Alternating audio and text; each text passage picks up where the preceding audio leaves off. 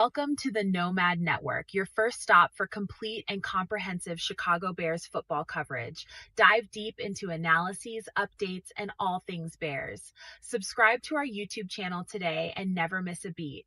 Thank you in advance for your support. We promise to bring you the best because together we're unstoppable. Go Bears!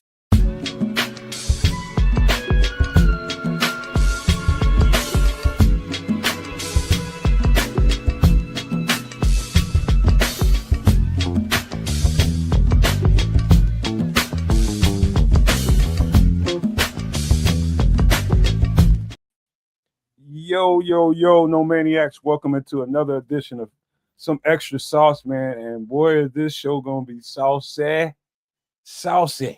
I'm just telling you right now, it's a lot going on this show, like we do every freaking Wednesday. A lot of work being put into this, a lot of little background, work having to happen, but it's gonna be a great show. The Bears conversation, I cannot wait to get to right now because I feel like right now is when the games are the most critical. Everybody knows that this part of the season, that little stretch run where you got to show and prove you're worthy to be in that playoff conversation. And what a better team to prove your worthiness against than the Philadelphia Eagles. That's going to be that conversation is going to be right tonight. I'm telling you guys right now. And welcome into the show, Naj. I mean, let me give a special shout out to Naj, man. And only because you said these words in the chat, Naj, I'm going to say this to you, man, all my heart, man. Keep good vibes. Keep your spirit good.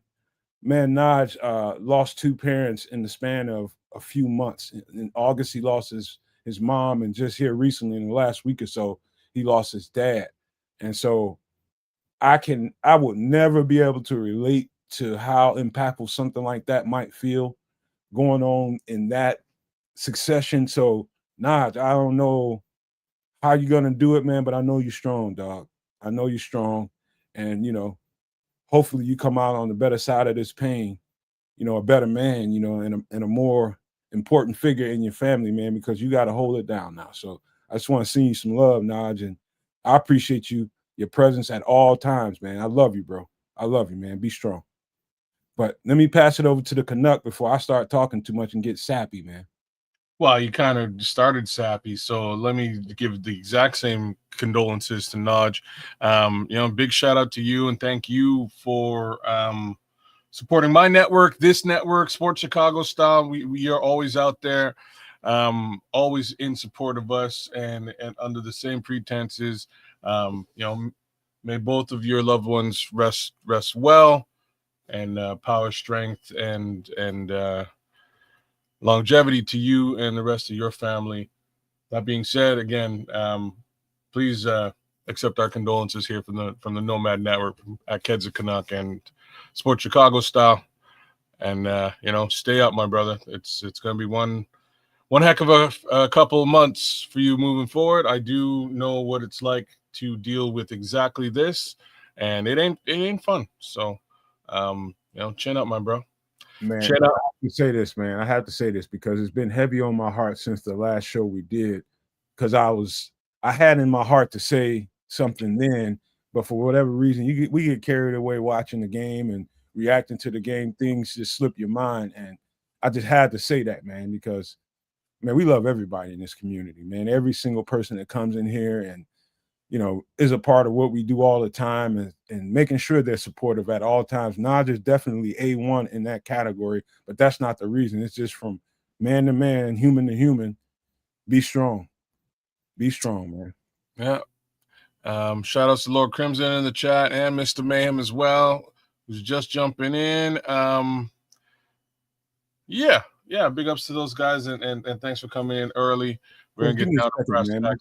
My cat's over here being an asshole. Let me let her out right quick. Okay, don't worry about that. Cats will do what they will do. Reasons why I no longer have a cat. That's a longer story. Anyways, yeah, man, it's going to be one hell of a week. Can't wait to really dissect what that's going to look like with respect to these Philadelphia Eagles, these former Super Bowl defending champion Philadelphia Eagles, and our beloved Chicago Bears. I think, as I've probably said, I did definitely, I've said recently, I believe it was on the game show, that I had these Bears at the beginning of the season. I thought I had this one marked as a loss. I'm not so sure that's the case anymore.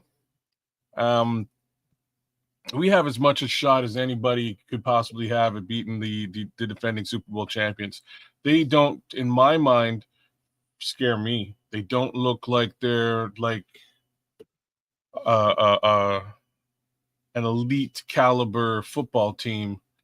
That's just my 2 cents. They're coming off a loss. They may be a little bit hungry, and we are coming off of a win. We're not necessarily riding high because these guys are working every week to get these wins.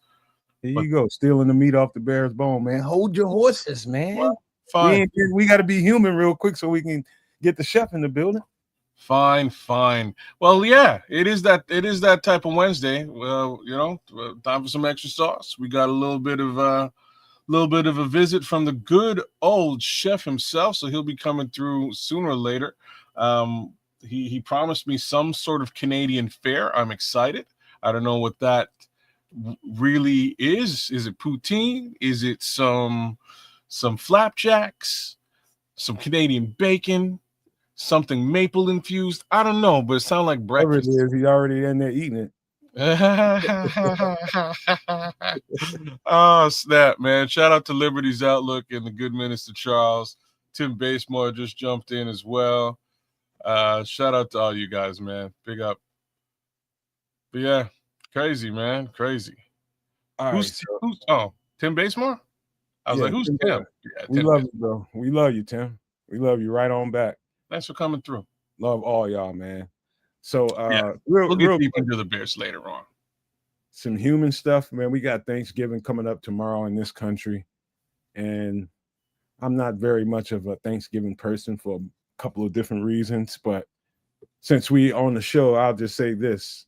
My mom's likes to put a lot of pressure on people to deliver for Thanksgiving. This year is at my sister's crib. And what I don't like about Thanksgiving, I guess it's all I just don't like a lot of people in my space, bro. Not in my house. You know what I mean? I'm just one of them kind of guys. I have people over. I'd rather y'all be outside. Is it people or is it family? They all people. I don't give a shit who they are, family or not. I don't want your ass in my house. Damn. Not like that. People be in your house fucking up stuff, man. All the time. All the time, man. And when I have get-togethers, it's okay to whip family's ass. Like in my opinion, that's okay. Sometimes you have to whip their ass. Well, that's the whole point. That's why I don't have them inside my house, so I don't have to do that. Oh well, can't win them all. I will whoop my nephew's ass if you know what I mean. If he smashes something accidentally, he will get an ass whoop. But outside of that, one day I can live with family for a day. Couple hours, you know what I mean? Couple hours, I can live with it. You know how it's going to happen, man. All the drinking gets to flowing. Everybody, you know how it is.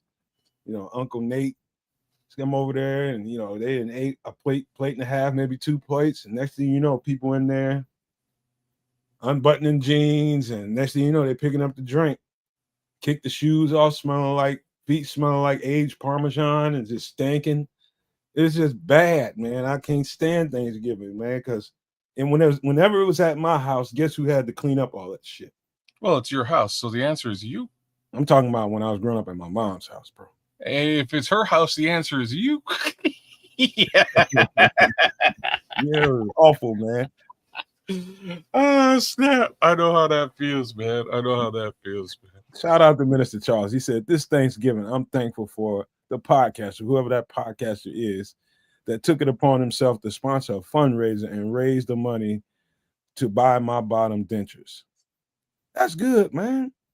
I think I know what podcaster it is, and yeah, that's good. That's really good, man. It's nice that people are willing to do that kind of thing, man. We do it over here if we need to, for whatever reason. We did it for Brian. Yeah, we'd have done it for you if I'd have known you needed it like that. We would have done that. Did it for Brian. We'd do it for anybody. Yes, sir. Big ups to Mr. Charles. Big ups to Minister Charles for getting that squared away, and big ups to the podcaster in question. Shout out to BCP. Give those guys a little bit of love. That being said, man, shoot, ain't my Thanksgiving, so I've been giving my thanks already. I'm just trying to avoid turkey and ham this weekend at all costs, as well as apple pie, because the brother got to keep a trim figure. You know what I'm saying? Gotta look sexy. Well, turkey ain't gonna mess with your figure, brother. 6 days of turkey might. Turkey's a big bird, dog. You know what, man? We're gonna have some conversation about that, but let's find out if the chef is ready to rock and roll. Because he looks ready, man. So kids, you go ahead and all right, he look about as ready. You might need an introduction here though. Oh snap. See, they got me going the whole let me make sure it's loaded up. Whole 9 yards, sir. Are you doing that or am I doing that? Who's doing that? You need me to, I can do it. All right, you do it, man. Because I gotta Here we go. Find it. Chef Trips. Chef Trips. Chef Trips. Chef Trips. A motherfucker in the kitchen. And it will be beautiful. That's my guy, man. Love that guy. Here he is. Ladies and gentlemen, Chef Trips. Hello, can you see me? Can you hear me? Very well. Hey, Chef. Welcome to the kitchen of Chef Trips. I am your owner and proprietor, Chef Trips. And for the segment here on Some Extra Sauce on the Nomad Network, I am a MFer in the kitchen. There's my guy. Now that I must tell you that let's go directly to the camera because the oven is already hot. Boom. For the food. There it is. There it is. So what we are doing right now, we are putting the ground beef into our medium heat skillet, and we're going to break it up. And and we're going to add some onion and some garlic in a little bit. You got me already. I'm in. All right. Now the on the back burner over here, you have these peas, the beautiful green peas, and we're gonna just have those on a very low heat and let them heat up. But right now, also, the oven is on, so it may get a bit hot in the kitchen, as it should. And we have the oven heating up, as we have some things in there as well. But for right now, we're going to be breaking up the meat. And I would also like to send my condolences on behalf of Sports Chicago Style to Dinaj on the loss of his parents. But while it will suck because the parents have loved you since before you were born, it is the natural order of things. Because it would really suck if they had to bury you, sir. So consider this the way it should be, and they are at peace and at rest together. And for others that may be going through things with your family, as we are coming up to Thanksgiving, and as many of us get older, we have already lost many members of our family, and many that may have made those days or those holidays special. But don't fret. Just remember why you loved them, who they were to you, and you pass that on somehow into other people's life. So you remember them in a fond, thankful way. And also remember that some of the people who have gone on were battling physical ailments and mental ailments, and it is better that they are at rest now and are no longer having those battles. So it is not always a bad thing, even though it will make us sad and will make us miss them. It is okay. And we give you all the strength and all the love that we can from here at the Nomad Network, at Sports Chicago Style, and from at Catch the Canucks. Quick question, Chef. How do you feel about people in your place during the holidays? It is always a happy time to see the friends and the family for a little while, but I would prefer it is not at my place because we don't need all of those people up in here. Because when people go home, it's like, damn, I just had to vacuum the place to make it look presentable, and now I got to vacuum again because of all of the tracks and the prints. And then you always have to clean the toilets afterwards because some people just have no respect. Even family, huh? Even family. Sometimes those bastards are the worst. See what I mean, kid? If the worst part about this is real talk, I ain't really trying to have nobody over here either. I was just, I'm just trying to be a nice guy for the holidays and shit. That's basically the best thing that I can say. People will okay, do now, people will do as stuff. as this is browning, the get the as the pink is coming out, I will now add real quickly the Onion. onion. Thank you very much, the kids. And then we will add a few pieces of the minced garlic. Mm-hmm. Right on. Get any cayenne pepper in there? No cayenne pepper just yet. Cayenne pepper. All right. That may be a little much. Okay. Crimson, your dig says, shout out to Crimson. He says his house is a fortress of solitude, as is mine, sir. As is mine. I can't dig it. But we will throw in a little bit of the Worcestershire sauce. There she is. Who's your sister? She is a beautiful person, just not a beautiful person in the face. Oh, snap. Now, I wish that you could smell the aromas of the Worcestershire sauce, of the garlic, and all of the onions. Very aromatic. Trust me, I can, my guy. So we will let that. Let me give a shout out to my wife because I'm sitting here thinking about we did some tacos this week and I crushed it. I totally fixed up with tacos, but I gotta give a shout out to the wife for making me some bomb ass spaghetti last week. That was really somebody else who made the spaghetti all together, but she put it on the plate for me and made it hot. So I wanted to give her props. So sweet. That was so sweet. I just want to hear your wife's version of it. Talking about how you killed tacos and shit. I want to hear her talk. Oh no, she knows what's up. she knows what's up because her version of tacos. She put the taco seasoning in there and she stirs it up. That's a whole conversation. But since the chef is cooking, because I want to ask you about that. That's the end of the story. that's a whole damn story.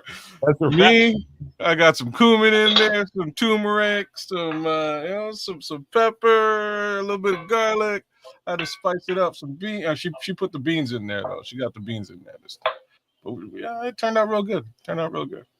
Beans. So everybody don't do beans with tacos. What kind of tacos did you do, man? Like what did you do? The Ortega with the hard shell? Did you do the soft shell thing? What did you do? So I did something very low carb. I just did it with I just did it with a lettuce wrap. No shells at all for me this time around.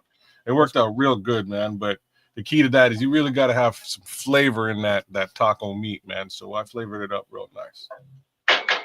My taco meat is always delicious. So is my fupa. Mr. Charles, I don't know what's going on, why you can't see comments. It looks like you viewing from kids' podcast. Are you on my channel, Charles? Let's see where you at. No, I'm sure. No, you're not on mine.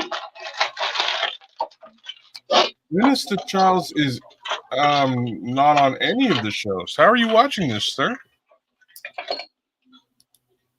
That's real weird. I don't see your comments on any of them, but I see them on the back end.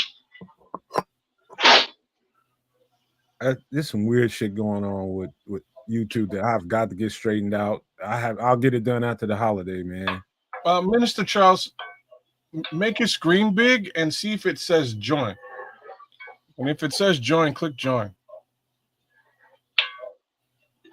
Maybe you're booted out for some reason. Now that the ground beef it is done and the onions are softened, we will take these out into our strainer and we will put them to the side. Okay. What are you straining out? Straining The meat. Okay. Gotta strain that grease out of there. Nobody Yeah, I wouldn't strain it. I just me. I learned the paper towel method works. The paper towel method is also very good. Yeah, unless you plan to like reuse that grease for something else. And that is also a possibility. Yeah, there you go. That's why we let that strain to the side over there. In this house, I can't cook onions with too much crunch in it. My girlfriend won't eat it. Say what now? My girlfriend won't eat onions with all that crunch in it. Not in this dish. Oh, so you need them real diced up is what you need. Real diced up and them down. Mm-hmm. Or what you could do, you could dice them up smaller, and you could also let them cook longer. Because the longer they cook, the more they will dissipate. So I do not mind the onions in mine. So they are nice and big. But if you know that your partner or yourself has a particular taste, you can still utilize the onions. You just let them cook a little bit different. And now that go ahead. Go ahead. No, go ahead. I'm good. Go ahead, Chef. No, I was just giving this a few more moments to drink, and while we did that, you can go ahead and speak. Love it. Love it. Love it. I can smell that shit through the TV. Check and see if you're subscribed, Mr. Charles. If you're not subscribed, subscribe again. Because I know this is in subscriber mode, but for some reason everybody else is coming through. I don't see your stuff. All right, now that is there, we will put that over there. And so with the like the kids of the Canucks referred to, we will be utilizing this grease. So we will turn the heat back up to a medium. We will check our peas because peas do like to boil over. Watch them carefully. And now, in addition to the ground beef grease, we will add a little bit of beef tallow. Oh. You gotta explain what that is, sir.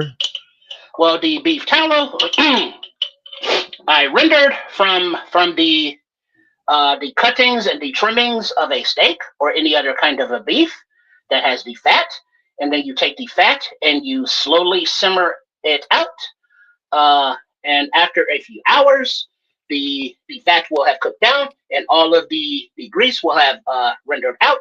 And then you put it in a jar, and then once it solidifies back up, it kind of looks like candle wax.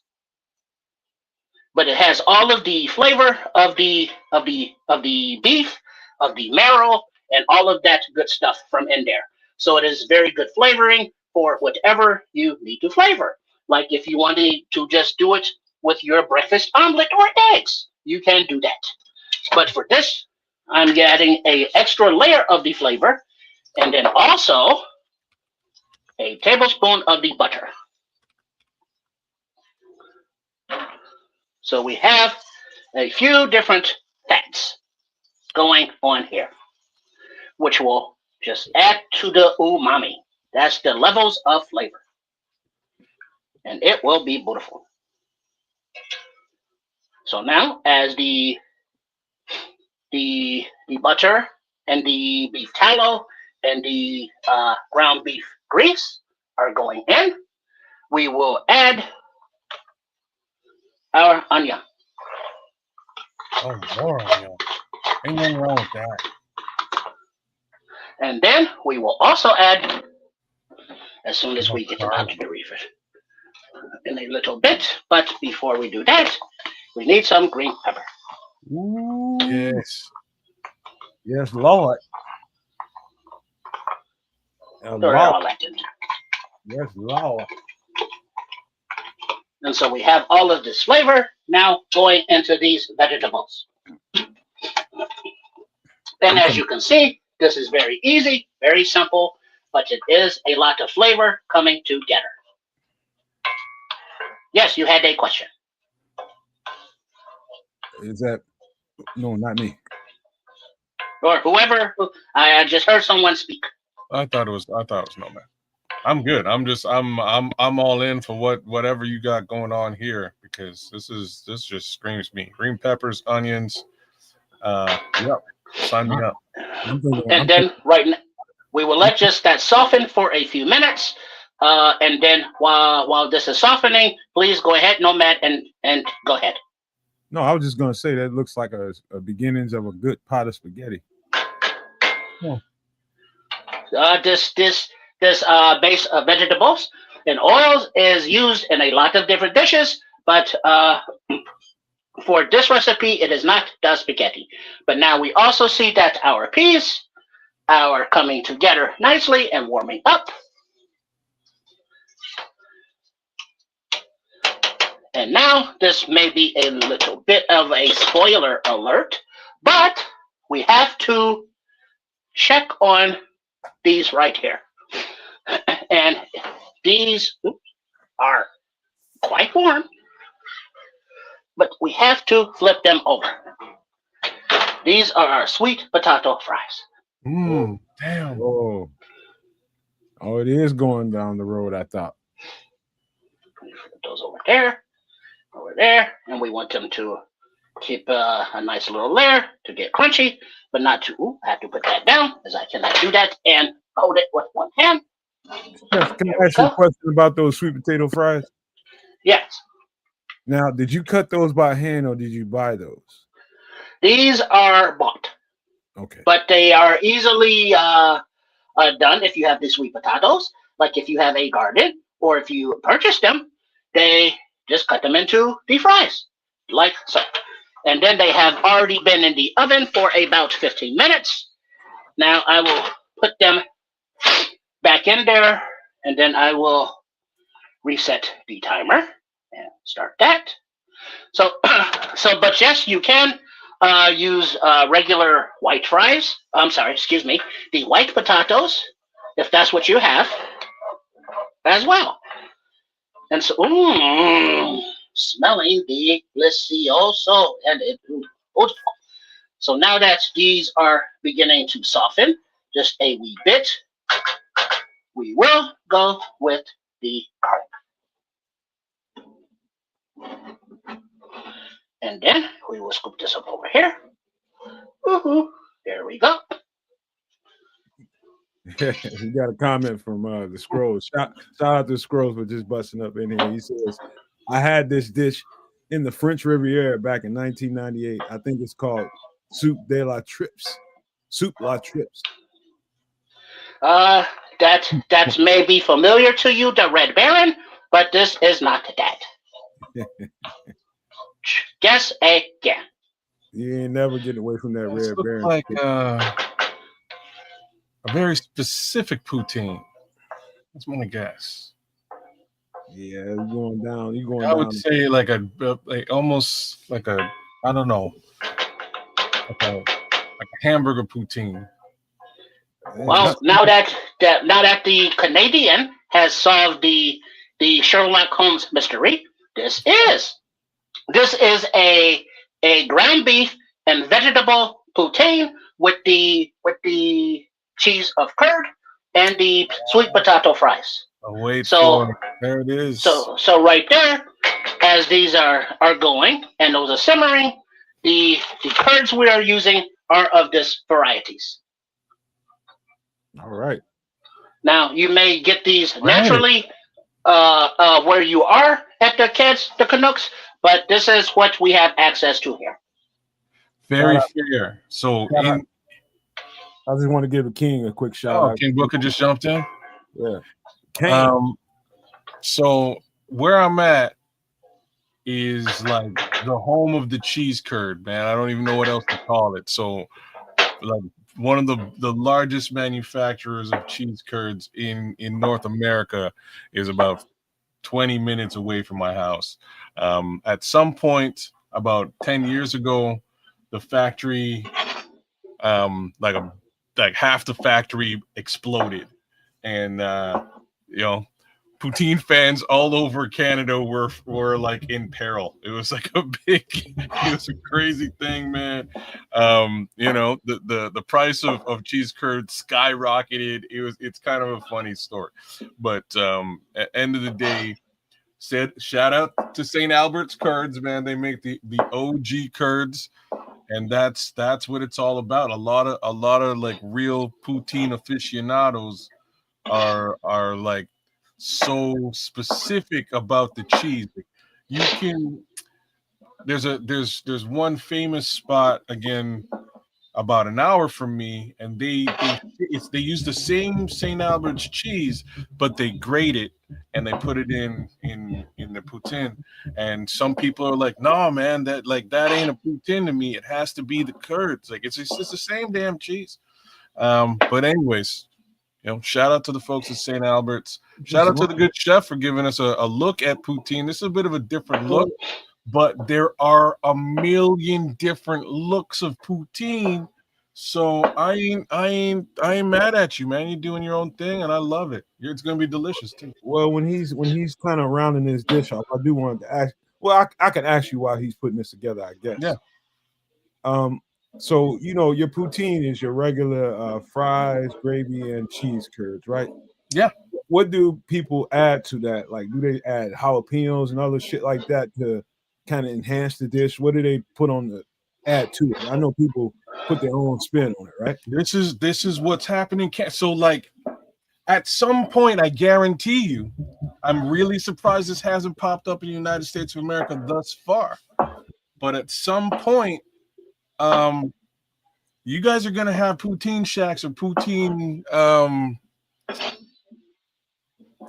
franchises, because they're here and it's crazy. And when I say it's crazy, my homeboy who owns a Jamaican restaurant downtown, one of the few that isn't directly related to my family, he started making a jerk chicken poutine, and then he made an oxtail poutine, and the world stopped. You know what I mean? Everybody's like, that's all I can tell you. Everyone's like, oh snap, because you get that jerk chicken gravy instead of just regular beef gravy. You get that oxtail gravy instead of that regular, again, beef gravy.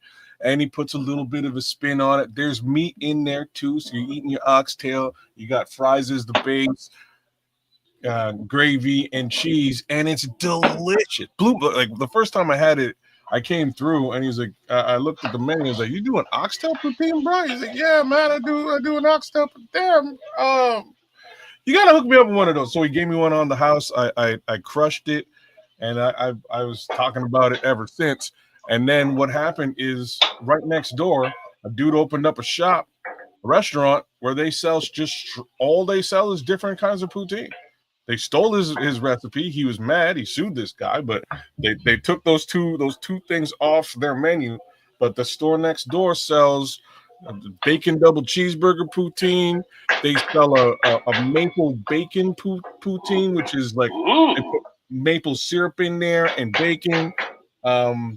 Like you name, like you said jalapenos. They do like a like a con carne poutine with jalapenos and queso on top.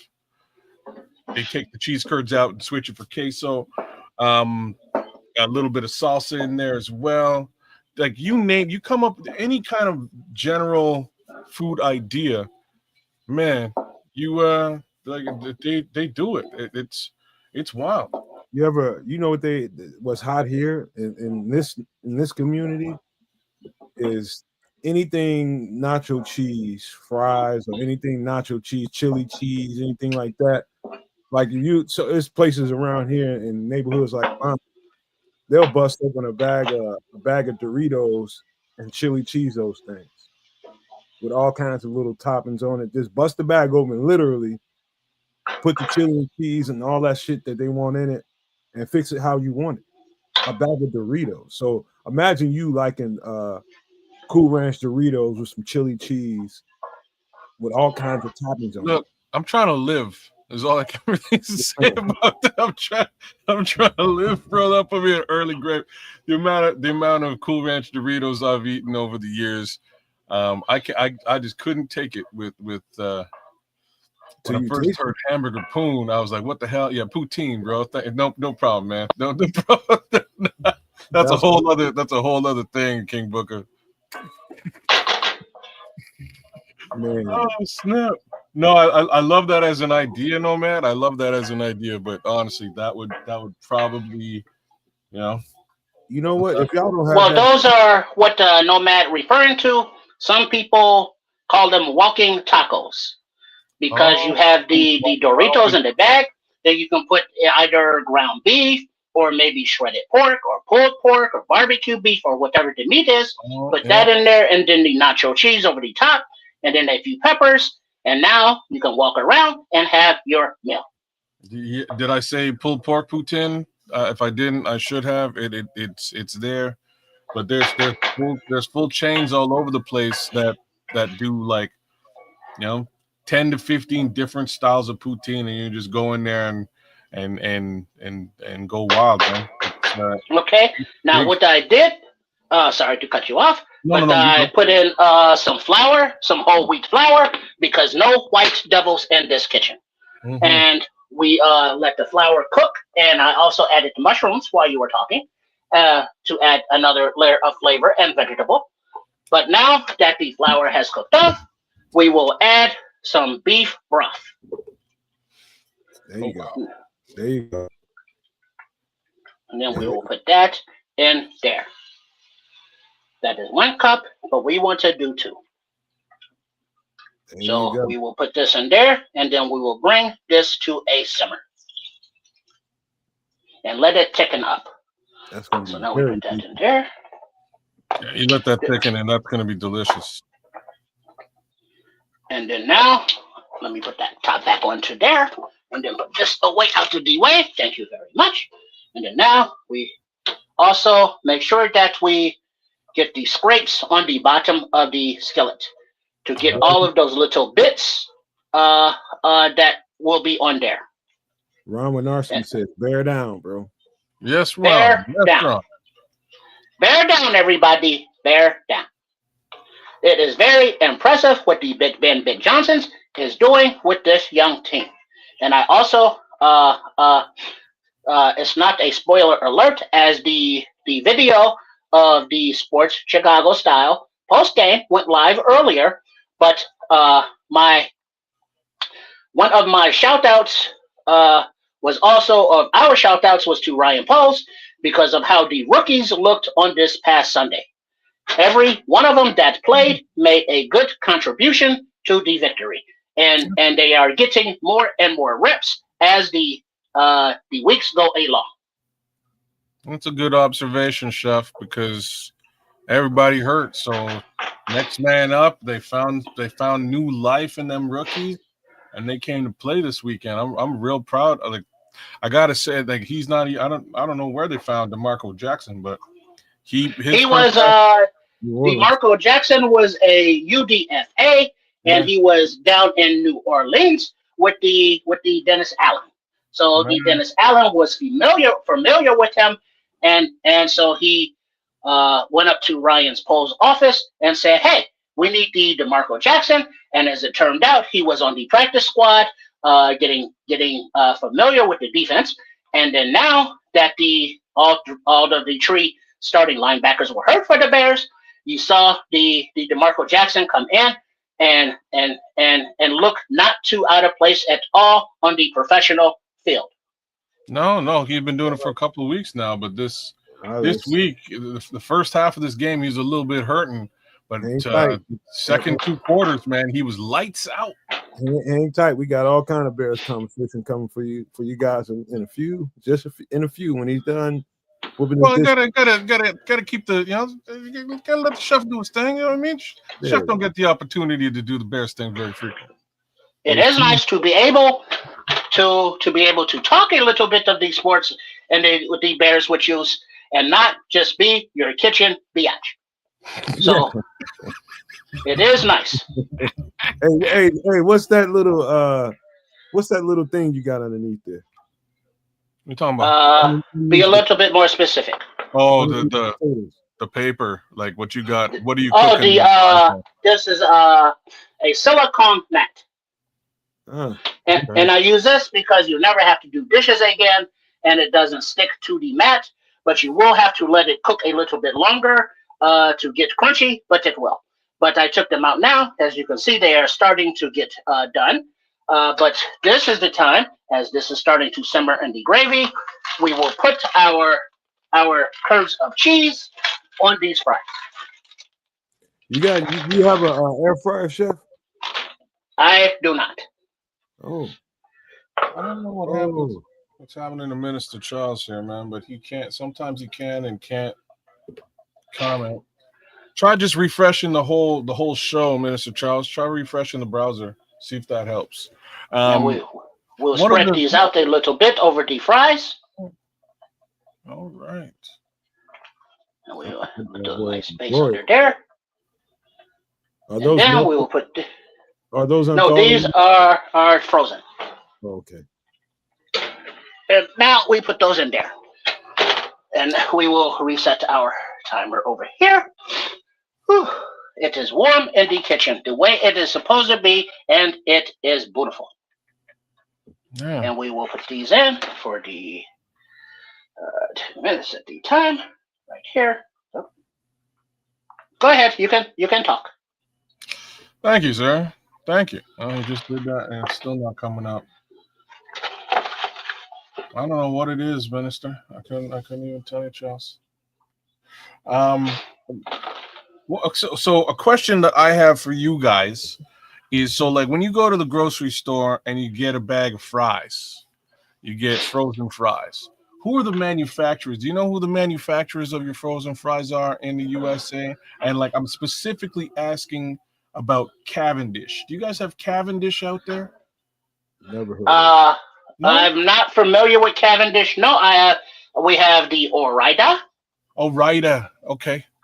And then we have the chain restaurants.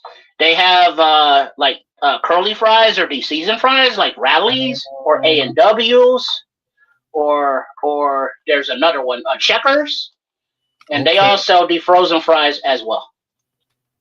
Aside from the generics. Let me check and see if Ore-Ida is really Cavendish, because Cavendish is like a thing. Reason I'm asking, like, man, brother, I found some bombs. So I've been eating, just to stay on the healthy side, man. I haven't had poutine in months, but just to stay on the healthy side, I've been eating them sweet potato fries you got, and Cavendish makes like restaurant quality frozen sweet potato fries you can get at the store. I throw them things I throw them things right into the air fryer, and they come out perfect, crispy. Oh man, it's to the level that I basically stopped buying sweet potato fries at the restaurant because it's almost useless. I just make myself like a little chipotle dip or sriracha mayo, something like that. Boom, goes so good with them sweet potato fries. I like them crispy, man. That is very true. As the French fries and potato chips are staples, it seems, of every culture's diets, whether it be healthy or not. But it is good because the sweet potato fries are not as starchy as the white potatoes, and not as I would say not as bad for you. So they are a little bit healthier. And so now, as you can see, the gravy is starting to thicken a little bit more. And then as I said before or mentioned, that the longer you cook the onions, the more translucent they will be. It's the same kind of with mushrooms. These are the mushrooms I put in earlier with the other vegetables and the flowers, and these mushrooms I just put in. So they have different layers of cookiness throughout. because I enjoy mushrooms, but I want them to have the flavor, but I still want to have a little body to them. Okay. Yeah. Yeah, you put mushrooms in anything, man, it should make it taste a little better. Indeed. Somebody's at the door, chef. Oh, we are closed for business right now because a MFer in the kitchen is on. So they have to reschedule at another time. Because it is Wednesday night, and everybody should know that some extra sauce is on the Nomad Network, on at Kids the Canucks, and at Sports Chicago Style. Yeah, don't be And ringing right. my doorbell. You know what I'm saying? Don't be ringing my doorbell. I'm doing a damn podcast. So Orida, I did not know this, is owned by the Heinz Company, which is a Canadian company, Kraft Heinz. And for the most part, processed right here in Ontario, Canada, where I'm sitting. Nice. I wasn't sure. Yeah, I wasn't sure, but had a feeling that they were somewhere over here. But they don't sell Orida fries in Canada anymore. They used to way back in the day, but they don't. Go figure. Now, right now, I would like to give a shout out to Coach Tripping and Trip, who are still putting together their self-defense exercise channel, and we are going ambidextrous both ways with our stirs. So when you are doing mundane activities, you can practice your body movements. So right now, we're using our right hand, and we are going clockwise, so that is the wax off, because we're going away from our body. And then we will go from 12 to 3, down to 6, over to 9, back up to 12. And then quickly, I will show you wax on. Now we are going counterclockwise with our right hand. And we move it all around, and we're going very gentle, because you see I'm not holding on to the skillet, but I should be holding on to the skillet anyway, safety first. And then we switch hands. We can turn the skillet around. And now this is the off hand. Now we go wax off there. And we go around. Supernomaniac Grant LeCompte. Big shout out, man. I'm just He says it looks good, chef. Yeah, man. And then we go wax on. Thank you very much. Oh, you're doing this is very appreciated. You're doing the whole Karate Kid thing. He told me what his name is. I just forgot who he said he is, but it's gonna make me mad because he's gonna tell me again, and I forgot it. Yeah, tell me too, Grant, because like I didn't expect to see LeCompte up there. LeCompte is my wife's family last name. I'm actually related very heavily to LeCompte's. Strangely. Oui. Out of the woodwork. And so now that you see that we got the nice simmer going, we will let that go for a few minutes. Or in the U.S., do you pronounce it LeCompte? We will throw this over here, so there is less of a mess of a splatter. But as you can see, the steam is rising off, and you can see the bubbles. As it thickens up, I take a peek. Ooh, and the curds are thawing out nicely, and the fries are getting harder. Now everything is in the skillet, and the peas are back here. The peas are ready. So this is a kind of, I guess, jazzed up version of the poutines. If you did not want to use all the vegetables, you could save time and effort, but you won't have the same flavors. Very true. 1,000,000,000%. I know it's beefy tasting. I can just smell that. Oh, but that's what you want, though. You want like original, true beef flavor gravy. Like that's really, and that's like, I'm not a mushroom guy. Like as soon as the mushrooms went in there, I was like, oh, now you went too far. But the mushrooms will give it exact. Hey D, what's up? Mushrooms will give it exactly that beefy flavor as well, man. So again, I ain't mad at you. You're doing it the right way, man. You're doing it the right way. So it is much more of a gourmet spin on what I would call a traditional poutine. You know, or as they describe mushrooms, as the flavor as earthy. yeah, that's growing up, and I was a little younger, man. I'd take mushrooms off anything. I'm still like that. I'm not a fan, like unless like. Anyways, so I'll leave that alone. It's a texture that messes with you. I guarantee. Yeah, eat them with some popcorn. What? You won't even notice. That is supposed to be a joke, I assume. It is actually a hilarious joke for those of you in the chat who know what I'm talking about. Anyways, yeah, they have a very similar texture, mushrooms and popcorn. I always just like the bite and the flavor of the mushrooms. And so now, not to let anything go to waste, we will come back over here, and then we will top it off with the rest of this grease. This is from earlier, our ground beef and the onions. I think Minister Charles is over this meal already. You still think about catfish and spaghetti. He said, "What's for dinner tomorrow?" And a good way to test the thickness of your omelets, or in this case your gravy, you let it simmer, and then you pull the utensil, or the spoon in this case, across the bottom of the skillet, and you get the thickness as you want, as the wake of the gravy is not as watery.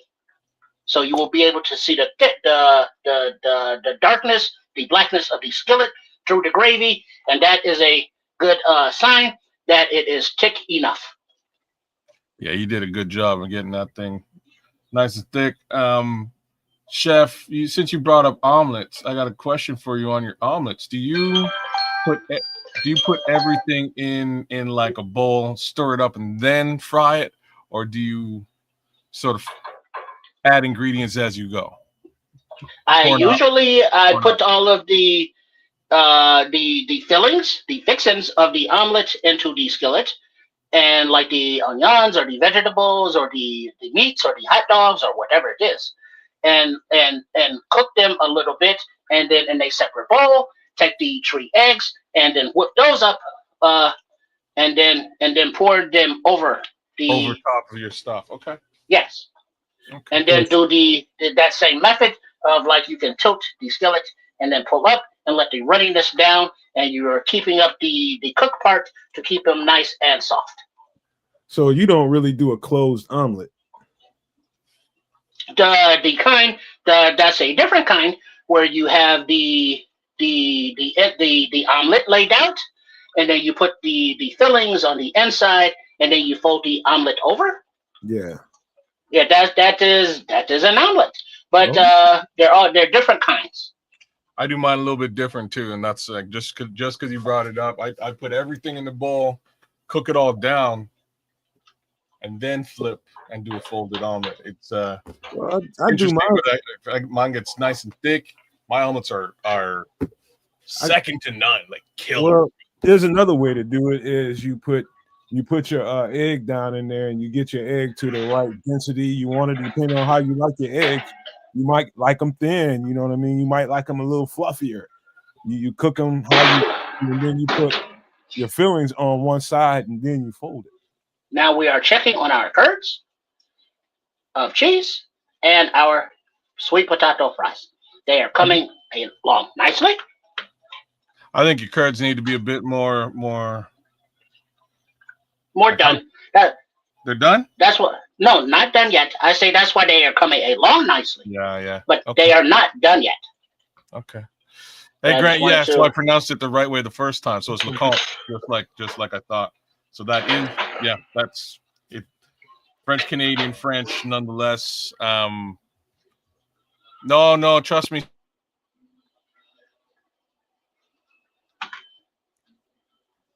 We scrolls. It's real simple. You went. The chef did it again. You know what I mean? He went full go with this thing, and I guarantee you it's going to be delicious. But Trust me. That's right. He was G-Man. My bad. My bad, dog. Oh, G-Man. Okay. My bad, dog. My sincere apologies, man. G-Man. Okay. Okay, Grant. I just didn't expect there to be Lecomptes in like the Illinois area. I guess that's just me. We have so many over here. But go figure. Crazy. Why wouldn't there be? I don't know.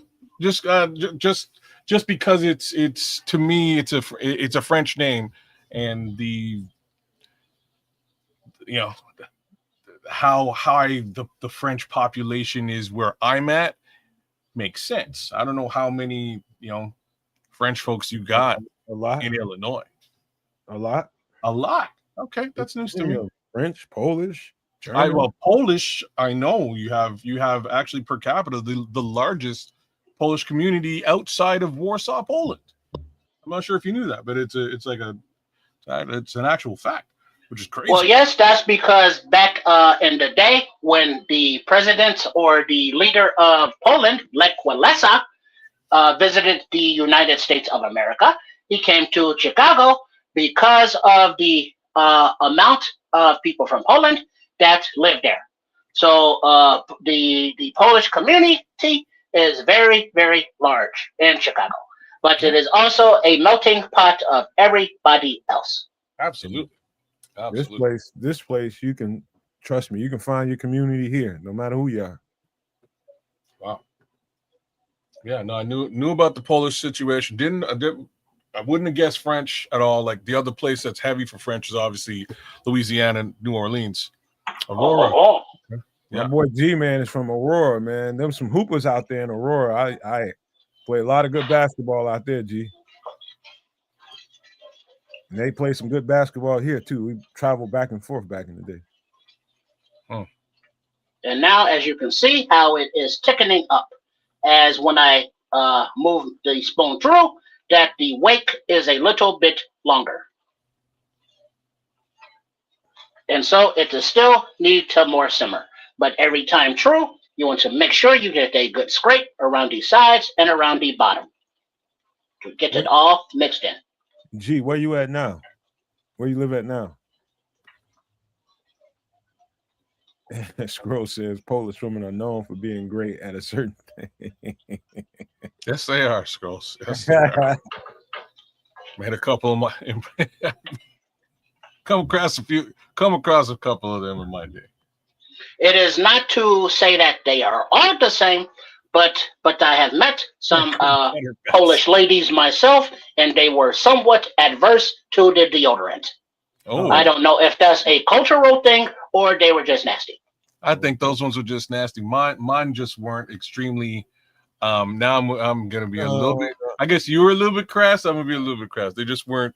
I wouldn't. How do I say this as nicely as I can? Well, I wouldn't confuse them for being rocket scientists.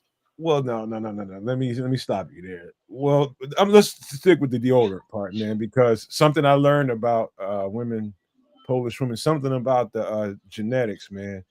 They have to usually find the right kind of deodorant. I'm just something, everybody's DNA is made a different kind of way. Like you're talking pH balance now. Yeah, shit like that. It's just you have to find the right product for your chemistry, bro. And I found that to be the truth about few Polish women I met. Mm-hmm. Yeah. Now you can see more and more of the skillet in the wake. The thickness of the gravy is your preference, but we want it a little more where it's not so runny. So you let it slowly simmer. You do not turn up the heat because you cannot speed up the process. The process is the process, but you want to make sure that where the heat is burning, that it is still being mixed up evenly. And as you can see, the Nomad, that you can barely see the onion. But if you were to dice that up a little bit smaller, you would not be able to see it at all. And the peppers are fading as well, but since they are green, they stand out. Very good, man. Are you going to strain this, or are you going to just take it as it is? I assume you're going to take it as it You is. can't strain it. It's great. Yeah, once we let it thicken up, we just it's gravy. So there is no straining. That's why we want to get it a little bit thicker because there will be nothing to strain. Okay. All right. Well, Chef, I think you probably put a little too much broth in there. You want us to come back to you when you're ready to bring it together? You can.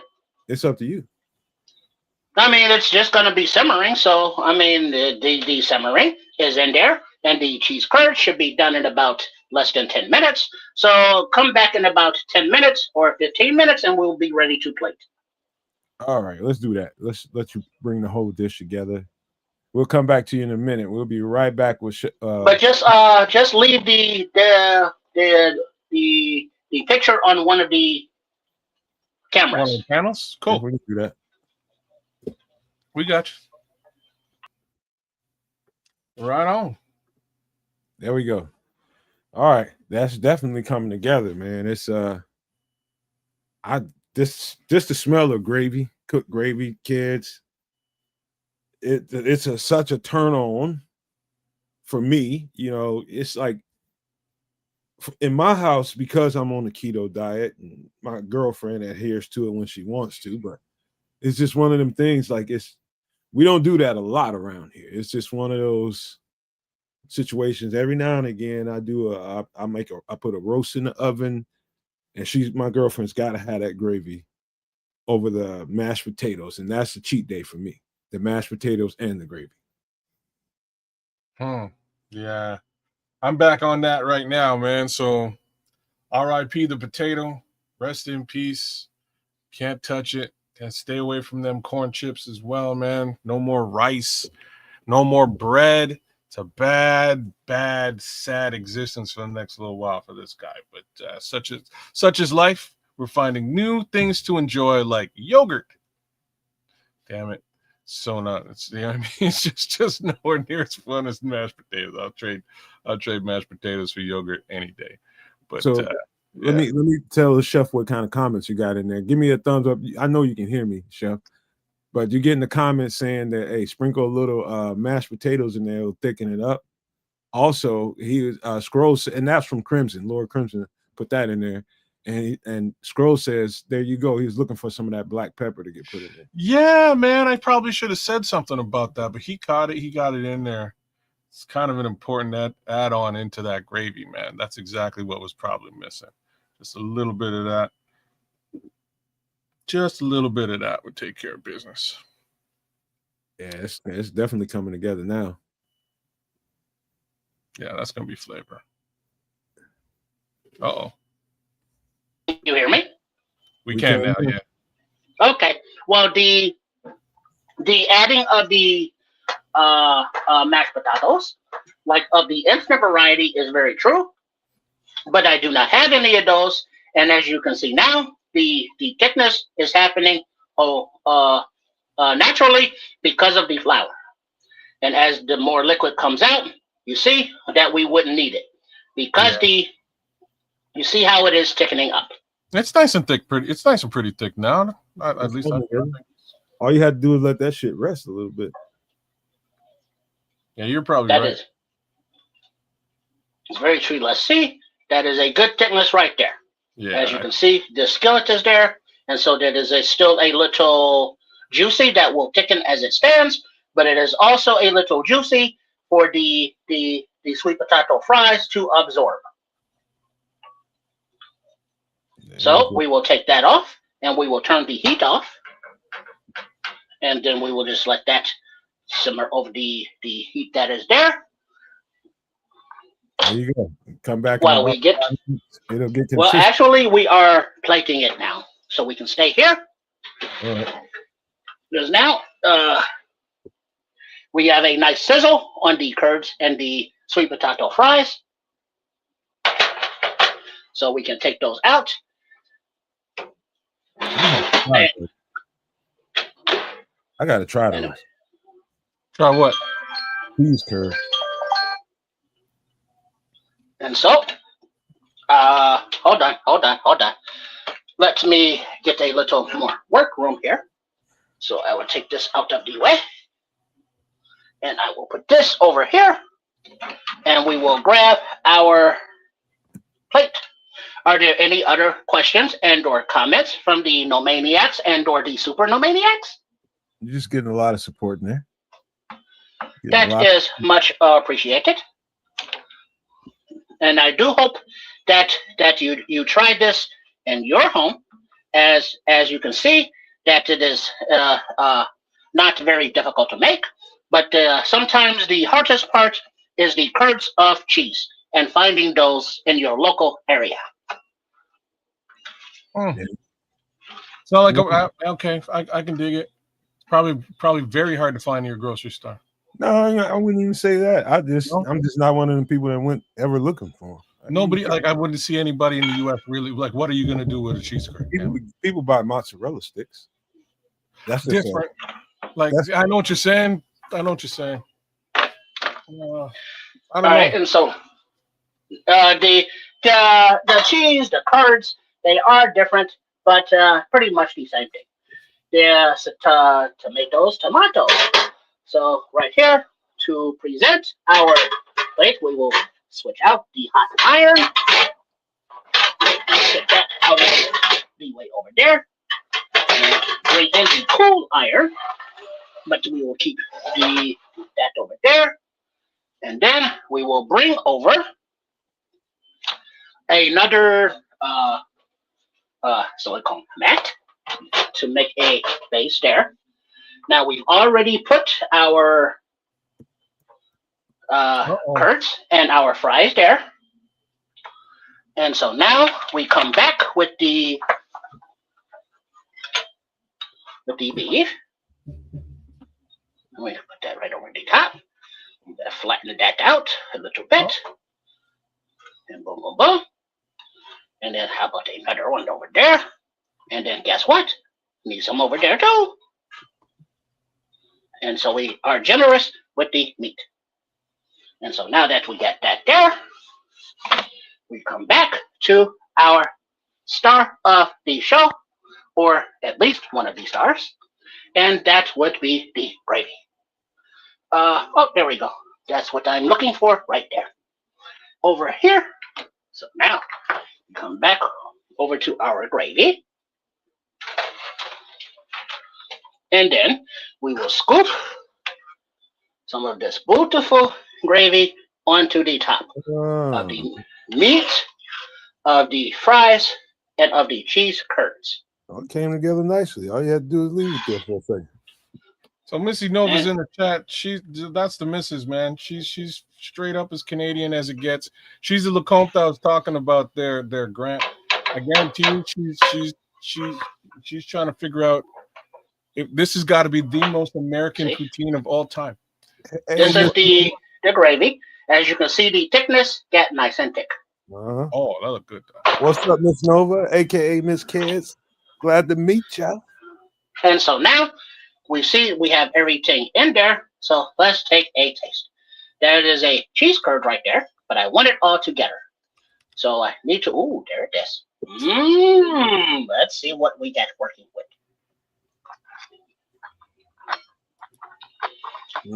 Yeah, he's taking a nap. Hey, Kaz, he's taking a nap on this show. Oh, he's going to sleep at he'll be sleeping.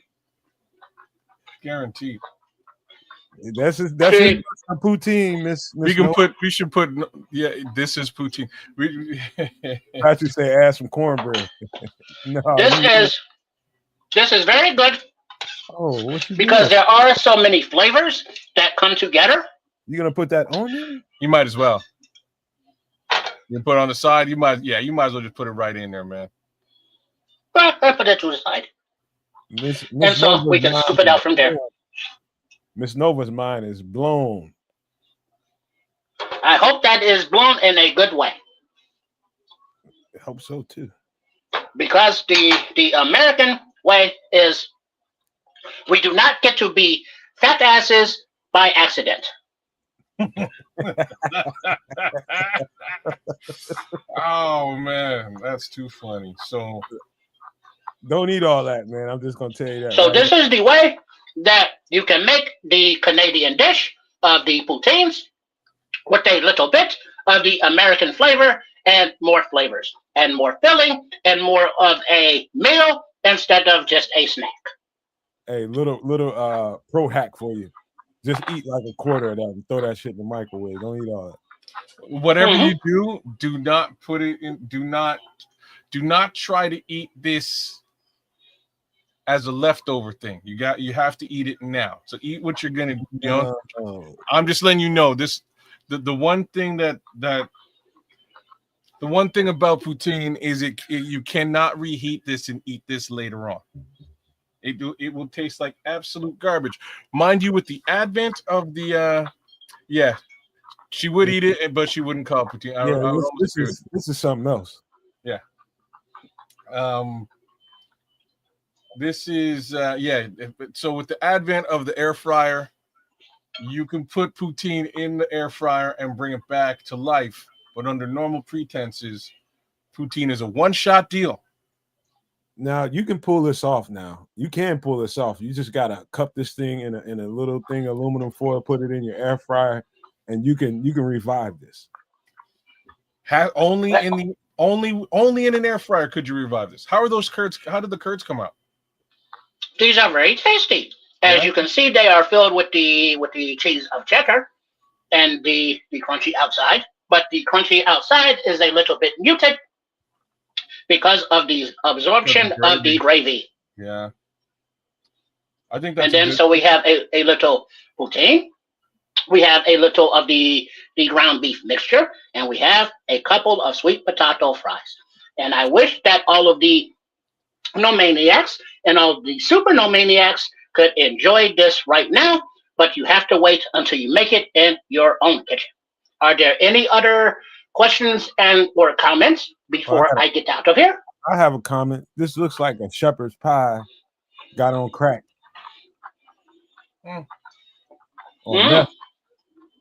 But if we really want to get it onto the crack, if you will, we will add a few sport peppers.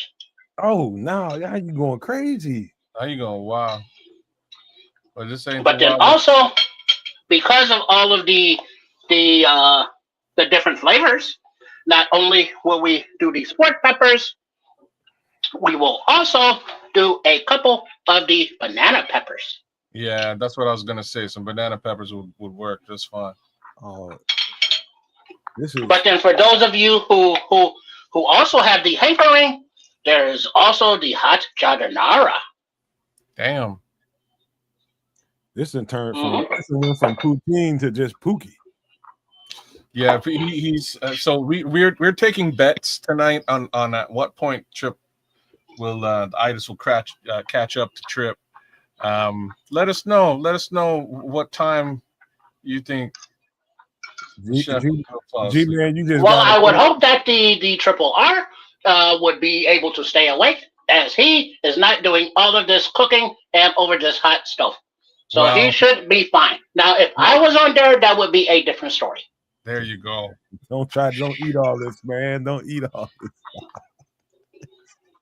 But it is so hard to stop, as I have not eaten all day. Do not eat all this. How's the flavor with the banana peppers and the sport peppers? It just enhances the flavor. I bet you it kicks. Acid. It brings some. It gives it that extra kick, which is one of the reasons I did not tell you earlier why I did not put any of the red pepper flakes into the meat.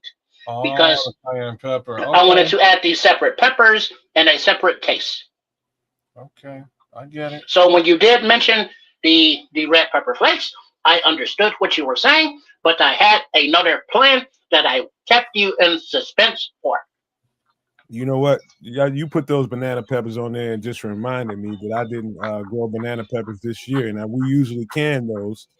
And that's part of another segment we're going to have a little bit later on when Triple R gets on here. Well, let me make way. We can. Hello. Let's go to my face cam because I need my up close and personal as well. So I hope that you do try this homemade poutines, It may be the American style. And remember, you can use whatever kind of meats over the top. And it can be like loaded French fries per se with gravy. But the gravy is what sets it off. So you decorate or flavor your gravy how you will, and it will be beautiful. But also make sure to try the sweet potato fries if you have not, and especially if you are trying to live a little bit better and a little bit healthier. So once again, I thank you very much for joining me live here in the kitchen at Shea Trips for a MFer in the kitchen, because guess what? I am Chef Trips and I am that MFer. Be sure to subscribe to the channel that we are building at Chef Trips, and the name of the channel is Shea Trips Kitchen with Chef Trips. That's here and that's me. And then also show a little love to Coach Tripping and Trip with their channel at Trip Kundo, TRIPPKUNEDO, for the exercise and self-defense stuff. And then you can always find our pregame and postgame for the Bears, for the show with all four of us at Sports Chicago Style. So that is the hub at Sports Chicago Style, or the little at triple RSCS. We thank you very much for visiting, and we look forward to seeing you the next time, which is the last Wednesday of the month. So it will probably be the last Wednesday of the year. 2025 is gone by already. And we thank you all for all of your support on the Nomad Network, on at Kesdi Canucks, and at Sports Chicago Style, at Trip Kundo, and at Chef Trips. Once again, if there are no more questions and or comments, I will get out of your hair. Real quick, you do have a question from G-Man. He says, ask Trips if he reheated the hamburger and onions before adding them. They were in the toaster oven over here, and then so they were kind of already heated up. But the important thing about the poutines is that the gravy is served hot over everything, because it tops everything off. All right, man. So high five from a distance, man. Good stuff. Ain't nothing on that plate that I wouldn't eat. Just don't try to eat it all tonight in one meal, man. Just eat like a quarter of it and put it away. That's my advice. All right. Thank you very much. And once again, thank you to all the Nomaniacs and all of the Super Nomaniacs. And I look forward to seeing you. Wait, did you pause? Oh, I thought you. Yeah, something went off of the camera because I was going to say night and bye bye. Where did this come But from? go ahead with the picture that you had. No. Do your thing. I was just going to say. Okay. Yes. Well, thank you very much, and I look forward to seeing you next time here in the kitchen for being that AMFer. So until then, bye. Peace out, love, brother. Peace out, Chef. Happy Love you, Thanksgiving, man. And off he goes. There's our guy, the chef. There's our. We're going to pull that down. I'm going to share big time this. I share that just to give you guys a look at what what was that? It was just this is what a traditional poutine looks like. It's real simple. Fries, curds, and gravy. Just like your mama would cook, mashed potatoes and gravy. Switch out the potatoes for fried potatoes. Trip did the whole thing, and I love it. It'll be a different flex for everybody to enjoy, and I think you guys can, get a kick and a decent meal out of it down the road. But yeah, that's our chef, man, doing the darn thing, man. I'm impressed. That was yes, yeah, she's white. G-man, yeah. But he Scroll says, I need to know how to brine this turkey, Trips. What would be perfect? I'll tell you one thing, Scrolls. Let me help you out with that. If you're gonna brine, do it in a chicken broth and some sliced up oranges. You do some corn, peppercorns and put them in there for that little added. You need a little zing to it. I wouldn't, depending on who you're serving it to, I wouldn't put no red pepper flakes. But if people like it spicy around you, do a few red pepper flakes. But chicken broth, peppercorn, and some orange slices. That'll bring that SOB together. I promise you. 24 hours. That sounds good. I'll throw some vinegar in there too, just because I love vinegar. You better not put too much in there because it's gonna make like when I say vinegar, like I would sneak some. If you have banana peppers in there, I'd sneak some banana pepper juice in there. Give it some nice kick. Trust me. The thing about that kind of flavor, if you want to put it in overnight brine, that's gonna be more powerful than everything you do. So if he's putting oranges in there, you're not really gonna taste the orange because the first thing you're gonna taste is the sour. Depending on it's gonna enhance the sour from the orange, though. The orange ain't got a strong taste to it. It just adds a little bit of you know the orange is there, but you just don't know what it is when you eat it. So you're doing curry French fries, Patrick. Okay, you know, it's very similar. Like I was saying before, oxtail and jerk poutine. There's also curry chicken poutine. You'll find out here. It's crazy wild. The flavors in Canada are different. It's just different stuff because the melting pot is a little bit different. You have that very stark French cuisine, and then you mix that up with Caribbean, and then you mix it up with a little bit of Asian. It's wild over here, man. You guys would be very, throw some barbecue on that MF too. You know what I mean? Like it's a different flavor profiles over here that you guys would be very surprised about. And for that reason, yes, we pack on the pounds here in Ontario. Just saying. Man, one time one of my uncles got a duck for Thanksgiving. He didn't have everybody over his house. He just had his immediate family. And, we was kids. We used to go crash everybody's house. So we jump in the car, ride down wherever and go hit this uncle's house, this aunt's house, and just be eating everywhere. And we roll up on my uncle's crib, man. This dude had ate pretty much the whole bird. He dunked that thing in some now a duck is extremely greasy. I don't know if you ever had one. Extremely greasy. Somehow, man. I had duck recently, actually, and yeah, it's fatty, greasy, and it's good, delicious. But yeah, fatty and greasy. Yeah, he did something to it with orange juice, but then he put oranges on the duck as he was basting it. So he had orange slices on the duck and something to do with orange juice and that marinade that he was using overnight. He whipped it up together with something, man. To this day, he ain't telling nobody how he did it. But I'm telling you, all I got was a little bitty piece of it. But that might have been one of the best tasting pieces of meat I've ever had, man, because there's something about orange and poultry when it comes to basting. So just might want to remember that when next time you're doing a bird of any kind, orange. It's unique, especially on a greasy duck like that. Minister Charles, I can't even mention you in the chat, which is super weird. I don't know what's going on. We don't have, like, if we banned you, I wouldn't be able to see your comments in the back. Like, we wouldn't be able to put you up like that. You know what I mean? So, like, if it was us, we couldn't put you up.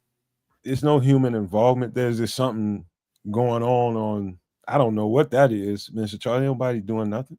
Yeah, it's not like I'm saying. If it was if we banned you, we wouldn't. Your comments would disappear from my back end feed here too. I wouldn't see your stuff, but I can't even mention you in the regular chat by myself. So I don't know. I have no idea what's stopping, what's preventing your stuff from posting. Humans around here is gonna do that. Yeah, maybe a YouTube update and restart the app. I don't have any.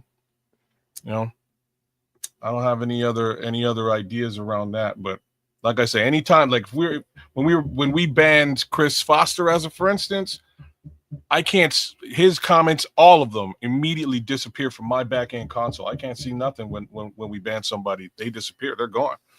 In this case, I can see your comments back here, but I can't see them on YouTube, which is the weirdest thing I've ever seen. I've never seen that before. Wild.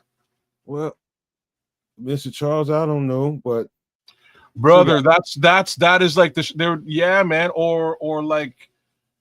Nicely played, Scrolls. Nicely played. Like that would be a nice spin, a Chicago spin. That would. It'd be a nice Chicago spin on a poutine. You could also maybe do something with like a Chicago dog poutine, and chop up some, chop up a brat, put on the regular toppings for a hot dog, for a Chicago dog that you would put on, throw that on top minus the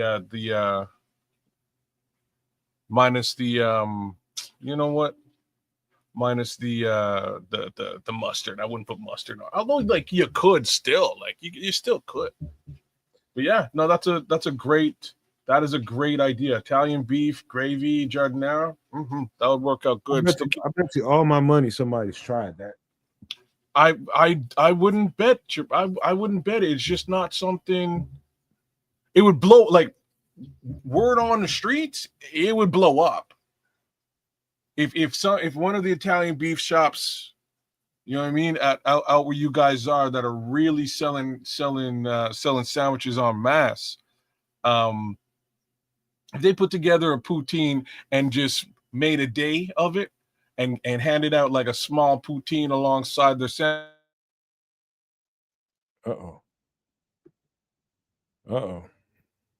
Kids froze up a little bit. Sandwiches. You back? Boom, back. All right. Yeah, I'm telling you, people go crazy for it. You just have to promote it. Hold on. Same thing like Wiener Circle. They decided to make a Wiener Circle poutine. All right. Give that away when the Bears win against Philadelphia Eagles. That'll be the bomb. Well, before Triple R gets here, we might as well talk about a little bit of food, right? All right. And he gets here. Give me a second. What do we got? Give me 1 second. Now, when it comes to up your sleeve, okay. When it comes to the holidays, now everything we did food wise today is for the holidays, man. My family, I don't know if they do this in Canada, but this is a staple of at least our community. I don't know very many places that I can go to where there's a black community and people don't do green beans and potatoes. You either do, well, you can just read off what you see on here, kid. I'm gonna. So ingredients: green beans and potatoes. Ingredients: green beans, onion, bell pepper, red pepper, turkey or pork, salt, pepper, butter, garlic, and potatoes. There you have it. And have you ever had this? No, can't say that I have. Holy smokes. Yeah. I can literally eat an entire pot of this. If my girlfriend was here, I'd let her get in here live and tell you. He will try to eat all this, man. Like, this is one of the things that's on the table at all of my Thanksgiving, memories. I can eat all of this, dude. Because when this is done right, matter of fact, I got good at it, kids, as a matter of fact. And we were in Georgia, and before I left, my girlfriend was leaving her job, and they were having a celebration for us. So they had people coming there, and they basically did a big potluck, little get together for her. And of course, she has to bring something, right? Yeah. And she's not a cook. She's not a cooking person, man. And she asked me what to do, and I was just like, look. She's like, you sure? I was like, take this. And I made this dish with smoked turkey necks. She said, holy shit, that shit got going so fucking fast. When it's done right, kids, dog, you would fall in love with this, bro. You would absolutely fall in love with it. What up, Trip? What's happening, y'all? Oh, there's a man. What up, Vizzo Joe? Oh, Joe Vizzo's in the building. Looks good minus the green beans. See, I'm right there with you, Joe. I'm really. Everybody doesn't know this. My least favorite vegetable to have. I'm exaggerating a little bit, but I'm just not a big.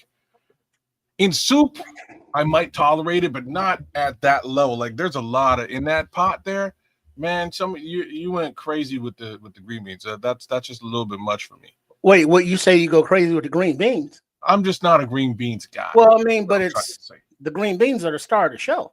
I hear it. I get it. That's why I would probably like slide right past it at the cookout. You know what I mean? Unless you tasted it. Yeah, because you got to look at the turkey or the pork, the flavoring that's in there, you know, because it's simmering for a long ass time, and there's a lot of flavor going into the beans, so they don't have that gardeny kind of like taste. It's kind of like, oh, okay, something going on up in here, and then with the potatoes absorbing that liquid as well. I mean, you're the person that don't use a bay leaf, ain't that you? I don't use what? Bay leaves. Yeah, exactly. So you don't know nothing about no flavor. Oh, wait now. You're talking to a Jamaican now. You know, we have all kinds of special spicy flavors. Just we don't mess with no bay leaves. Well, but I couldn't tell you a single Jamaican dish with a bay leaf in it. But do you have an aversion to bay leaves, or you just never used it? No, I've never found an actual use for it. There's no aversion. I would eat it. I mean, if it's in my food, I don't have a problem with it. But you know, never had. Next time you make soup, just throw a bay leaf up. I'm gonna. You gave me that little advice. I'm definitely gonna throw it into one of my bowls and see what happens. You're definitely missing a level for sure, kids. That's just you're definitely missing a level of flavor for sure. Now this dish in particular, like it looks like it's a lot going on, but it ain't. It really ain't. When you get this thing in a whatever container, however you get it presented to you, I'm going to tell you right now. So have you ever had anything with smoked turkey in it? Yes. Yeah, for sure. What'd you have? Well, I've had soup and sandwiches with smoked turkey in it. I'm trying to think if I've had anything else with smoked turkey in it, but doubtful. I'm only saying that for the people that are non-pork eaters. You know, a lot of times people will put a ham hock in this thing. People will put what else they put in here? Trips. They put, fat back, fucking neck bones, fat bones, everything. Salt pork. That's a little too salty for me. But yeah, people put all kind of stuff. But for the people who don't eat the pork, I make mine with smoked turkey, and I'm telling you, get you a hickory smoked turkey necks, kids. That brand, whatever hickory smoked turkey necks you can get, put it in this pot with all these ingredients right here. Maybe the red pepper might be a little much, but I'm one of those guys that like a little slight kick to mine. But everything else, I'm telling you right now, you finish it once the dish is done. You put a little butter in there and you bring it together, and it's over the top good. Over the top, man. Especially when you got that pot liquor. You don't know what pot liquor is, though, do you, kids? Man, what you know about that pot liquor, though? I don't know about pot liquor at all. What's that? You see that liquid in the pot? That's the liquor. The juice, basically, of all the broth is what you're talking about. The broth. Okay, and so you get you a piece of cornbread or a pita or some naan. And you gotta sop that liquor up. You don't let that go to waste. See, that's what I would be all about. It's just the beans that I'm like, I can live without them. The rest of it, I'm good. Like bell pepper, red pepper, whether it's turkey or pork. Well, I'm trying to stay away from the. Goddamn weirdo don't eat green beans, man. It's not like I don't eat them. I'll eat them, but like if it was me, if I got a spoon, I got a ladle, and I'm digging up in here trying to get me some of this. I'm taking a bunch of potatoes. I'm taking a bunch of turkey, a whole bunch of broth, and I'm like taking like 6 green beans. Well, kids, maybe you ought to explain to the people that you're a potato head. Well, there's none. I've never met a potato I don't like. Okay, so the people don't know that, because I know it's somebody out there is just like, what's wrong with kids? Why wouldn't he eat that? So I you're a don't know potato head. He loves potatoes, and I love potatoes myself. who doesn't like. My wife is one of the funniest people ever because she will eat only certain versions of potatoes, and I'm like, it's all potatoes, man. You know what I mean? Like, it's all. What do you mean by that? What's those certain? She only versions? mess with So like, rustics. she won't eat. She won't eat Yukon scalloped Gold. potatoes. Scalloped potatoes are a no. That ain't happening. What? And I'm like, these scalloped potatoes are delicious. She's like, no. I'm Have you ever had homemade? I'm walking right past the scalloped potatoes. It says what? Not a big fan. But she will eat. She doesn't really like baked potato either. I'll Wait, eat. has she ever eaten homemade scallop? Brother, my sister makes scalloped potatoes from scratch every holiday dinner, and they're the bomb. That's why I'm saying, like, I'll be sitting there going, yo, baby, like these are fire. Like, these are some fire scalloped potatoes. My sister knows how to do it. A little bit of ham in there. She does it real well. But no, my wife ain't eating that. She's not eating no scalloped potatoes. She will refrain from a baked potato under normal pretenses. Potato skins, not doing it. She will definitely eat some French fries, some tater tots. And I'm like, I don't. It's all potatoes, man. They're all the same. When you come here, man, we got to bring you and Mrs. Cash to the cookout, man. Trust me. That's what you need, and a good old American cookout. That's what you need. You and the missus, man. Because it's some things I think you can look at this on an image and just run to all kinds of conclusions as to what this might taste like, but you have no idea until you taste this. Right or wrong, Trish? This looks like a whole goddamn mess in a pot. Yeah, because you can somewhat imagine what it tastes like, but you would be off because of the simmering aspect of it, letting all the flavors melt together, and the marrow that's inside the bone and the fat. You're getting all that, and that's very, very flavorful, very pleasing to the palate and the tongue. So, don't sleep on what you haven't tried. Just get you a spoonful. You know what I'm saying? You got to get a big helping. Just taste it. And then it's like, you don't like it, you ain't got to eat it again. But just be aware that not everybody cooks them the same. So the different meats will give it different flavors. And you may not like one, you may like another, or you may like them all, you may like none. But give yourself the opportunity to like it. So every Thanksgiving, there's a big pile of 3 things on my plate. When I was a little boy, it's macaroni and cheese, and there's ham on my plate. Every single year. That combination, I can hack all that up and put it in a blender and eat it.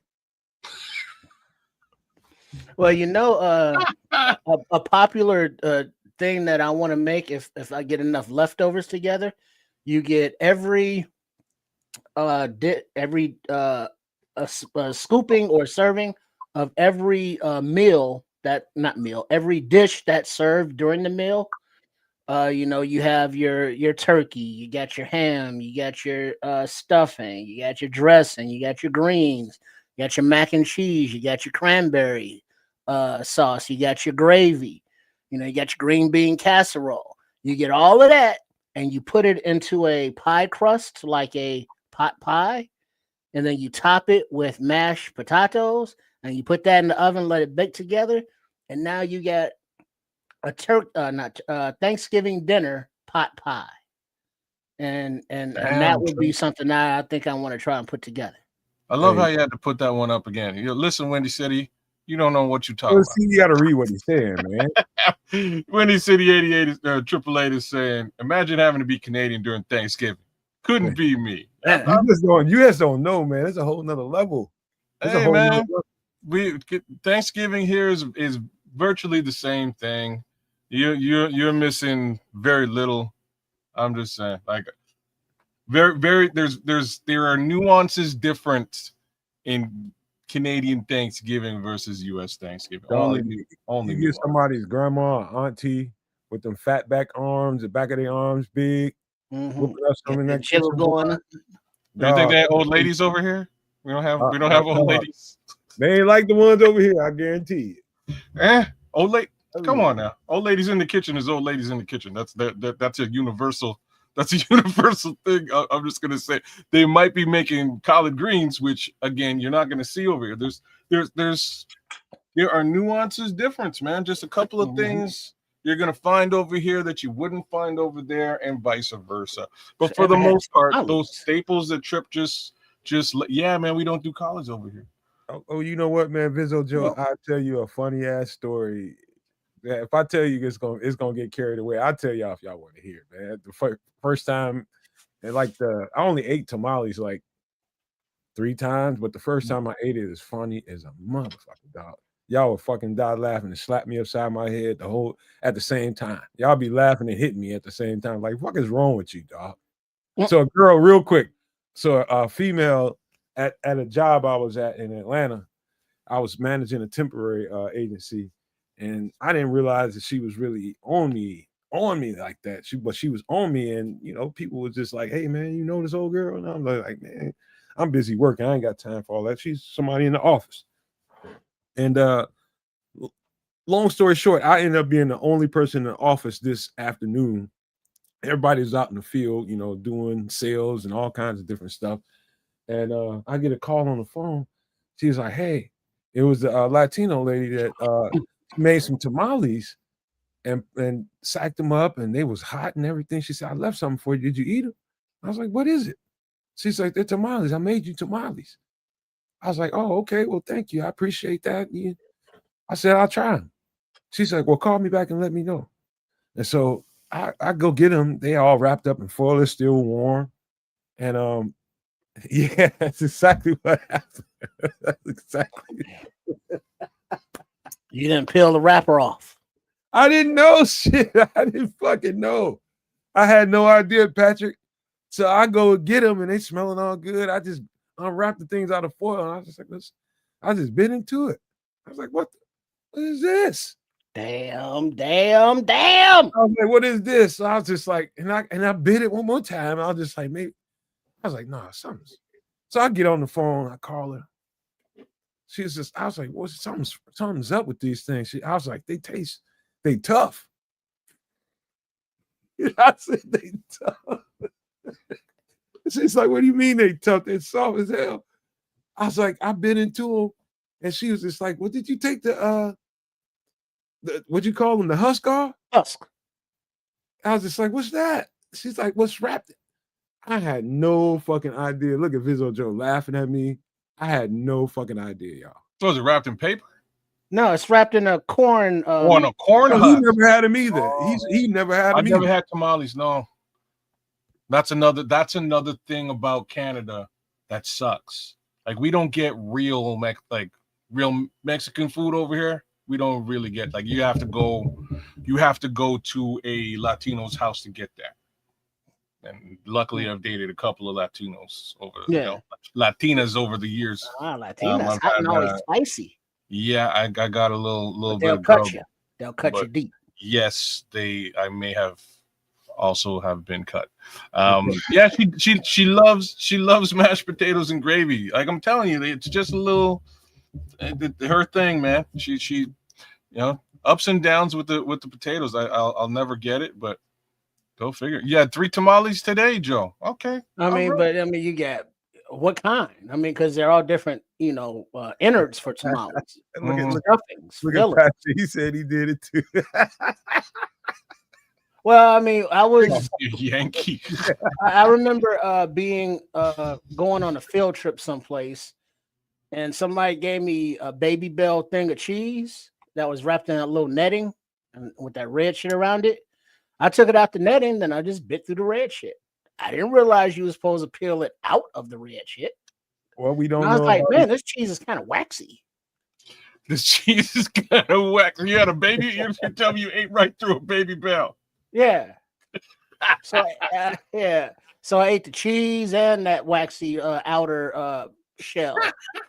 No, Cloud Chasers, you got here just in time. We got a couple. We got one more dish red and pork. a couple drinks to do. We're gonna be on the Bears in just a second, man. So hold up. Man, you ate right through a baby bell door. Hey, I didn't know. I never had that kind before. I hope you took it out your mouth and threw it at somebody, man, because like somebody fooled you. Well, I bit it and it was like, yeah.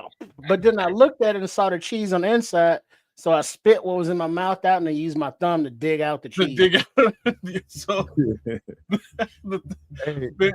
baby bells for the rest of you guys. There's a little part of the wax that just makes for easy access. You can just strip it off and pop the cheese out. So for future reference, you don't got to dig up into it with your thumb, with your finger. All right, we got to keep it going, bro. Oh, that's hilarious. That's funny. Real talk. Oh, girl laughed at me so hard, man. I was so embarrassed. She was laughing out on the phone she was just dying. That was just embarrassing. But I've been with several Latino ladies before her. You know what I mean? And nobody warned you about the tamales. They never had one cooked for me. I never had one cooked for me. But that's just where it went. But you can tell you something. Every Thanksgiving, there's gonna be people that there's somebody right now that's preparing a turkey right now, and don't really know what they're doing. They're just doing the shit for the first time, and they don't really know what they're doing, but they're having people over their house, and they're gonna make a whole ass turkey. And you know what?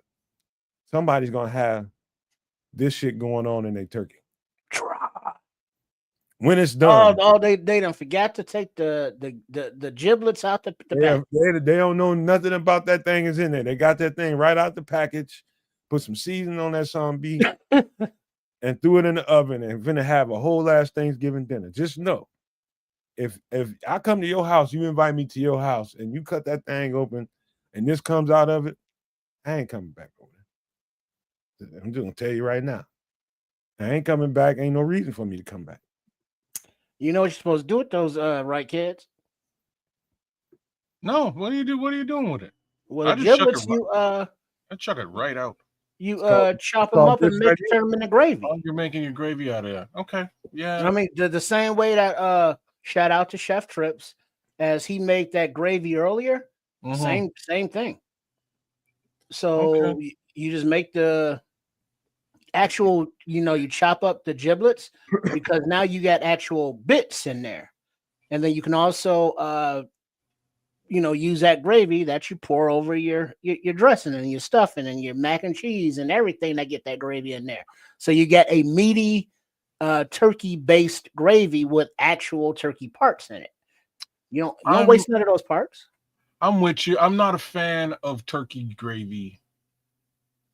I'm a much bigger fan of like what Chef Trips did today. I like beef gravy more so than turkey gravy. Like I'll put beef gravy on my turkey and not give it any kind of Obviously, you haven't had the right giblet gravy. No, I've had good gravy. Don't like turkey gravy. Don't get me wrong. It's just I don't know. There's something. Well, but then you also realize that turkey gravy is kind of the theme since the giblets are turkey giblets. Are turkey, yeah. Like you know what I mean? So it's made for things. Like this is a Thanksgiving staple. I'll be frank about that. You'll get that on Thanksgiving. I've had it many a time. But if there is also like I'm the guy who's like, oh, there's beef gravy up in here, and I'll slide over the beef gravy. I'll use the beef gravy instead. What does James Hunter say? He said, "Grandma used to gnaw on the turkey neck like she was a dog." Yeah, get all that shit off. Your grandma's my people. Because in between the vertebrae of that neck bone, that there's the spine, and that spine is delicious. So you got to get through every vertebrae. And getting all that off. You get to suck that out of there because it's a little bitty hole. So you got to suck that bone. Let me start over because this is important. Let me break this down. How this goes? Oh, see, now there's a bay leaf in there too. So in this bag, there comes a turkey neck, there comes a turkey heart, there comes a turkey liver, and might be one other item in there, maybe something kidney. I think it's the kidney. Yeah. Yeah, And all the so innards. all the innards, and then when you get done doing what you got to do, hacking that stuff up, sauteing it up, you add here's the ingredients. You got the giblets are the innards in that bag. Then you got your turkey broth.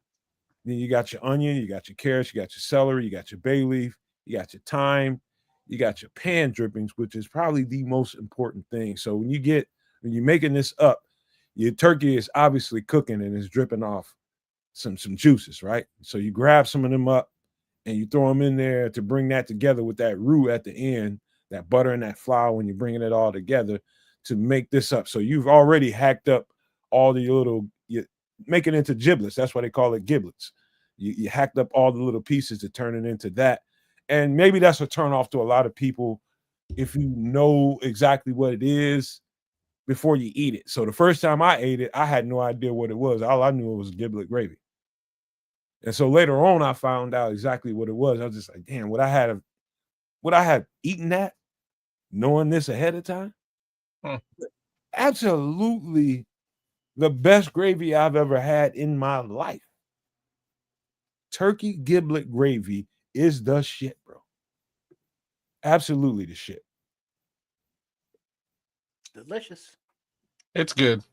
I prefer the beef though. I'll be straight up. Man, then you get some of this and pour it over that Thanksgiving pot pie. Mmm. There you go, James. That would be actually really good. It's that gizzard in there. Yeah, the gizzards. Have you ever had gizzards, kids? Mm-mm. Oh Lord, I got to take you to Harold's and get you some gizzards with some salt, pepper, little lemon pepper, Oh, and a little hot sauce. Oh yeah. dog, You gonna go back a fat boy. dog. You Well, have I'm no coming idea. in a fat boy as it is, so well, ain't nothing change. I will just be satisfied. I'll be leaving satisfied. Oh, definitely. Well, happy Thanksgiving to everybody that's going to celebrate with their family tomorrow. Even if you're just doing something at the crib, this is just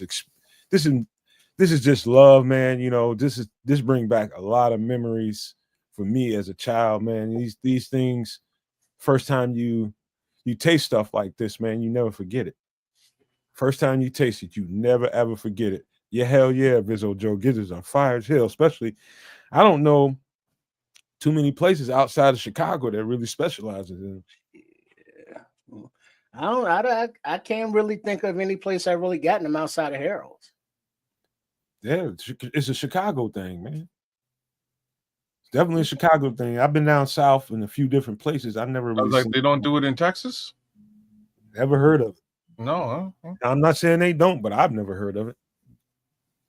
At this point, you would think all these kinds of little foods and little items, you'd see them on TV, people going to the places and making videos. I've never to this day seen anybody outside of the city of Chicago specialize in gizzards. Oh, that's right. James Hunter saying back in the day when we were shorties, so way back in the day, KFC back when they were Kentucky Fried Chicken, before they were KFC, used to have gizzards every Tuesday. Damn. That was back when they had the honey barbecue wings on special every now and then. But this was before that. So yeah. So gizzards, I mean, that was a national chain, but they did have gizzards. Hey, Vizzo Joe said they do it got in around California. They do it in Cali. Cloud Chasers say they do it in Mississippi. He said that's where his family. My crooked letter. That's where all of us from. Down there. Yeah, somewhere. see, that was the thing though. Somebody mentioned in the chat that who was talking about grandma with the neck bones, but that's part of the dilemma on Thanksgiving because there are certain parts that certain people only eat. And if you got seniority, you grandma, you getting first dibs. Or as the Chris Rock would say, you got the big piece of chicken. So he had to wait for grandma to pass before, he got to enjoy a neck bone. And so now, the way the tradition goes, he gets to have the neck bone until he's dead. And then the next person in the family gets to enjoy it. So I was the drumstick guy. Oh, me too. Trips, I got to tell you though, Trips, there is another place though, and I don't know. I'm sure you know exactly what it is. But when I was a little boy, this place was kind of going out of business, and they don't really they don't really have too many of them around now. But they down by Midway, down by the airport. Brown's Chicken, they make them even better than Harold's. True. Well, they make them different than Harold's. But Brown's Chicken love their breaded mushrooms. Yeah. I just love something about that. They taste better. Man, dog, that Brown's Chicken, those gizzards there. I've had Harold's. They're good. They're see the difference is the Browns is more of a flour flaky batter. Mm-hmm. Whereas Harold's is more of a deep fried, darker. Brown's is just very, very light brown, very flaky batter outside. I like that. It's a good coating for the little hot sauce. That's what I like about it, because if that nice little shell out there for that hot sauce, man.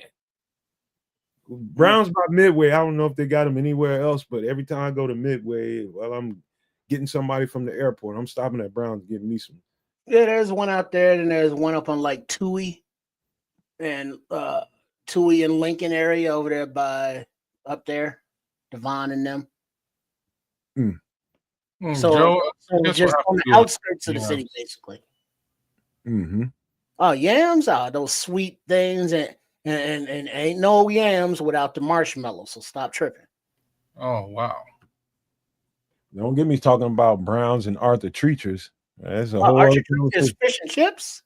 Don't get me talking about all that. Yeah, you want to go back to Catfish Digby's? Where's Cornelius? I know you know what Catfish Digby's was over there on 22nd and was that Michigan, Cermak in Michigan over there. Yeah, that was the Catfish, and every Friday they would have a special, especially during Lent, because there's so many Christians in Chicago and there's no meat on Fridays. On Friday. Yeah, so they had special every Lenten Friday. They would sell out, and you could smell it. It was one of those places that when they were cooking, the whole neighborhood was lit up the way the wind was blowing, and it was like, oh, if you're on the train or the bus or something, it's like, yeah, let me go ahead and hop off, go and get me some fish, and then use my transfer and hop back on. But yeah, this classic place that had very, very good Southern comfort food, but not a franchise kind of place, just a very single family owned place. Scrolls know about them fried mushrooms, boy. Oh, there it is. Dip them down as a little barbecue sauce, or mess around and get you some tartar sauce. Because now, if you really want to have a treat, are you familiar with Long John Silver's? Yeah. Go in there and just get you some crumbs. I love me some crumbs. It's the batter that's fallen off in the fryer from the chicken, from the fish, and the fries, and it's the crumbs. And so literally they'll scoop them up and put them in one of those little dishes. Yeah, and I got a crumb. And you can eat them with barbecue sauce, tartar sauce. They're delicious. You gotta let me tell this, and before we move on to the drinks, we're gonna have them real quick, and we're gonna get to the Bears conversation. Y'all, I know y'all came for that. We're gonna get it. But I got a deep relationship with Long John Silver's. That's the first official job that I ever had. First official job that I ever had. The crumbs he's talking about, like if you go in there and you start working there, they give you the, you got to go in there and actually cut the fish, and it's cod. You cut the cod the right way. It's at the. Is it only cod they do? They don't do multiple different kinds. They now have probably expanded on their fish repertoire, but mostly it was cod. It was cod. I've seen perch and chicken. Chicken planks for sure. Cod and chicken was the main things that we did. You did breaded chicken or you did battered chicken. You did breaded fish or you did battered fish. And so, long story short, what he's talking about, it's a wet batter. You mix it up. You put it in. You put that cod in the batter. You don't have to season it or do nothing. That stuff comes ready made, and you drop it into the grease. And in that grease, you're gonna always have the drippings that come off of that wet batter. And they use those crumbs. That's what they call the crumbs. They put them in the window right along with the chicken, and they use that as a bed for your fish or your chicken or whatever you got going on. And let me tell you something. This is the last part. I fell in love with the taste of that batter. So here I am in Columbus, Ohio. I'm out there and I'm just got a craving for this shit. And I find the Long John Silver's in Columbus, Ohio. Fucked around and seen like a whole heap of black girls working back there. And I'm just like, oh yeah, I got to get a hold of some of that batter. I was just like, hey, what I got to do to get some of that batter? She's like, what you mean batter? I said, I need a few batters of that batter. What you gonna do with the batter? I said, I'm gonna cook fish with it. She said, what you gonna give me? I said, what you want for it? I give you $20 a bag for that. She had me full, sitting out there and bagged up, taped up around the garbage can when she took the garbage out. And she had them like on the side and just set them there. She was just like, when I tell you, just come up here and get them. So I don't want them just sitting out there by the dumpster. And she had them things. And I had them bags of batter for at least 3 years. You can use a little bit of that batter and you can probably make fish for about 10, 15 people. Just a little bit of that powder. All it takes is water. You ain't got to put nothing extra in it. And I had those bags for you. That's the hookup right there where you go dumpster diving, you know, but when it's next to the dumpster in the bag all ready for you, it's like, thank you. And now you have whatever that restaurant has, you know, so that batter, you know, you're putting in your fish and your chicken when you have it. And that's something that will keep, you know, because it's dehydrated. All you do is add the water and you're good to go. And it's just the flavor that's specific to them, that individual their taste. But like James is also saying for Long John Silver's, that one of their condiments is malt vinegar. Yeah. And that's delicious on the crackles and the French fries. So a little, like, instead of ketchup, do a little malt vinegar on your fries. Totally different flavor profile. On the battered the battered fish is exceptional. That's like an East Coast thing with the malt vinegar, man. They love that. Fish chips and vinegar. It's a big thing on the East Coast. Yeah, man. I used to have a homie who used to work at McDonald's, did the same thing. Well, man. Long John Silver's. I mean, Long John Silver, you know, East Coast, seafarer. Yeah. Man, all right. We got to get to some drinks, man. We can talk food for the next 2 hours. I know we can because I'm passionate about it, but we got to get to some drinky drink. And Trips, this one's for you because the second one's for Kid. You want to read this off? Paloma cocktail, shaken, not stirred. Not stirred. Ingredients of tequila, don't know what kind. Mezcal, jalapenos, spicy. Orange strawberry syrup, sweet. Ginger syrup, different. Ice and a shaker. All right, that's a wedge of orange in there. Yeah, it's a wedge of orange in there. Let's start this off right. Let's start with the obvious. Kids and Trips. Would you consider a drink that's been shaken with jalapeno, first of all? Oh, yeah.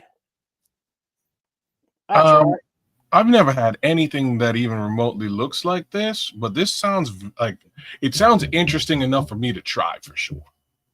I give this a shot. Yeah, literally. Give me a shot of that. Yeah, give me a shot of that. Let me test it out, and maybe I'll get a full glass after. What's interesting to me, the reason why I did it is because of the jalapenos, of course, but the ginger syrup I've never heard of. That's the other part that makes this super interesting. Yeah, ginger is such a distinct flavor, you know? It might steal the whole flavor profile. I don't think you can, because ginger is very specific flavor profile. Jalapenos. Oh yeah. You know, mezcal, that's really sweet, right? Yeah. And then tequila's tequila. You know, so there's a lot going on there. So you got the top of the tongue taste buds, you got the back of the tongue taste buds, you got the front of the tongue taste buds, and in between, all jumping off right in this drink. You know it, Patrick. You goddamn know it. Hey, Jim Hunter, man. Jalapeno cucumber mules. You gotta put the recipe for that in the chat. That's a Moscow mule with cucumber and jalapeno. So is that all it is? Because like I'm a Moscow mule guy. That's my drink. That's my drink. So you're saying ginger beer, lime juice, vodka, jalapeno cucumber. Word? I'm gonna have to give that a shot. I'm gonna have to give that a shot. So I've had a drink very similar to this with vodka. I didn't have the ginger syrup in there. I have no idea what that tastes like. It's probably good. Ginger But syrup you'd be is surprised. You'd be surprised with the sweetness that Trip just pointed it out. The mezcal, that's a certain kind of flavor. It's pretty sweet.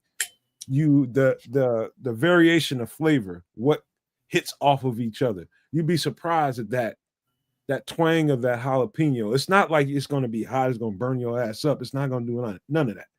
But it's going to offer. That's all. It's going to offer something to your palate that is a contrast to the sweetness of the mezcal. Mm-hmm. And it's I'm just going to tell you right now, you don't turn your nose up to something like this if you see the ingredients and why would I have a jalapeno in my drink and what I'm doing with ginger syrup.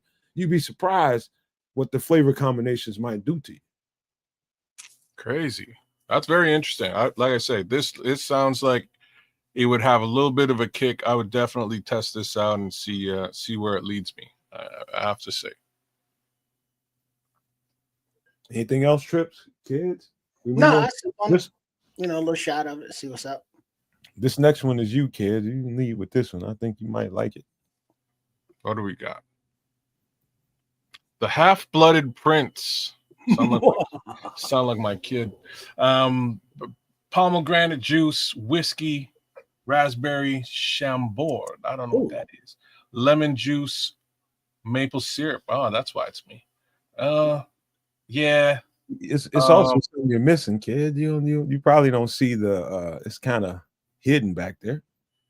Oh, it's like a Game of Thrones. Oh, okay. All right. I get it. It's like a Game of Thrones drink. All right. Okay. I'm with it. Like what's cool is there was like that's a dragon. Yeah, there was a Game of Thrones. I should go up and get it too. Game of Thrones run of whiskey. I have a bottle, but it's been drank. I just kept the bottle because it's cool and it's like nostalgic. But yeah, they had Game of Thrones whiskey and throughout season 8, I would do a shot every commercial break. That like, though? You gotta tell me, was it some bullshit because it was Game of Thrones written on it, or was it no? It's high. It was high end. I just can't remember who produced it, but it's a high end whiskey, man. It was not no BS at all. See, why would the Red Baron be asking specifically about raspberry chambord? And you know what? Scrolls, you wild, man. Because I gotta say this, man. Let me get 2 cents in here. 2 of my favorite things in the world are in the ingredients of this drink: pomegranate juice and just about anything raspberry. I'm on it. Just the flavor of raspberry, pomegranate juice, and then you got whiskey. Some people might use bourbon for this drink. Come on, now the maple syrup throws me off. I ain't gonna even lie. Me too. I mean, everything else is so tart. Yeah, I like tart. Like, you know what I mean? Like I like sour anything. That maple as well. Like just like I was saying about ginger, it's a very distinct flavor versus anything else. Like it just is. It's very distinct and specific.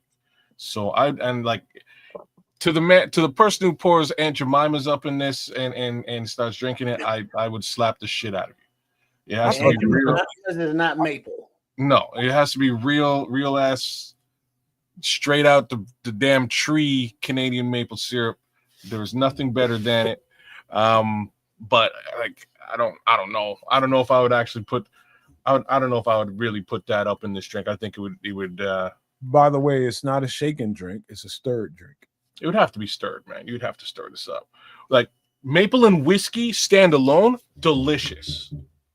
Like if you're doing a shot and you just want to sweeten it up a little bit, those 2 things together, great. I'm just not sure. I'm not sure how this mixes with the other things because everything else kind of gives it sort of that raspberry lemon lime, kind of profile, and I don't know how that mixes with. By looking at the way that it's served in this glass, there's no glasses. I forget the name of this one, but there's a single ice cube, and it's shorty. So this is more of a sipping kind of drink, just by this presentation. Now, So this is something that this is not your shooting or you're down, and this is something that's gonna you gotta what do you call that, nursing for a little bit. You need a straw. You're gonna straw this one up. If it ain't a straight shot, I ain't sipping shit.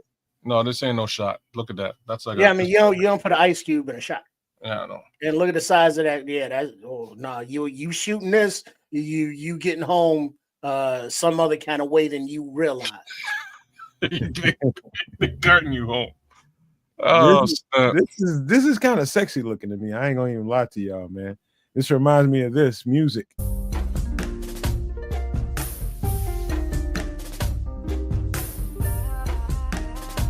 King of the North.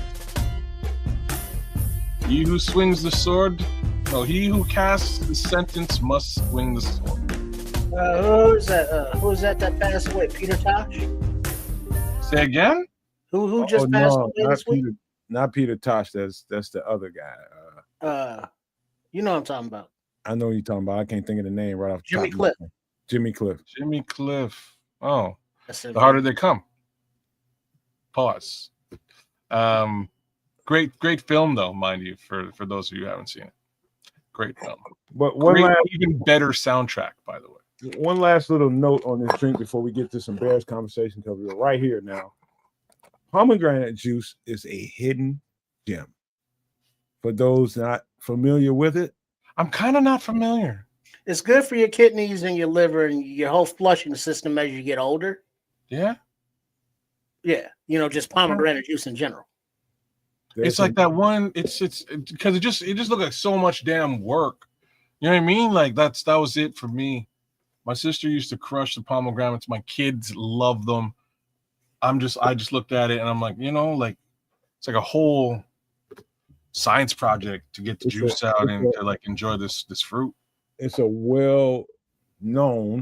I wouldn't say well-known because I don't know that most people right now know there's factors to pomegranate, and the juice that comes with it is a lot of antioxidants in it.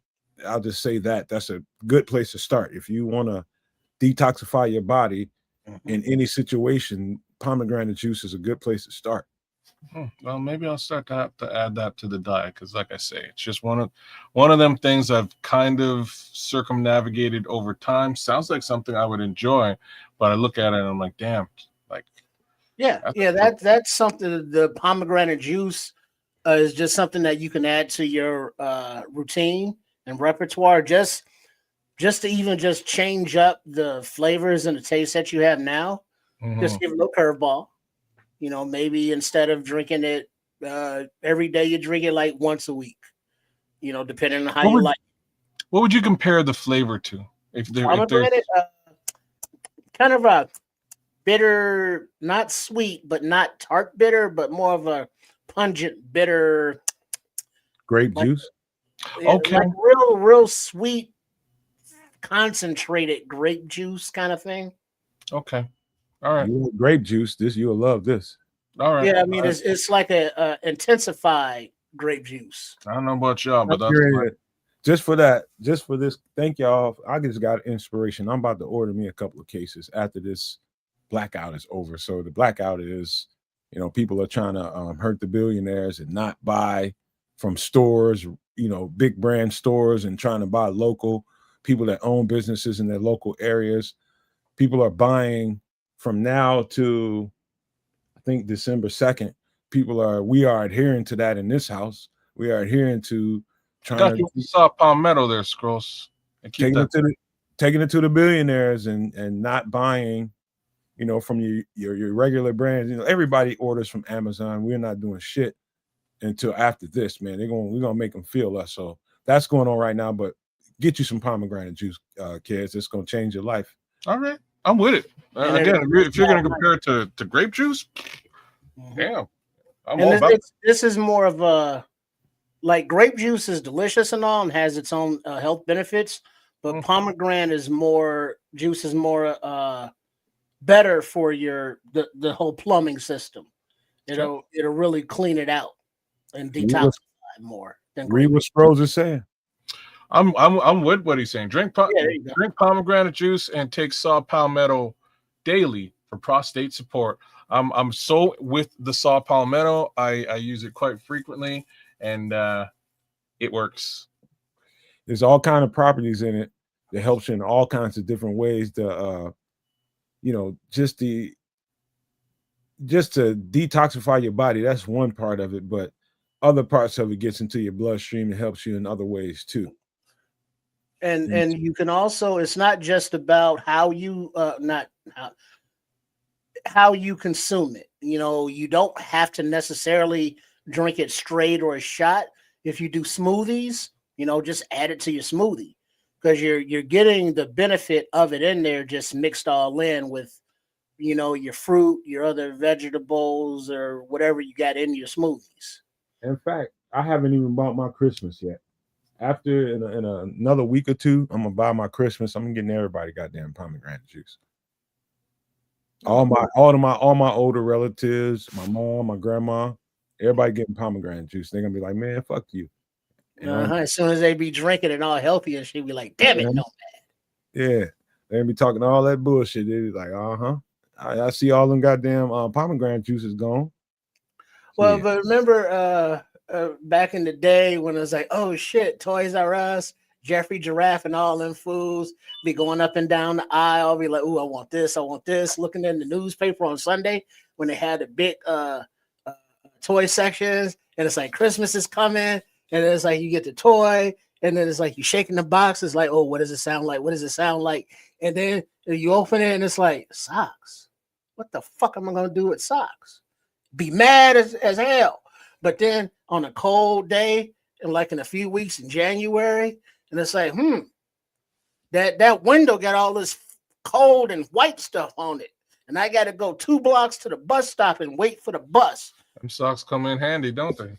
These socks is nice as hell.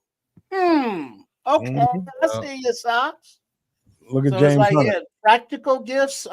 So how about this? That I would love to be able to give these for gifts to everybody I know. Fire extinguishers, something that I hope you would never have to use, but the majority of people don't have one in their homes. That's true. That's true. Very true. Look at what James Hunter is saying. Pomegranate milk thistle tea is a liver and kidney cleanser. Look at that. Interesting. Yeah, tea. You can sip it in a nice evening tea before night. But practical gifts are practical. They'll get used. So if Nomad sent some pomegranate juice, it's like, man, what the hell am I gonna do with this juice until they sipping on it? And it's like, let me order some more of that shit. That was kind of tasty. She'd be my grandmother perfect. She'd be like, like one year I got a big bag of pecans. Big, huge bag of pecans. My grandmother loves all kinds of different kinds of nuts, chestnuts, pecans, all those different almonds, nuts. pistachios. But she really, really loves pecans. And I told her, I bought my mom a bag, and she was like, she started eating on them, and she was eating them up. I told you they were staying together, and she was just like, my mother was just like, can you buy me another bag? Your grandma eating them all. I just like, let me just buy her a bag. So we'll buy me another. So I ended up buying 2 more bags, big, huge bags of them, and they just eat them. You know what I mean? But those are good for you too. Yeah. Yeah, all nuts, no diddy, are good for you. They're healthy. They do different things, and different nuts, they all have different flavors. Just think about it. Well, how about this? Think about it in terms of ice cream. Black walnut ice cream versus butter pecan ice cream versus pistachio ice cream versus what is it? There's another one. There's another nut that they make into ice cream. There are many nuts that they make into ice cream just beyond those. But if they can make it into the ice cream, they gotta be delicious, right? I guess. But Scroll said pause. Well, it's a whole nut conversation. Thanks, Scrolls, man. Thanks for good looking out, Scrolls. I was coming in here to say that's what she said, but man, it's all good. It's okay. You right though, Scrolls, talking about that noni juice. I forget what's in that shit, but I know that it's the right shit to be drinking. Check that out. You should probably Google that. Y'all should probably Google noni juice. Just telling you right now.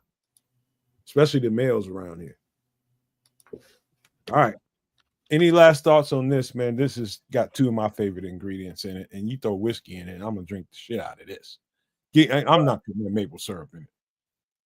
As my friend Jim Hunter stated in the chat, I drink my whiskey straight. I like my whiskey on the rocks, like a man, like a damn man should. And hey kid, sometimes you gotta dumb it down just for the sake of the lady you got in your life, just so she is palatable for her. I don't know too many women that's walking around just taking shots of whiskey. Oh, hey man, my woman can't have any of my damn whiskey. Are you crazy? What's wrong with you? I will buy her whatever she wants. Like, you can have your own drink. That's yours. I ain't sharing my whiskey.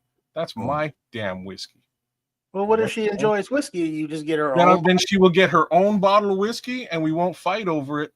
It will save for. Well, let's rephrase this. Then we'll just get 2 bottles of whiskey, and it means more whiskey for me. Well, look at it like this, kids. I'm gonna drink it everybody's. Let me smooth this man out a little bit so you can be more palatable to you. Like, sometimes it's not about what you're getting her. Sometimes it's not about what you're getting you. Sometimes it's about the things that you do together. What can we enjoy together? Well, we can both sit and drink. For a woman, they're sensitive like that. They wanna just have some time with you and enjoy something with you. No matter what it is, it's just something that we can do together. That's what it's all about.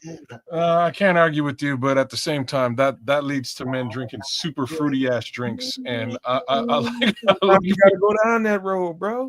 I've been known to potentially do it for the sake of a woman, but odds are I'm drinking a scotch on the rocks. That's just it.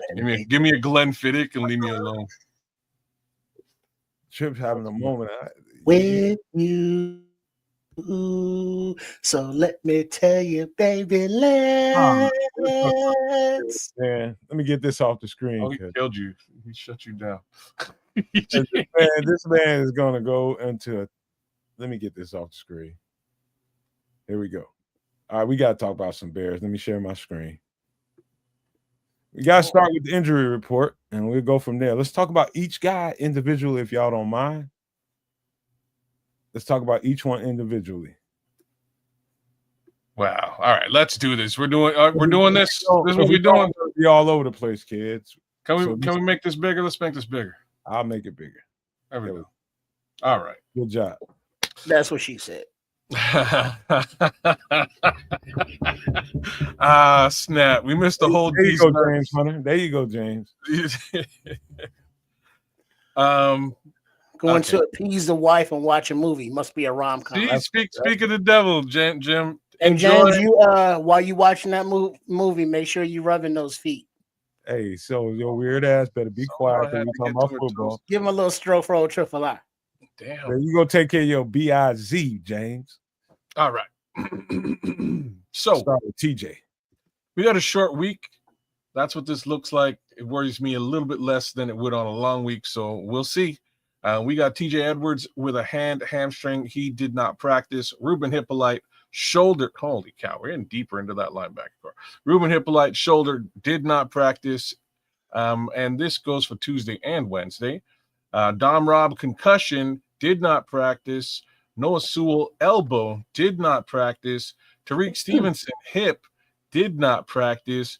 Javon Dexter hand limited. Theo Benedet quad full participation Tuesday and Wednesday. Love to hear that. He knows that Ozzy Trapilo played well. We just start with Theo. Let's keep going though.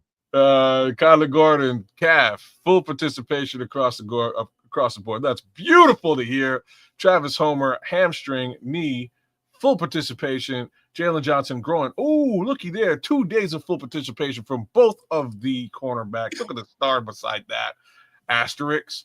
And Kamanungai knee full participation. So that's your injury list up to now. We got a day and a bit before game time. Let's get on Theo first. And I'll just start this way. Theo purported himself, not Theo, but Ozzy purported himself very well. We watched that live, and we just I remember y'all asking me, man, how well is Ozzy doing, man? He's holding up over there. That's about as far as I can get into it. But after looking at it, he played a lot better than I thought. Like he played well. Now in the run game, he had some shortcomings. I would just say that. He had that he makes missed some sense. assignments. You know, he just that was his. But the pass pro was pretty goddamn good. And a lot of people are talking about, oh, we should leave Ozzy in there, and that's so. Let's just start there, man. What do you guys think about that? I think you nailed the needed comments, man. I think you nailed it. He played a great game. I don't think any sack was attributed to him at all, and very little pressure. Might be a zero pressure day for Ozzy Trapilo, given it's sort of his first starting case scenario at the left tackle position. Purported himself very well, but I think you nailed it, man. I think the shortcoming between the two is your run game suffers a little bit. The run game wasn't quite what we would have hoped it would have been against the Pittsburgh Steelers this past week. It was okay, but wasn't quite what it's been on previous weeks. And I think that might have a lot to do with the fact that Luke Newman was in there for for Jonah Jackson for a little bit, as well as Ozzy Trapilo being in there for the entire game for Theo Benedet. Man, look, Theo, he's good and all. I appreciate his effort, but Ozzy looked much better in pass pro, as mentioned, and I think that's more important. While Theo looked nice in the running game, his pass pro, we can see leaves a lot to be desired. So as the starting left tackle, if we got to choose between the two, which it seems like we do, let's go ahead and roll with Ozzy. He looks like the more stout, with a higher upside going forward at left tackle. And Theo looks awesome as a swing guy. So he still can be utilized. He can, even do the other things that Ben Johnson does with his offense. Like Ozzy's been in at fullback. He's been in as an extra lineman reporting. Theo can do all that stuff. Let Ozzy develop next to Tooney and learn and develop with the rest of this team, because we can't keep going back and forth. It's like, all right, well, Theo got dinged up. Let's throw Ozzy in there. Okay, Theo's back, swap him back out again. Ozzy looks better overall. He wasn't detrimental. They obviously helped him with some chips with the tight end and backs, and that was fine. But we got some games coming up. Myles Garrett there in the distance, among others, and I want the best pass protector available to be watching. Caleb Williams is back. Well, I'm gonna argue with you a little bit here, Trips, and I'm defending Theo from this standpoint. When I tell you that Ozzy was leaking, and this doesn't mean that Ozzy Trapilo can't get better in the run game, because I know he can, but you can tell that there was a heavy emphasis on making sure that the pass pro was A+, and he's pretty high as far as his pass protection rate goes. And I'm not talking about any analytics. I'm just talking about how many snaps I saw and how good it looked. He was pretty goddamn solid. That's one thing. At this point in the season, everybody knows the Bears can attack you downfield with the weapons that we have. What's more important right now is we establish that running game and make sure that we can lean into that running game and have that thing kind of carry us through situations. And so I'm going to differ with you in this way. Theo, every offensive lineman has their ups and downs and their whatever their weaknesses might be. It ain't so bad that I'm just going to I'm not going to eject. If it's me, I'm not going to eject Theo. I'm going to leave Theo in there and make Theo give me a reason to take him out of there. At this point, I don't see any reason to take Theo out of the starting lineup. I think you got what you need for right now. This guy is playing. He plays some good football, but he excels in the running, especially. And so we need that right now. I'm in full agreement with you here, especially for this game. Things may change a little bit as we move forward, but for this game on Friday, I think it's in the Bears' best interest to again crack toss and set up screen game and go a little bit laterally away from Jalen Carter and that pass rush. Like Theo's more fleet-footed than Ozzy. this is what I'm saying. Like on those edges, Theo and Darnell are doing a great job providing run support, and I think that's what the Bears need to attack this weekend. Sorry, this Friday, right? Like that's my thoughts. I expect there to be attempts north-south, but I expect those attempts to be thwarted relatively easily by by Jalen Carter and that interior for Philadelphia. It's the exterior, it's their edge rushers that aren't quite they're not the Myles Garretts of the world. They're good, but I think we can attack them there. That's where I think the best way to attack Well, them. look, the edges. Who is they got? The dude from Miami, Phillips, Jaden Phillips, Jalen Phillips. Jalen Phillips, I think. They got 3 or 4 guys. They've got the edges are okay. The strength is in the center. I think they're a little bit more better than okay. They're all right. Oh, they're I'm good. just saying the strength is in the center. Yeah. So what Vic does, he's a shell coverage guy. He was a shell coverage guy when he was here. He's a shell coverage guy wherever he's been. And he kind of plays to the strengths of whatever his personnel is. So he knows that he can get home with 4. And when you know you can get home with 4, you're going to play more shell coverage. You're not going to be gambling so much with the man-to-man coverage when you know you can play shell coverage. And those guys in the back end, they only have to cover for so long because they got a pretty dynamic front. And so Theo or Ozzy, I think it's going to be Theo. I'm just going to be honest with you, it's going to be Theo. Theo's going to see a different variety of guys like Ozzy saw this week with Pittsburgh. They got different kind of edge guys, man. They got different sizes, shape guys. Same thing with Philly. And so Theo is going to get the fire hose put on him too, just like Ozzy did this week. And Ozzy held up. Now, if Theo gets in there and those edge rushers start getting the best of them and it starts to cost us, don't be surprised if you see Ozzy in there. Now, I'm going to say this. Theo is as competitive as Ozzy is. He wants to maintain that job. So I expect to see the best of Theo Benedet this week. I kind of well, look at it from also this perspective, kids, and Nomad and No Maniacs. From the general manager's view, who would you prefer was out there at LT? The general, let me answer that. The general manager, of course, he's going to think your draft picks, but the general manager has less than nothing to do with this, right? At all. It's the fucking coaches, and where are we right now? It's the fucking coaches. Where are we right now? Where are we at our best with Theo, or are we at our best with Ozzy? Right now, with the games played, they're going to say Ozzy. Ozzy's probably going to be your starter. Ozzy or Theo? That's what I meant. Theo. Sorry, I'm just saying Theo's going to be the starter. Ozzy's going to be the swing. Theo's been playing at the position. There's a reason for it, as well from the GM position, which is an interesting look, right? So, Theo's a year. He was drafted a year before Ozzy. He's a UDFA, which means he doesn't have the same type of ties to the team.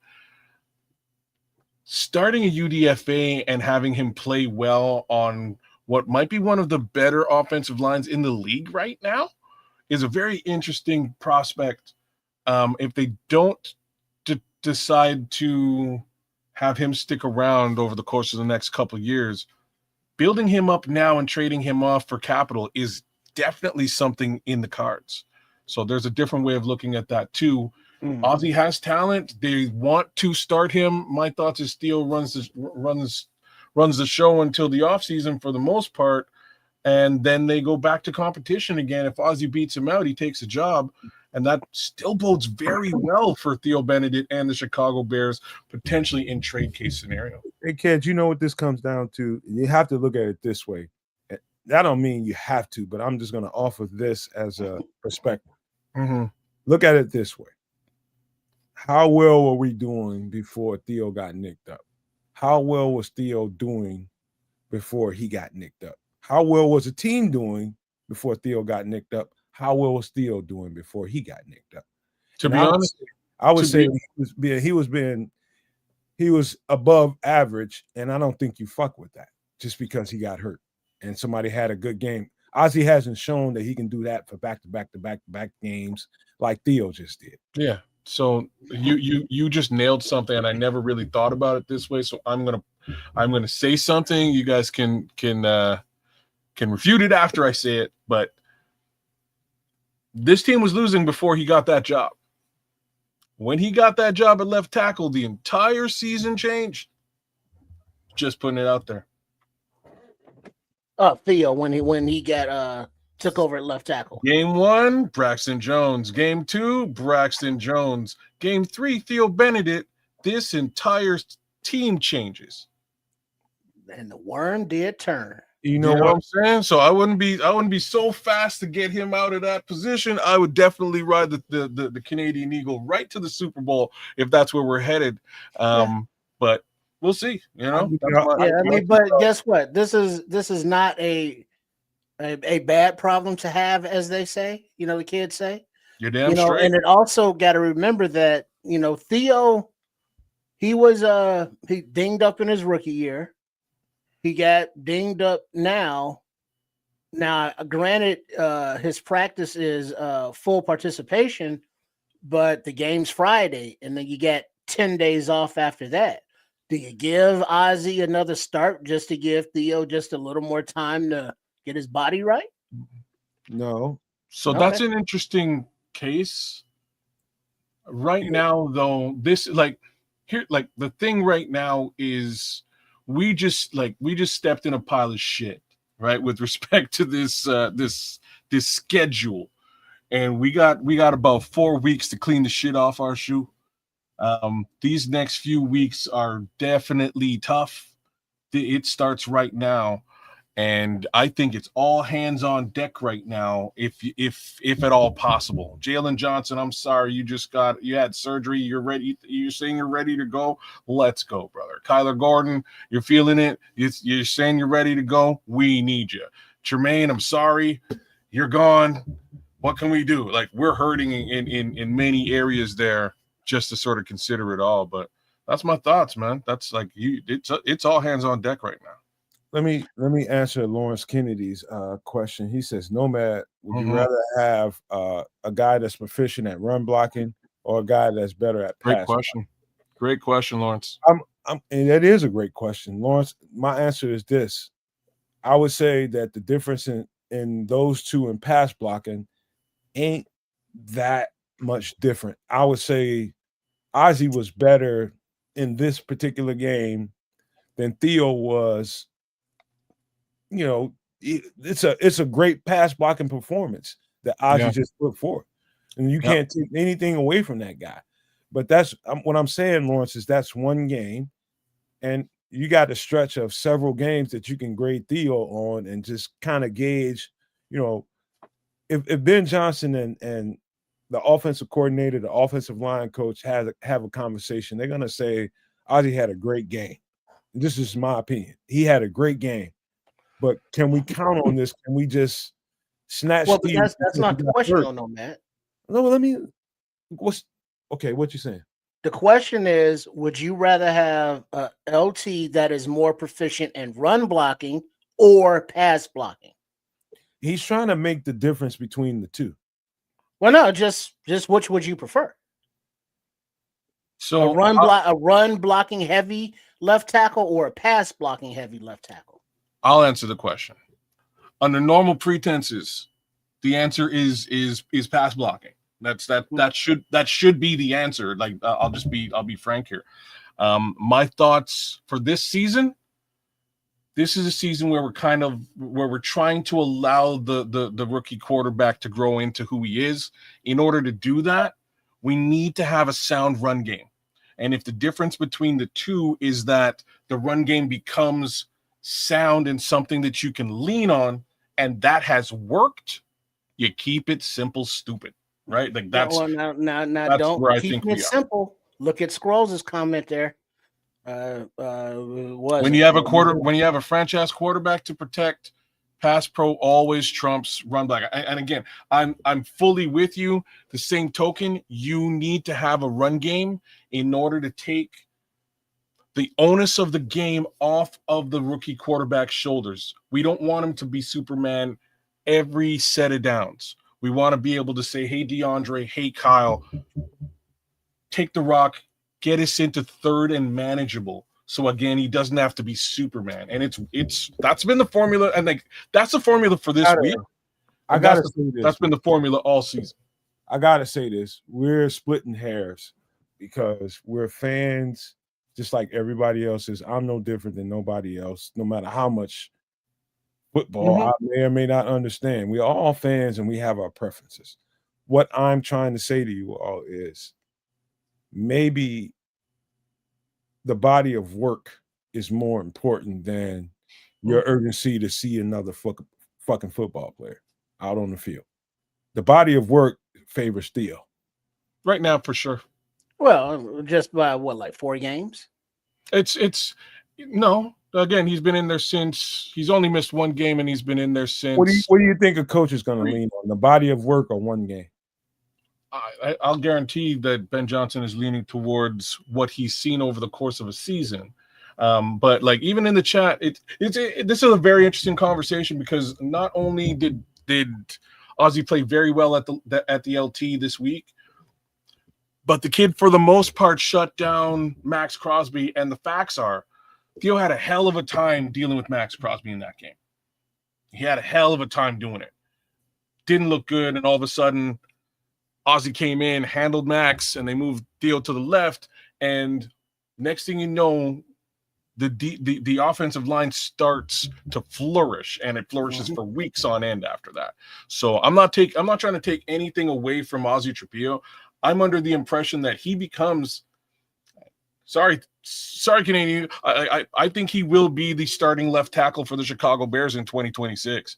I expect that to be the case. Hell, I expected that to be the case in 2025. Guess he wasn't quite ready yet to do that. Give the kid the season to get to where he needs to get to. And right now, I think we have a working situation with the Canadian Eagle, and I would not mess with that at all. You know what I mean? I wouldn't ruin that chemistry just to test it out. Not to be sitting here trying to agree with you, but just to take you back a little bit, just remember how this shit played out in training camp. Ozzy was kind of pegged to get in there and get all the starting left tackle reps, and he was getting them. He got them. And he was getting them, and then it didn't work out, and they just ejected him and put him over on the right side and said that he wasn't ready. That wasn't, okay, we're done with him at left tackle. That meant that he wasn't ready to take them reps over there now. So during the course of the season, somehow, practice makes a difference. It sure does. During the season, he's gotten better over on the left side and became a viable swing tackle. And when Theo went down and they had to bring another guy up, it was trial by fire for Ozzy Trapilo. And he proved that he's doing well. You have to consider me now. But just know that's just a consideration at this point, because Trips, if it was you and you sitting in a room with the offensive coordinator and you're figuring out the game plan for your Ben Johnson, and your offensive line coach is telling you, hey, he's making a lot of gains and he played well in this game. Let me show you where he made some gains. Looking at the film, okay, at the end of the day, coach, it's your decision. I just told you everything that I know, everything that I saw. If you're Coach Ben Johnson, what would you do under the circumstances, Trip? Well, I obviously want to win now. I want the best player to play, but I also have to consider the development, because if you look at the way that this coaching staff on both sides of the ball have brought the rookies along, every week they've gotten more and more responsibilities, as I'm sure they've gotten more and more knowledge and comfortable with the offense, and the coaching staff more comfortable with them. It took Ozzy a minute to get on the field to get comfortable, but now that he's there, I mean, we have a limited body of work. But the Max Crosby example, Ozzy was a night and day better difference, in that game. Apples to the same apples, oranges to the same oranges. It's true. And then you look at this pass game against the Steelers, and not once was it, kind of like, a pressure got to worry about Williams's backside. It was like Ozzy was cool. And somebody else mentioned, just not to beleaguer this conversation so we can move on, but there was somebody in the chat saying, as an offense, you can control to which side you run to, right, left, or middle. On the defense, you can't control where they're going to blitz you from. So you got to be able, or rush you from. So you got to be able to have comfort in knowing that your franchise quarterback is going to be protected on his blind side. And a few times, Theo's pass pro, when he gets out over his feet and starts leaning, and those rushers just go right around him, to his credit, he turns and he tries to get back after him. But several times with Theo at left tackle, there were free rushers at Caleb's back, but him doing his thing, he spun out of it. Ozzy didn't have that problem. Yeah. Look, just so we can Eagles fly. Eagles fly higher.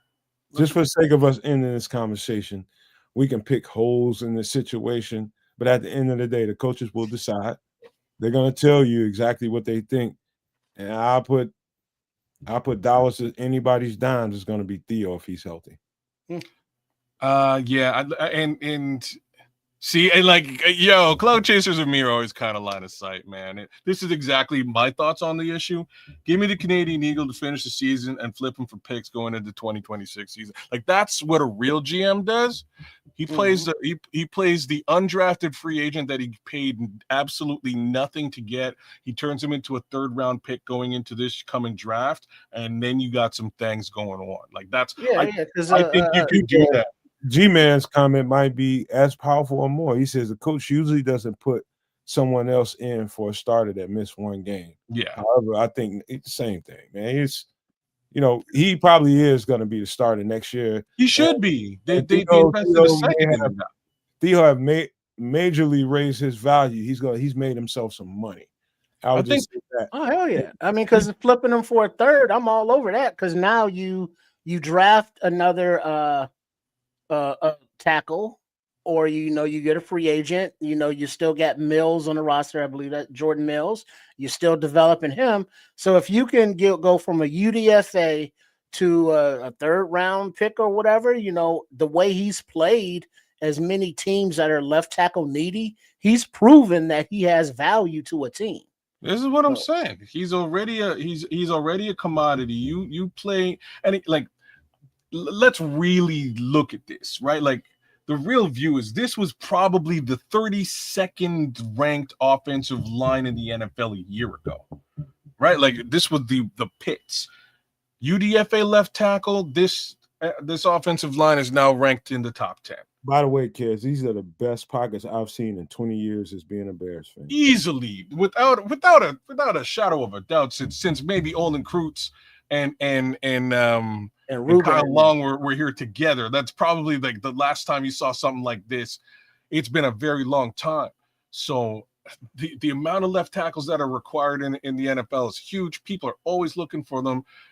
A third round pick it's peanuts for an LT that's caliber, that can actually help you in the NFL. Boy, I think the Eagles proved it. I think any team would flip a third for him, and I think that's solid effing gold for Ryan Poles, right? Like, that's my thoughts. You let the kid ride, and the better he plays, the better your potential return on investment. Rock on. Yeah, man. Where we going next, man? We got all kinds of bodies. Let the bodies hit the flow. There's bodies all over the place. Hey man, did y'all see that injury like Hippolyte when he got hurt? I thought he was concussed, but they're saying it's a shoulder. It was on a Darnell Washington was pulling to the right on that goal line play, and Hippolyte was coming in off of the right tackle, and he caught the full force of Darnell Washington to his head and his upper body area, and he went down and he didn't get back up. Well, so we don't have to go there. My bad. I had to run in the other room real quick. Just so for the sake of time, man, we're almost 3 hours into it. I don't want to keep too many people here on Thanksgiving Eve. I'm glad y'all still rocking with us. Love Well, y'all. so remember, Nomad, it's Thanksgiving Eve. What they call it? Is it Wet Wednesday? Isn't that what they call it? Because tonight is the night where everybody gets toe down and toasted. I just, the tradition. I ain't trying to wear out my welcome with the people. I'm just, Oh, true. Yeah, but just be aware that it's a whole lot of people viewing right now that's turning up. Okay. I'll tell you what. Drinking. Oh man, I guess maybe I should have got into that scotch. Let's get to the meat of the conversation that ain't left tackle, and that is and then if we need to fill in some blanks with some of these other guys and talk about them, that's cool. But let's get to the meat first, and that's Jaylon and Kyler. Yeah, man. Asterisk. Looks like we have cornerbacks again, brothers. Unfortunately, we're still shy about four linebackers. So I'm going to postulate something crazy. I'm under the impression that we're going to see C.D. Johnson lined up as a linebacker. C.D. Deuce. I think he lines up as a linebacker, man. Don't talk things you don't know, because that's a whole conversation with me, kids. Now you know that. Because dime packages, different. So we play and him on the field. I think that's a destructive force. Yeah. You got. I saw 3 safeties on the field multiple times when we had to get off the field on certain downs. You're doing downs and distances, third downs, and in the game situations. They had Elijah Hicks on the field. They had Jaquan Brisker, the last play of the game for the defense. Elijah Hicks, Kevin Byrd, and Jaquan Brisker at the line of scrimmage. So that's kind of like a big dime package. Wait a second now. So they're playing Elijah Hicks basically as a linebacker as well? In that situation, yeah, you can call him a linebacker based on how he was aligned. Okay. And so that's what sometimes you can do funky shit like that when you got a lot of DBs. Yeah, you got a lot of DBs that can play some hella football, but particularly when you have DBs that can play well at the line of scrimmage, that gives you options as a coach. And so Kyler coming back and Jaylon coming back just makes the defense more dynamic. It doesn't mean that, we need to argue about who needs to be the starter. Should it be Nashon Wright? Should it be forget all that shit. It's about situational football. And situational football, guess who has the trump card? Pardon the pun. It's fucking Dennis Allen with all them goddamn DBs he's had. You got a lot of options now. Okay, now Nomad. Question. Both now this is basically Jaylon's first action all season and Kyler's first action in a month and a half. How many plays do you think they'll get? What percentage of these game reps? That's interesting because right now I think you put them, if you're going to put them out there, you're going to put them out there right now and stress test them. You're going to put them both out there and say, hey, you're going to be the starter, you're going to be the starter. So it'll be Kyler starting at nickel. You're going to have Jaylon starting at right corner. And until they can't take it, you leave them out there. There's only one way to get in football shape. I don't give a shit what them two been doing on the sidelines or in the facility. It doesn't matter.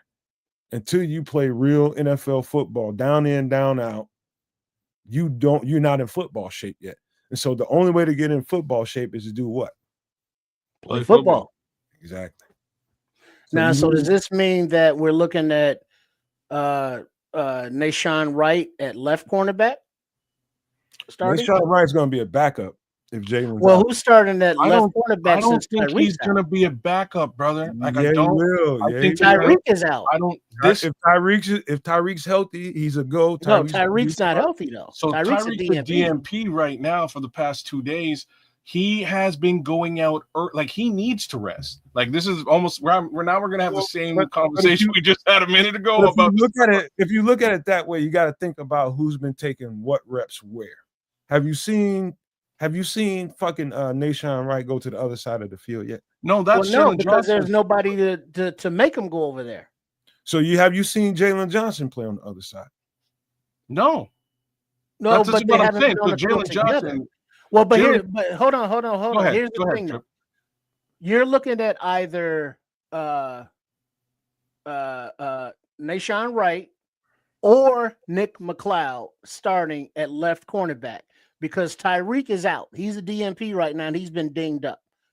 And you got Jaylon. He's a right cornerback. We already know this. He's always on that side. Mm-hmm. And you got Kyler at nickel. So who's going to start at left cornerback?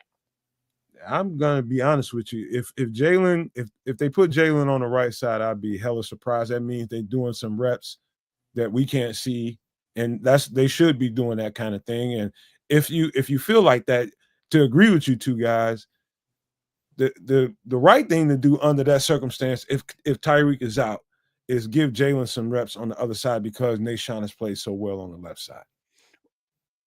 Can Jaylon play the left side? I think you're confused. Jaylon's talking about the right side. Jaylon's playing the left. No. You don't want to move. Johnson always plays the right cornerback. No, right? Jaylon always. Okay, you got to look at it from the right defensive so right. From the safety back, from the safety on. Yeah. You got to look at Sean's on the right. All right, if we're looking from the safety down. We're looking at the offense. Yeah. Looking at the office, Sean's on the right. Cool. As well as Nation is playing, if I'm the coach, if it's that situation, he's the guy I'm probably not going to move. I'm going to challenge my $1 million cornerback if that's the case. I would put Jaylon Johnson on for Tyreek Stevenson and give Tyreek the week to rest. It's got nothing to do with capability. It has to do with availability. He's going into these games and going out in the first quarter. And I got, again, nothing. There's nothing wrong with that to me, except for the fact that the young man's hurt and he needs a minute to get back. So give him that minute, give him that opportunity, especially right now. This means he'll get this week, and it's kind of like a mini bye from Friday to next week Sunday. Give him a little time to get back into action, and we'll see what happens there next week, man. Because I honestly don't know what happens after this week. After this week, it's a question. It's a question mark, y'all. I don't know. I don't know what happens. Who starts? If Tyreek is healthy and he's a starter, Nation's going to be a backup. Yeah, I can understand that. But behind Jaylon and Tyreek, with Nation being a backup, I get that. But the question becomes, who's the starter opposite Jaylon if he's on the right side? But you're suggesting that you keep Wright on the right side, not right tackle Wright on the right side, but defensive back Nation Wright on the right cornerback, and then put Jaylon coming back on the left side. And then you're going to have McLeod ready because, 100% of the snaps is going to be a big ask for both of those guys coming back. It's like a coach looks at things in a certain way. It's like you talking about Nation Wright, with all respect to him. You're talking about a guy that they didn't even consider him as a starter when he was just hoping to make the team. And now all of a sudden he's ascended to a starting role because of injuries. And not only has he ascended to the starting role, that's why I gave him so much respect when we was having the in-game watch. He has ascended at every turn. He's had his moments, but holy shit, has he played well. And he's played all right cornerback reps. If a guy's playing that well under the circumstances, the last thing a coach wants to do is to move him around and put him under some more pressure. He's playing well right now at that. If he's not playing that, it better be a damn nuclear disaster before I put him on the other side. But do you think he can play left? Yeah, of course he can. Okay. It just wouldn't be smart to do that to him at this point in the season when he's playing so well on the other side. Okay. Shit. What is this? South Bronx. South Bronx. South Bronx. What up, brother? Shout out to KRS-One and BKL. brother BKL, man. Shout out to both y'all. I Thanks for coming appreciate through. Thanks for coming through to the Eagles, to Eagles Fly Higher as well. And I guess the alliance is over. It's on now officially. Hey, kids, It's ain't on. no maniacs. You know what other bird you can cook similar to a turkey? An eagle. I Ding, wouldn't be. ding, ding, ding, ding, I wouldn't ding. be eating Look no at eagles, you. but And I it's cool. You can say that because that you know would be what? illegal here in the domestic United States. But your elbows up, so you can fry that eagle. You can Okay. fricassee that eagle. You can bake that eagle. You can do whatever you want to that eagle. You You know what enjoy we that call it? delicious eagle. We're But in not this cooking. time, it's We're not gonna be a cooking dirty eagle. no fucking Eagles on the show. You know what we Brother call BKL, welcome in, bro. what Welcome. we call American Eagles in Canada? What? Canadian Eagles. All right. I tell you what, man. You know what? Another thing that we should talk about real quick is that's the linebackers before we get out of this Bears conversation and how well they played.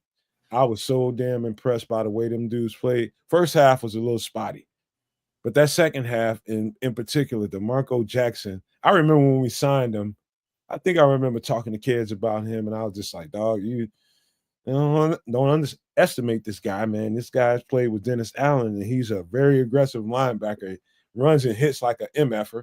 It's the kind of guy that you don't really want to have in coverage, but if you got to have him out there, I think Dennis Allen's confident in him.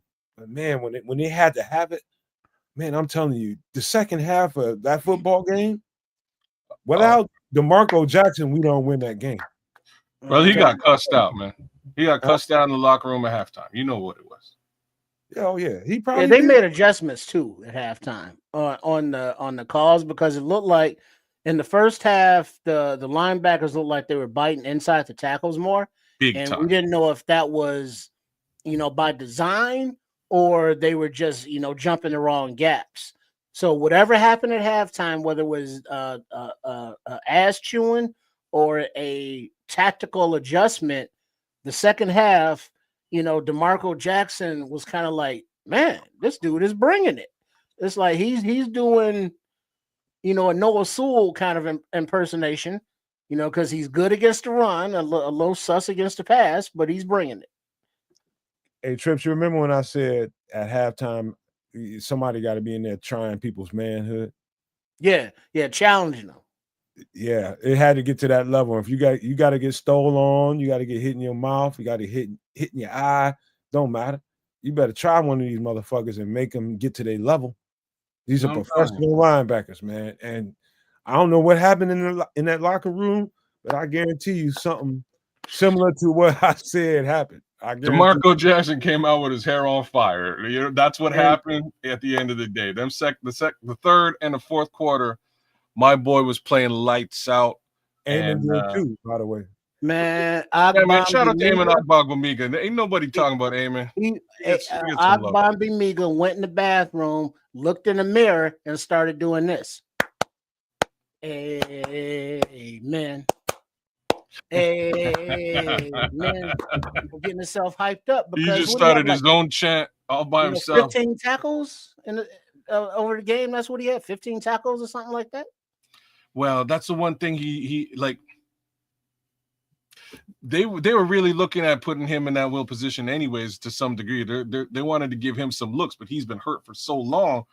He never had the opportunity. When he got back, I wouldn't be pulling Noah Sewell off the field or TJ or Tremaine. It's just me. If you need a breather here and there, maybe you look at Eamon, but Eamon becomes a special teams body again. And what is he known for? Chasing you down and putting your ass in the dirt. Like that's what the kid will do. He's a tackling machine. So cleanup man comes in and he does exactly that. I'm impressed by what he put on this week. I kind of expect to see it again this week too, but I think that we're going to get, like I think Cloud Chasers put it down in the chat, but I think we're going to see a little bit of C.D. Johnson in that linebacker core or in like a dime package. It's either CD or Jaquan Brisker, and that was the other certain downs, kid. I wouldn't get other idea.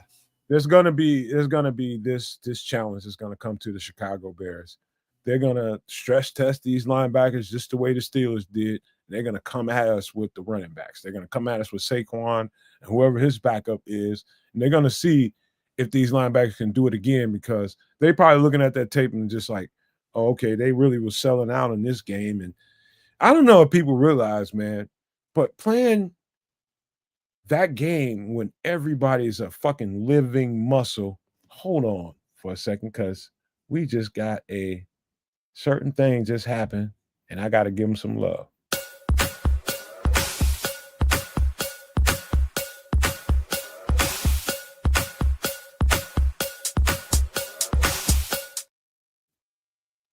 Thank you, Cloud Chasers Radio. Anybody want to read it? Go right ahead. I got you. Big ups Cloud Chasers Radio for the $5 super chat. I hate how people bring up the quarterbacks we've played or teams we've played like they're not playing our practice like they're not playing our practice squad defense. I'm so with you on this. I was listening and like, yeah, all right. So I was listening to Chris Broussard and Danny Parkins and them boys there earlier today. And Chris Broussard is not a believer, and that's fine. You don't have to be a believer, Chris.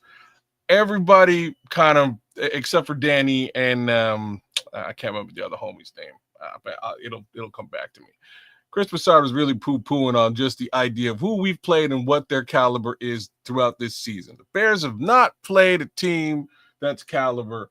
Nobody's got a winning record. It's all trash that we've been playing. Hey, you know what? You play who's on your schedule. You win, lose, or draw. That's just how the game is played.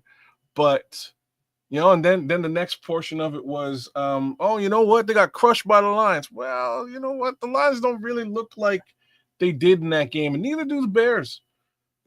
It's just kind of a factual statement. I don't think these are the same. Wasn't that the first game of the damn season? It was game number 2. We lost to Minnesota as well. But my point being, it took clearly 2 games for Ben Johnson to sort of get his impression to be felt by this team, and most importantly, to get the team to start to believe in itself. And I'm going to really get to the crux of the issue now. Belief. It ain't even about the fans. It ain't about y'all, me, these guys, right? It's about that team, that locker room, that group of human beings, and their single, wholehearted belief in their abilities and themselves right this moment, game on game. And we're seeing it unfold every week, and it's mind-blowing. So it ain't about the opponent. I think the real opponent on Friday is the actual Chicago Bears, not the Philadelphia Eagles. I think the opponent is the Chicago Bears. They can only beat themselves. Preach. I think they come out as the victors because they believe in themselves. And now I'm gonna pick you up with the musical accompaniment from the choir, as remember the movie Car Wash and Richard Pryor's character Daddy Rich. Ben Johnson rolled up in Hallis Call and said, "You got to believe in something. Why not believe in me?" And we see that belief going on in the way that, from the top of the roster guys that are like Montez Sweat is coming along and standing out more, all the way to the churn of the lower end of the roster, like your Dom Rob, who went out with a little concussed. Hopefully he'll be all right. To the new free agent signings, practice squad guys and signings are and all rookies too. Hey, if y'all don't mind, I'm gonna break this down the right way. Thank you, Cloud Chasers, for your support. We don't get that many super chats around here, so I want to make sure we thank you, man. I want to say this about the quarterback and people that's criticizing the quarterback. And I'm one of those people that don't really give too much credence to any of that. You know what I mean? I watch what I see and I believe what I see. And the truth is, if we're going to get to reach that next level, and we got a plateau to cross right now, and that is, we got the team, we got the kind of makeup, the character makeup of the team to get us through that plateau. The quarterback he's been progressing well. and I watch the tape and know the things that he's progressed well at.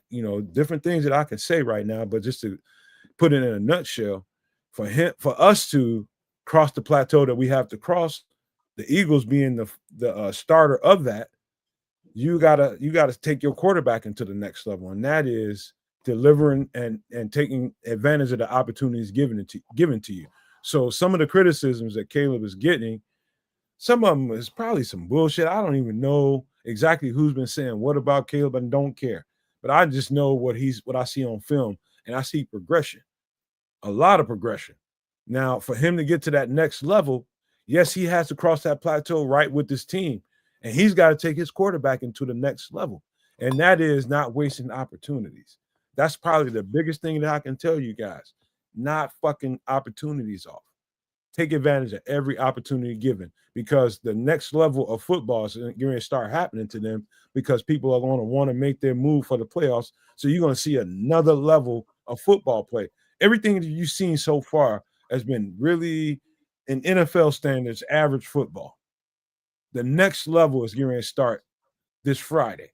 You're going to see a whole other level of these teams and what they can bring to the table. Every fucking player is going to bring their every best effort to the game.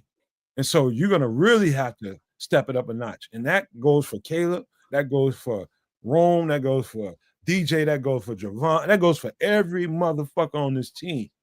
They all got to step it up a level. And so the criticisms, I take it in stride. I really do. I don't think no more of it than this motherfucker sitting around talking about sometimes you don't even know about, but they just talking. You know what I mean? So it's not, fuck all them criticisms about Caleb. That dude's progressive. But this is where the story changes, brother. There's not, folks ain't criticizing Caleb Williams anymore. They kind of know what he is. I think we all do as well. And I'm just gonna sit here and say, like, the conversations you and I have behind the scenes is a different thing. I believe Caleb Williams will look like a different quarterback come 2026, and I think the world will be very impressed. Not that they shouldn't be impressed today. The real criticism that we're getting is that the quarterbacks that we've played have either played like ass against, right? They've either played like ass or they've been hurt and injured and things along those lines. The other major, and this was a big one, the other major shade that was thrown was with respect to the defense. So here's the thing. They're saying that the defense is maybe the 32nd, I think it was the 27th ranked with the DVOA with respect to points getting defense, right? The defense doesn't score points. I don't give a rat's ass about that. And there's a reason why I don't care about that particular stat. It's a great stat. If your defense is scoring points, you're doing very well. You are. The fact is, this is the league. I believe it's the league leading turnover team. If we're taking away at the highest rate, then the offense can score. Unfortunately, that's not happening enough. We need to do that every time we get a turnover. And if that can be done, this team, I think, goes a lot further than this guy's been saying all season, because we are now at the true test. This next 4 weeks should prove to everybody really who these Chicago Bears are. Are they, this week, I think the song and dance being done by Bears fans and the commentating world out there, whether Bears focused or national media, I think the narrative changes with a win against the Super Bowl defending champions. I think the entire narrative changes, and I can't wait to see it. Hey, kids, I'm gonna just, you right. I just know this, man.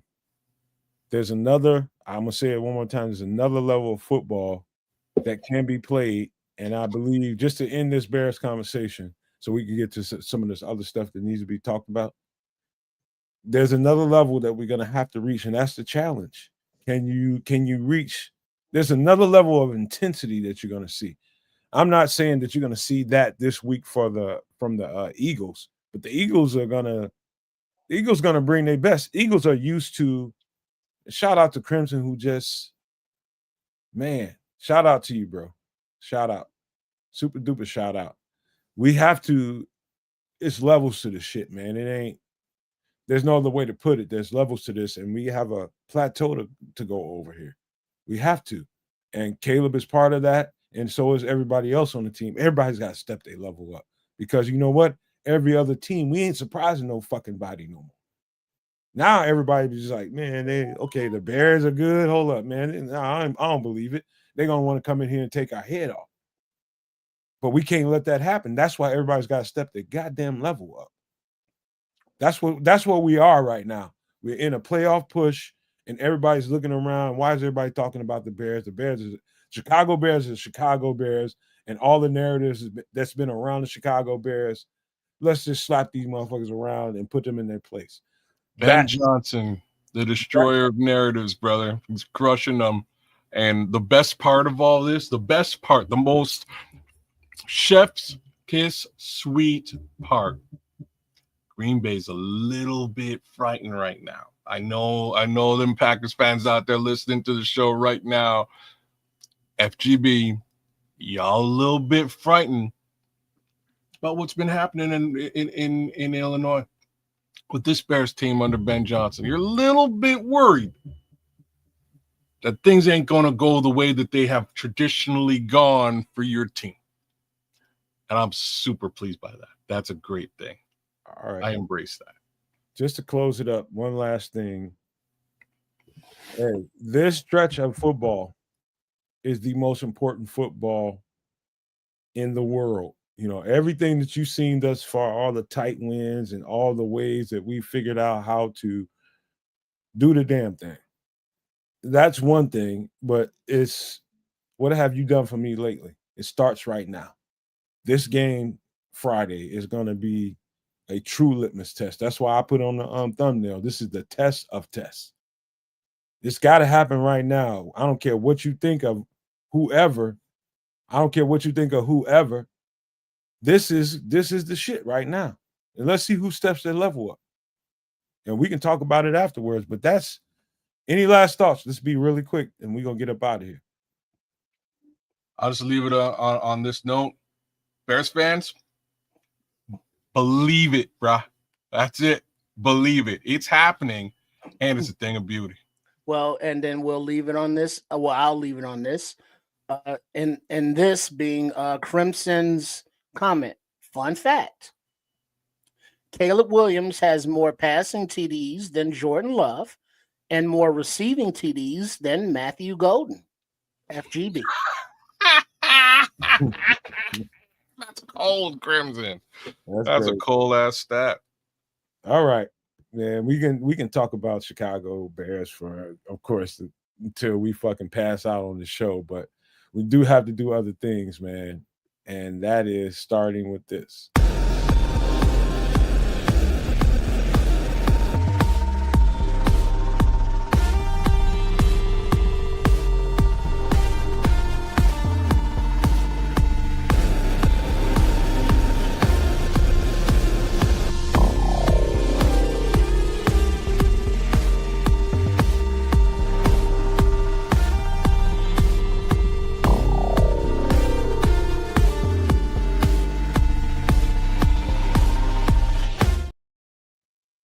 So really quick, let me say this, man, to everybody watching the show.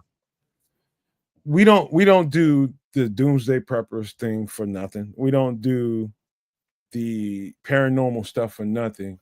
We do these things for people so that people will take another perspective on the life that they live and the societies that they live in. Kids is in Canada, we're in the United States, and I'm not saying that Kaz's perspective is any different than us in the United States. It's probably the same in the way they see it, and doesn't matter. But the thing is, it's about stability. And how stable do you think governments are, whether it be the United States, whether it be Canada, whether it be France, Germany, anywhere around the world? How stable do you think the situation is? And if things break down, what's your backup plan? And I think that's just that's the energy of where we're taking this to. What is your backup plan? Have you thought out, have you gamed out if things totally like people have all their money in freaking stocks and bonds and different currencies and all kinds of different investments. And if these things crash, where are they? And so the backup plan, from a human standpoint, is tangible things that you can put your hands on that you know that you can rely on. This is a root cellar. This is the outside of a root cellar. This is Trips's little segment. So I had to introduce it that way, Trips, but you can go ahead. Yeah, so this is obviously the outside there. This looks like a DIY joint. You need a shovel or something to dig with, some cinder blocks and rocks and mortar. You put it all together, and you can store your fruits, vegetables throughout the winter with no need for refrigeration because it's subterranean. It's cooled by the earth. And over the top, you can see that there's rock, earth, dirt, grass. So it's not getting baked by the sun, so it stays cool all year long. So it's a nice storage place for your food stores. And it So can be discreet out on some property. You could attach one to your house if you just own the property, depending on obviously your setup and your housing rules and all that fun stuff. But there's something that you can dig on your property if you have it, and you could also use it, as some people do, as a storm shelter down in Tornado Alley. so this is basically a mound of dirt, and you dig into that mound of dirt. This is what the build looks like. Let me take the other one off the screen. Give me a second. I screwed that up, but I'll fix it. This is what the build looks like. Mm-hmm. And so obviously you see where a cat, some kind of caterpillar, some kind of tractor came, and you can see the claw marks in the earth, digging that out. And then somebody has to get down in there with that ladder. And there's two ways to do things like this. The first way is the wrong way, just digging that hole out and just stacking all your goods in this thing and expecting everything to be okay because you feel comfortable because you dug out the hole. And there's another way to do it, and that is this, and that is the right way, and that's securing the walls of your dig. So if you're going to go through this much work to secure whatever goods you have as a root cellar, then you should go the extra mile and make sure you bring in what you need to secure those walls so it doesn't cave in on you. Because what happens to earth when earth gets soft, it fucking will cave in. Right. So if there's a rainstorm or it gets wet for some reason, instead of the walls of your root cellar turn into mud and just washing away, now you have a cinder block walls, and they're going to put a foundation in there to keep the earth back, to keep the critters and the insects out, and then the concrete, the cinder blocks as well, will keep that subterranean temperature, which is, what is it down there? You think like 60 some degrees, 50 some degrees, or whatever it is, but that will keep it cool. And then you have a tarp over it to keep it waterproof as well, as somebody just mentioned. So it will be secure from all of the elements. That's right. And another thing that's important with this is definitely the roof structure. So if somebody like you saw the face of that thing where it's dug out of a hole, I mean a heap of dirt, you think you don't have to make any kind of roof structure on the inside of it, but that heap of dirt can be in your bed, in your lap, and on you, and you have to dig out of that if you don't make the proper roof structure. So you need beams, you need structure poles alongside of you. Need to brace that thing. You need to brace that thing. So if you're gonna go this route, and so the reason why this is important is because a lot of people don't have basement strips. And I learned that when I went to the South. There's a lot of people down there that don't have basements. There's a lot of ranch style homes from Atlanta on down. It's a lot of ranch style homes. And these people ain't really prepared for something like this. And these are the things that you might need to do to make sure that you got food prepared and food saved away for yourself, man. And this is what it looks like once I take this down. Well, yeah, because remember, the actual name is a root cellar, and then they had storm cellars, and then they have another kind of cellar, like a wine cellar. So they're not basements like we would call them or know them. These had specific things that they were for. And like you can see in this picture now, this is I would say the finished product of that door that we saw, and then the hole with the claw marks. This has been sealed with the floor, with the concrete, with the cinder blocks, and I'm sure it's been waterproofed, and it's all reinforced. And so now you have a stable, solid structure underground, that's waterproof, that you can store your food down there and don't have to worry about anything getting down there to eat it. So you can see some of the things that they have in this picture. On the right side, they have the shelving units that you build in there. And they have all their canned goods. And no, I'm sorry, these are all glass goods, things that they've jarred, probably right there on the property. Looks like pickles right here close, and then all of the different items along the way. Then on the bottom, you got your root vegetables down there that will, keep very for a while. And then what is that in the back there in those bins? I was waiting on you to stop so I can talk about that. Those are potatoes back there. Okay, there you go.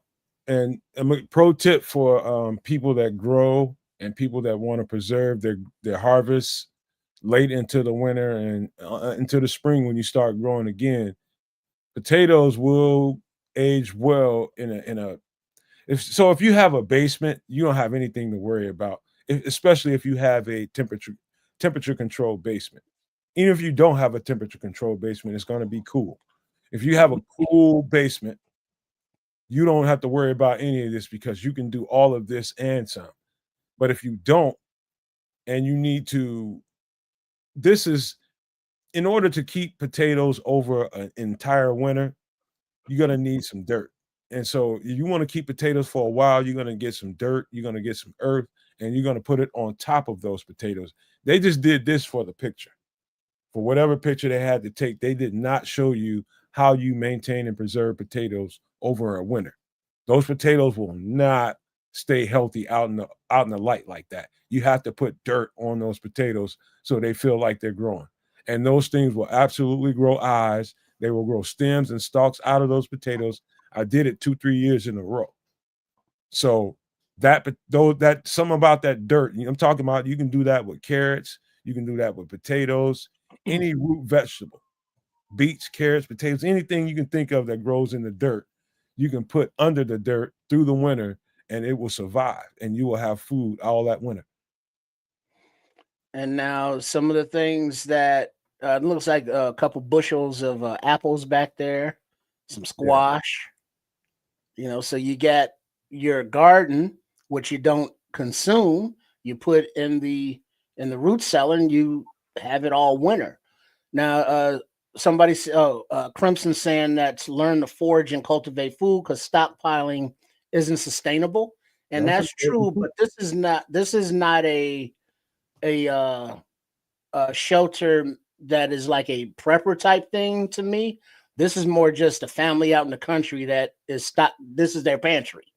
You know what I mean? This is their cellar, because when you go into some of the country places that have farms, this is their store.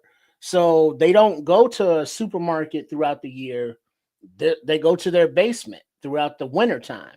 And in the summer, they replenish it by growing it. And in the city, this wouldn't last, because as soon as your neighbor gets hungry and find out you got some food, your neighbor's coming over there trying to get some of that food by hook or by crook. You know what I mean? So if they know that you got a garden, it's like, oh, wait, I know that Nomad got a garden and I'm hungry too. Yeah, I'm going up in his garden. So now it's up to you to how you protect your garden, how you protect your root cellar, and how you protect your property. let me speak to Crimson, man, because Crimson is about as right as I've ever heard him. Because the truth is, I'm leaking in that department about foraging and learning things that grow naturally and knowing what's good, what's not good. I do leak in that department, Crimson. So thank you for that comment. Absolutely right. I can definitely step my game up in that category for sure. I'm talking about how in bare bones human beings on this earth that have a place, right? That have somewhere. What are they gonna do if situation gets tight and critical? First thing people do is they start hoarding and start basically, you know, bucking up and trying to make sure that their home, their whatever their homestead is, wherever that is, whether it's a house, wherever they live at, they're going to try to fortify what they have in their home space. And if they have to go out and forage, that's where Crimson would be right. Make sure you got your game right. And if you have to go outside of your house, know what to get and what not to get. He's fucking right about that. And I'm leaking in that department. But most people, their instincts are going to try to fortify home because I don't want to leave my home. Everything is here and I Right. want to stay here. And so I'm just speaking to those people. Yeah, but those people eventually got to know that that stuff's going to run out. So you got to have a plan for when that happens. Who is this? Patrick Higgins. Do you guys in Chicago or any city for that matter have a plan to get out and some place to go if something goes down? And, you know, that's going to be a challenge because, well, in Chicago specifically, you got several million people, you know, all trying to survive. And then that means, you know, that there is no, let's say, law and order. So getting out, that's going to be rough. You know, you saw Judgment Night with Cuba Gooding Jr. and Charlie Sheen's brother, Emilio Estevez. I mean, you got to fight your way out, and that was on the west side of the city, and that was just a very small thing. So if you are in someplace in the country where you can have this stuff, that's fine.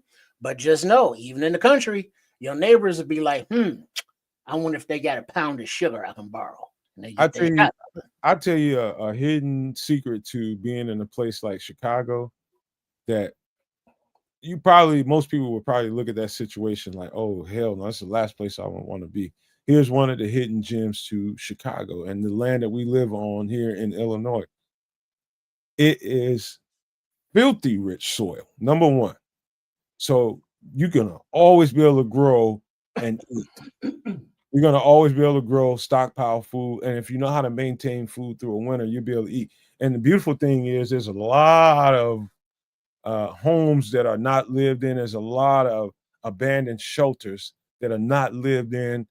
All of those can become quasi greenhouses, quasi shelters for your food. You know what I mean? So let's just say you got 3 block radius and things went left.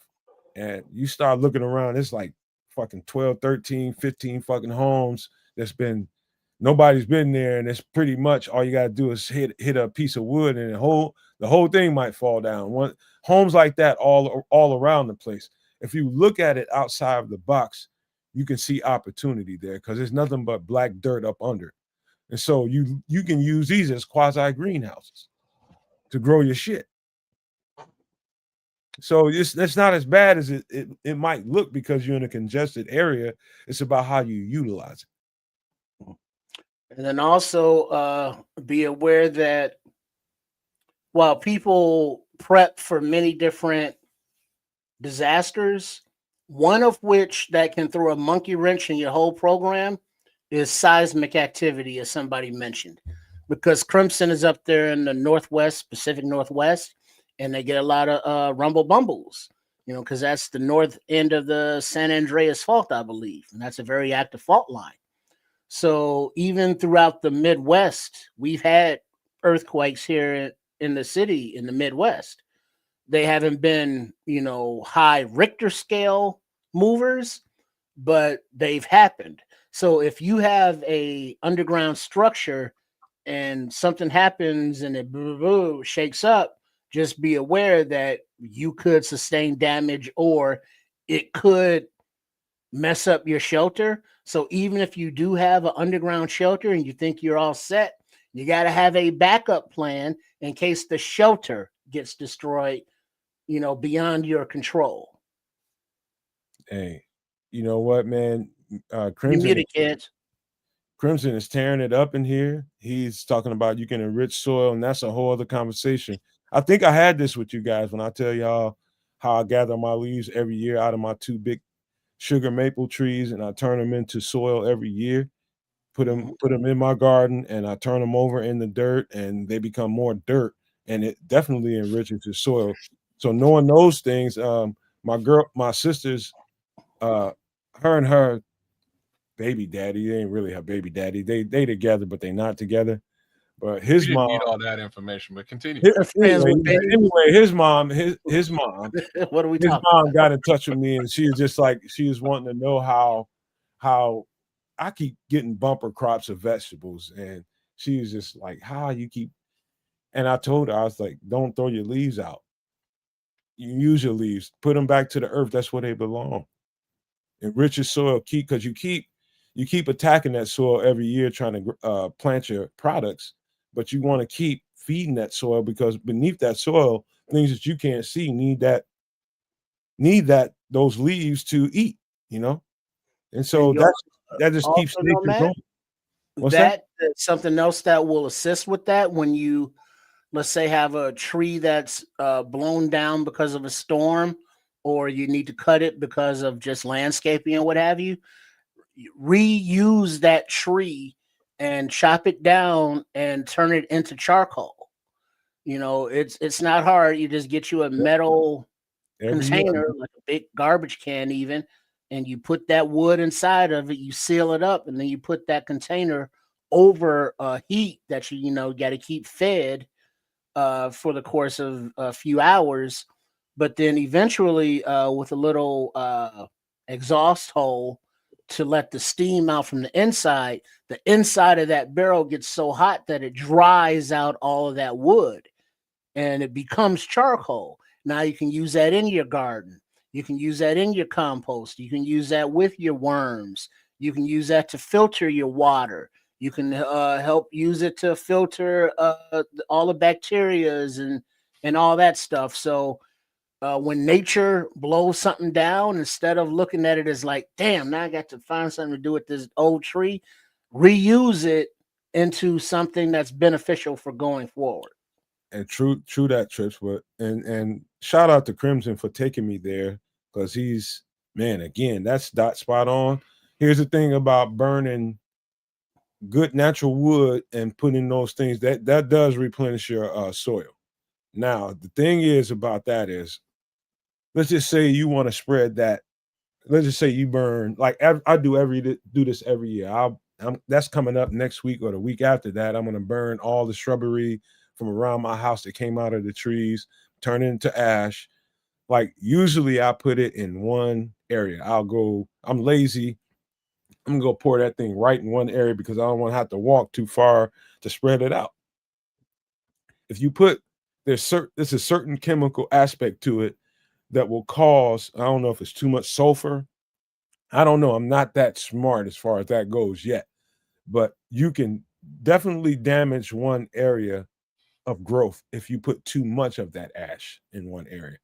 It will oversaturate that one area and you won't get the growth out of that area in that season that you need out of it if you don't spread that shit out. So if you're gonna put burnt burnt ash around your garden, you make sure you spread it out and don't put too much on there because too much is harmful.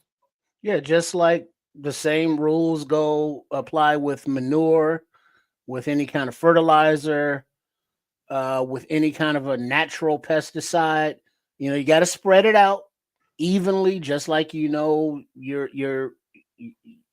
prepping the earth to bear fruit to the seeds that There you we put in there. Those fruits and vegetables want to be healthy and as sweet as they can be and as healthy as they can be. So that means as much nutrients from the soil as they can be. And if you're not using soil, use those big tubs, those storage tubs, and rig those up with the soil and with the yard clippings and the ash. and grow in there on the inside with, LED grow lights. So whatever you do, however you treat it, reutilize those natural ingredients because those are highly beneficial to what you are trying to do. It's kind of like kids with a bay leaf, except he don't know how good the bay leaf is yet. Yeah, Crimson's right though, man. You got to mix that carbon and nitrogen. Mm-hmm. You got to make There's sure the balance is right. science involved. It's like a pH balance pH balances. There you go. in your dirt. That's absolutely right. I had to learn that the hard way. I didn't realize that I was doing that until gardening is a lot of learning on your own and just being in touch with nature and being one with it. And you learn what and what not to do by experience. And you don't have you get a crop like you see on this image by experience and learning and just getting some know-how under your belt. There's no other way to do it. Figure out how to grow vegetables and grow them the right way. There's nothing harmful in that. Kids, any thoughts about this before we move to the next point? No, not really. You guys are doing a bang up job. I was just impressed by the chat. There's a couple of ideas out there with respect to like the lake and living on the water, if that's really what you're saying. Like I saw some stuff about the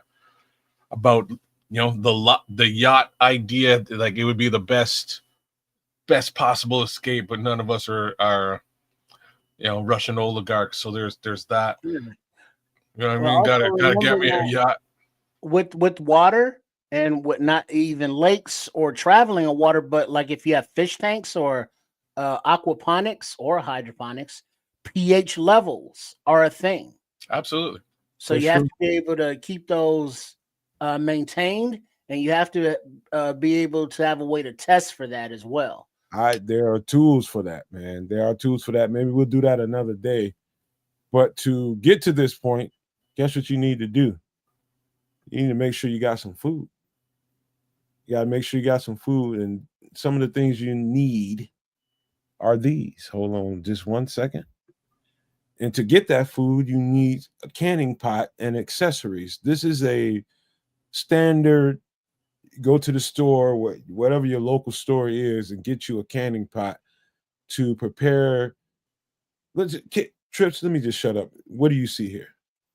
Well, you get your I don't think these are bell jars, that's a brand name, but the bell jars that got the little inner rim on there that comes out of the top, and the top's clear or not clear, but has an hole in it. And then you put the whatever it is you put in there, so your vegetables, your fruits, your pickles, whatever it is you're storing for a very long time, you put them into the jars after you prepare them, with the recipes that you're using, that that naturally preserves them for a long time. And then you put these you pick up with the little tongs, you pick up these jars, you put them in the little basket, then you dip the basket into the water, and then the water, the hot water in there vacuum seals the jars. So it presses all of the air out. So now those jars, when you open them, it has that little pop.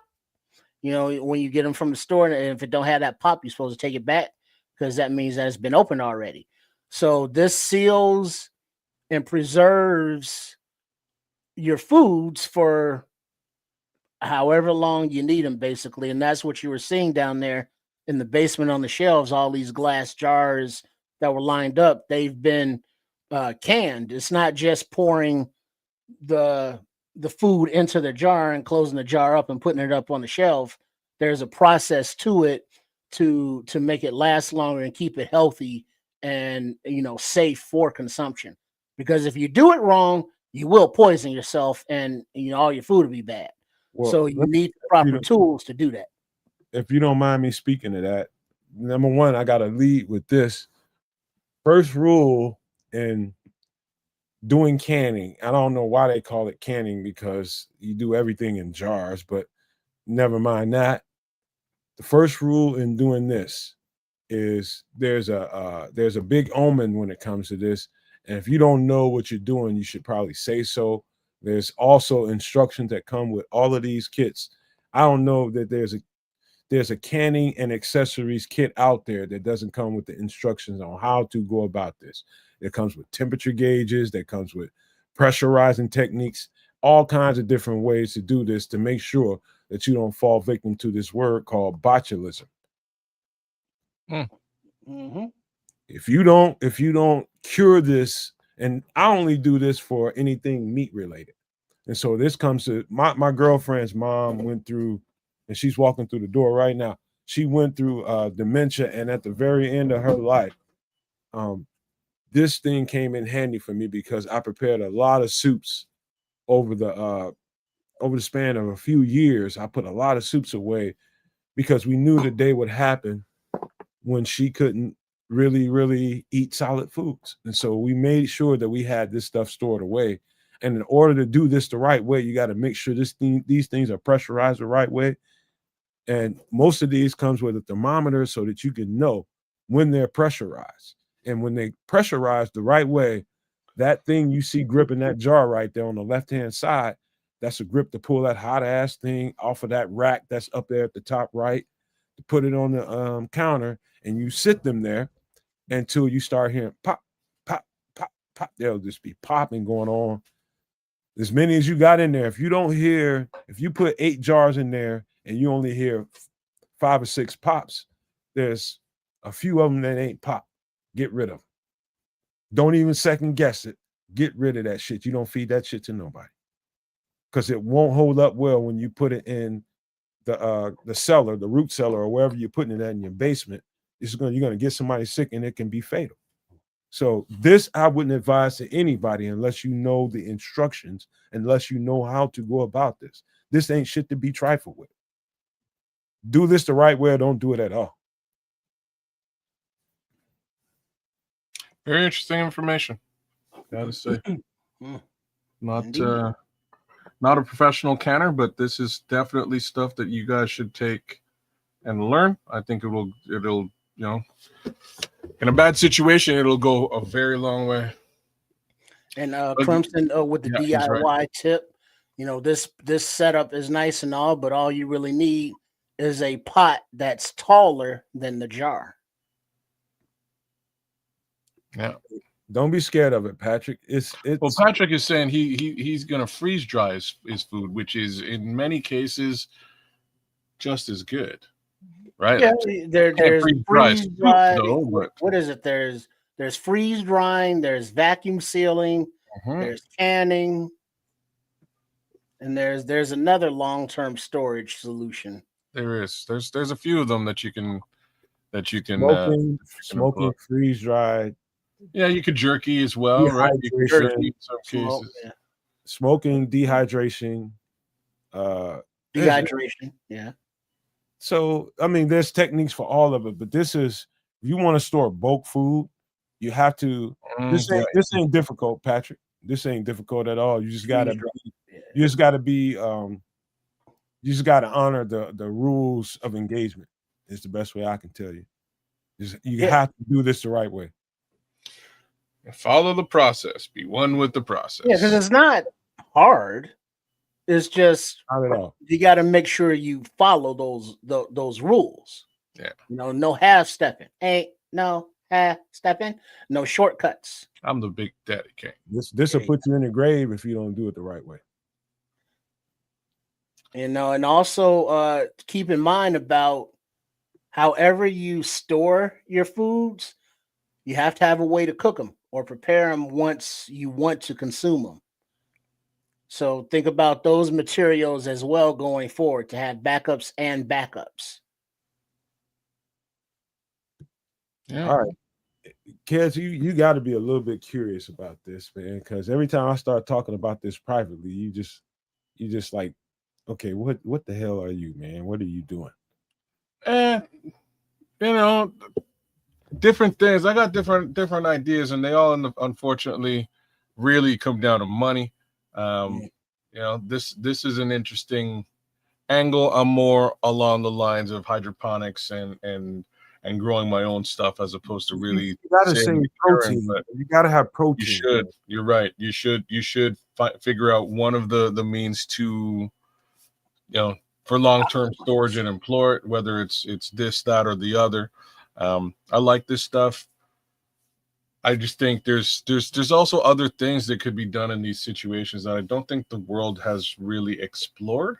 And I think we should. And I wonder why. Like, you know, it always brings me back to the Jetsons. This is weird.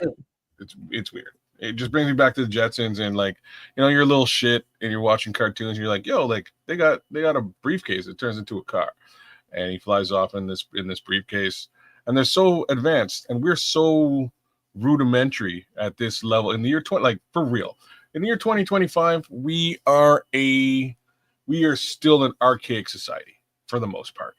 Like things have really, general ideas have really been suppressed at a rate and a level that is ridiculous. But you know, things like cities on water, cities in the sky, cities underwater, all of these are doable with the technology that we have. Nobody will do them. Yeah. Well, let's stick where we are though. Is preservation of self. Yeah. Well, why I bring those things up is because these would potentially be other means of preservation of self, right? If we could easily have a self-sustaining ecosystem of homes in an underwater capacity that actually fish themselves, like the home itself fishes for you. You know what I'm saying? Like there's so many things that we could really do if we put our minds to it and the resources to it, but the effing powers that be are too busy just hoarding all those resources. Well, we about to dance right into your conversation because for the I'm second sure. week in a row, we're gonna have to probably skip 3-hour Atlas update because we got to get to your stuff. But Patrick is saying it exactly right. Patrick Higgins, thank you for this one. He says society in general hasn't needed to care about food preservation. Thus far, you're right. Mm-hmm. But I'm challenging you all to start thinking about life a little bit differently because it doesn't feel like to me there's any guarantees anymore. And so when you have society at that point, then plan B needs to be optimized. And that's what we're talking about here is plan B. How do you take care of self and how do you take care of family? How do you do it for at least a period of time where you can, and if you one of those people that feel like, okay, things will be back okay, they'll be good in a while. All we got to do is take care of this for this stretch of period of time. These are the things you can do. This package right here, you can probably get this. This is probably one of the higher level, mid to higher level ones you can get. Probably can get this for like $80, 70, $80. I paid like 70 for mine. But there's lower level ones. You can get them for $25, $35, $45. It won't have as many accessories as this one, but you can do this in a big pot in your house. You just got to make sure that stuff is cooked hard. When I say cooked hard, you got to boil this to, you can't stop boiling it until you're sure this shit is really, really cooked on the inside, and you take it out and you just wait for that seal, that pop.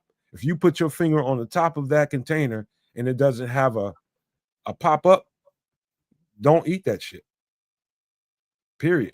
And that's just if it does have a pop up. If it does, my bad. My girl right here, she corrected me. You're right. So this is what you do, man. You have to start thinking outside the box because people are losing their shit out here. They're losing their shirt, they're losing their pants, shoes, everything in this economy, man. And so you got to start thinking outside the box. So this is one of the methods you can do that. But, any last thoughts about this before we move on to Kez's thing here? No, we good. Hey, real quick question. Does fish have protein? Of course. Absolutely. All right, because I know it has a lot of omega-3s and a lot of fatties, but okay, protein, cool. Okay. Yeah, one of the best protein sources is fish, to be honest with you, and that's what I'm saying. Aquaponics, baby. Add the aquaponics into your hydroponics, then. That's the whole reason we had that conversation was exactly that. Was like, get that fish in there, raise that fish, eat that fish, get your veggies too, and you can have a nice little salad alongside. You're doing it. That I'm glad you brought that up, Trips, because that brings me to one more last thing before we get out of this, and that is shelf life. Even if you preserve this food, how long do you think you can have, let's just say in a temperature that's below 32 degrees, that's below freezing. How long do you think you can keep a canned jar of fish? It was like 6 months. Somewhere in that neighborhood, you somewhere right. It's probably more like 12 to maybe 18 months with beef, pork, and any of the other meats, chicken, things like that. But this doesn't last forever. Just to make that point. This doesn't last forever. You're going to have to do this again in another year, year and a half. But with fish, be extremely careful with that shit. That's extremely toxic if you think this shit's going to last you for the next 30 years of your life. Nah, dog. To be frank, man, I'm leaning. I would probably just jerky everything. We're talking about like protein Careful, for you'll real, go for real. blind. Huh? Say again? Careful, you're gonna go blind. Yeah, yeah, I probably would jerky it, man. I have to admit, just fish jerky, beef jerky, chicken jerky. I don't even know if you can jerky chicken, but that is likely what I would do to avoid this, because what you're like, the jerky will last for a very long time, and what you're saying here is like this will not. This is probably a 6 to 12 month situation if we're talking about protein. That jerky ain't gonna last you no time if you don't secure it and you don't vacuum seal it. Well, that's what I would do. I would jerky and vacuum seal, and away you go. You're gonna have to do that because it won't last you that long. No, you want to do both. That would be my suggestion. You can jerky chicken. Okay, cool. I like jerk chicken, so jerky chicken, jerk chicken, whatever. Jerky chicken. I just hope the information does something for somebody who might need to consider some other plan Bs. You know what I'm saying? I hope this information helps you, man, because that's the idea, man, is to put this information out there so that people can see things in a different light, man, because I think we all need to look at it this way. And this ain't so crazy no more. Just say that. But we need to get into a whole other conversation, and that calls for another intro. Give me a second. Damn, where's the shit?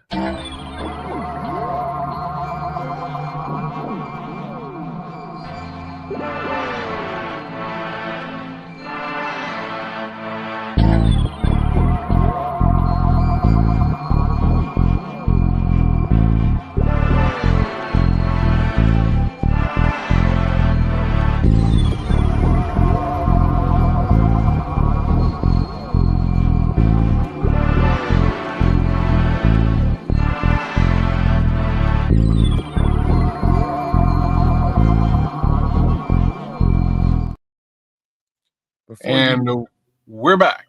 Hey now.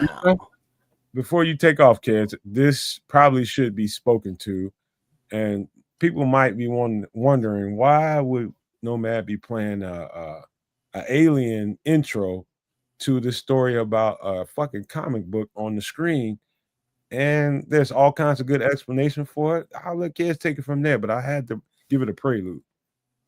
Okay, well, I'm gonna do very similar things and give it a little bit of prelude myself. So while I was a little shorty, as you can see, I got all my comic books behind me, but I don't likely have this one or the one that's really in question. And for the most part, Spider-Man and X-Men were the two comics that I read the most as a kid and as a young adult. One of the stories that was sort of introduced to me at some point, and it originally debuted in X-Men 10. I'm much younger than that, which was launched or debuted in March 1965, was a story about a special area of Antarctica called the Savage Land. This area of Antarctica, the reality is, Antarctica is cold, at least that's what we're all told. But this special area of Antarctica wasn't. It was lush, green. It was a jungle or a prehistoric jungle type area with all sorts of untouched animals, like potentially dinosaurs and saber-toothed tigers, sort of as you can see right here on the screen. There's a dinosaur in the upper upper right, and saber-toothed tiger a little bit lower down. This is just sort of a fantastic story that Stan Lee and Jack Kirby sort of came up with and introduced me as a young man. There's a bigger reason why we're sort of discussing this, but I wanted to sort of just let you know that there's Super Clark Khan coming through. What it do? I just wanted to sort of let you know that the comic books in their own right sort of push you into a weird direction. A lot of things can be hidden. The fantastic can be explained very well in comic book concept. And Nomad and I sort of got to talking about this general concept that we're about to introduce to you guys, which is just some wild, crazy, weird stuff. And the funny part is I just sort of guessed where we were headed with this, and he was like, oh my God, like, how would you even think along these lines? And the answers are the Savage Land, this general fantastic idea from a comic book that I read as a kid. And anyhow, I think we can move off of the X-Men portion of all of this and perhaps move into the more meat and potatoes of it. Well, hold on, because I don't know that you're really telling it the way it should be, because this is again, he said that this was published in what, 1960 what? 1965. So in 1965, Stan Lee and his partner, whoever that was, what's his name? Jack Kirby. They're basically the fathers of modern comics. Those two guys. Jack Kirby eventually went on. What up, Crooked? Jack Kirby went on to be a big. He was a sort of a leading force on the DC, with DC Comics as well, and him and Stan Lee sort of wound up going sort of back, sort of going against each other for many years there. But to start things out at Marvel Comics, they worked together. Jack Kirby as the artist, and Marvel and Stan Lee as the general writer of most of these comics. So that story, I'm gonna reiterate what Kez told you all. Me and him had a conversation yesterday about this topic, and this was off script. It was just totally. I started talking about it. I started showing him some stuff, and his mind just went here, and I was just like, wait, what you say? And it's like, a comic book? When was this comic book published? So we started going back and forth, and he told me what it was. So he's telling this whole story about Antarctica, and what we know about Antarctica is what? It's frozen. There's no life there really outside of a penguin and a damn walrus, probably. Other than that, what's there? Gotta be a polar bear out there, maybe. You know what I mean? Polar bear, whatever. It's nothing green to be found there, right? And so here comes this story in this comic book, and if you look at the story from the face of the comic book, he's just like, okay, this is a wild ass comic book story, but this is a perfect prelude into what I'm about to show you all right now. And I'm gonna shut the fuck up for a second, man. I'm gonna get this off the screen. I'm gonna just let you guys hear, and we'll fill in the blanks after that. Take this off the screen. I'm gonna share my screen and show you all what this is. Yeah, it was cool little comic book story from back in the days that sort of related to this more slightly potentially true to life story that we're going to get into. That's a little bit wild and crazy and different. You want to make the screen a little bit bigger there before you press?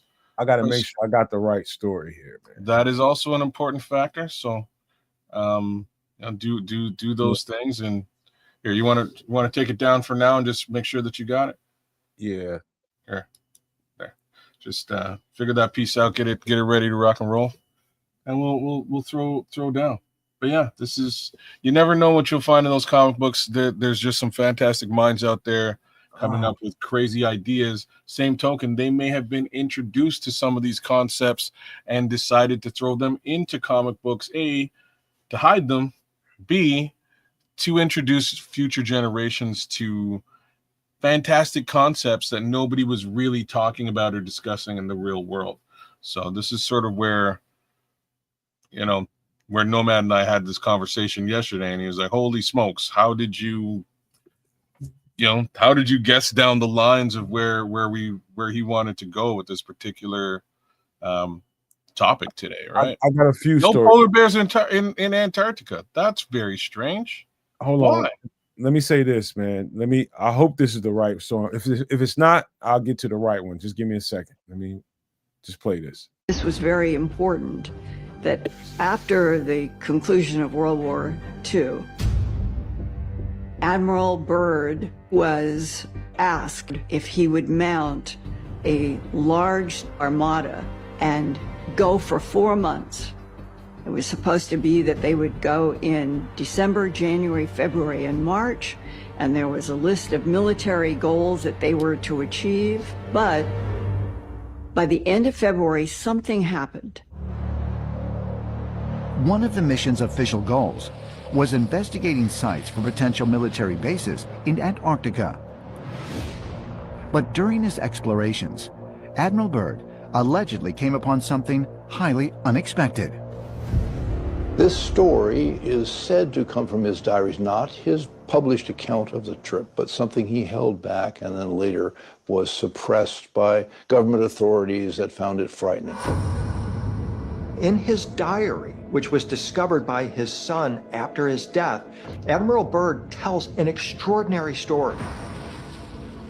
Admiral Byrd heard there was an entrance to the center of the Earth through the South Pole. And he took planes into the South, under the South Pole. And when he did that, he discovered that as he flew over the pole, suddenly he's looking at things that shouldn't be there. I mean, it was temperate. His squadron flew under the Earth, into the Earth. It turns into this lush and green area, and he can't even believe his eyes. But that's just the beginning of his extraordinary story. He tells how all of a sudden he starts to see a shimmering rainbow city that's made of crystal.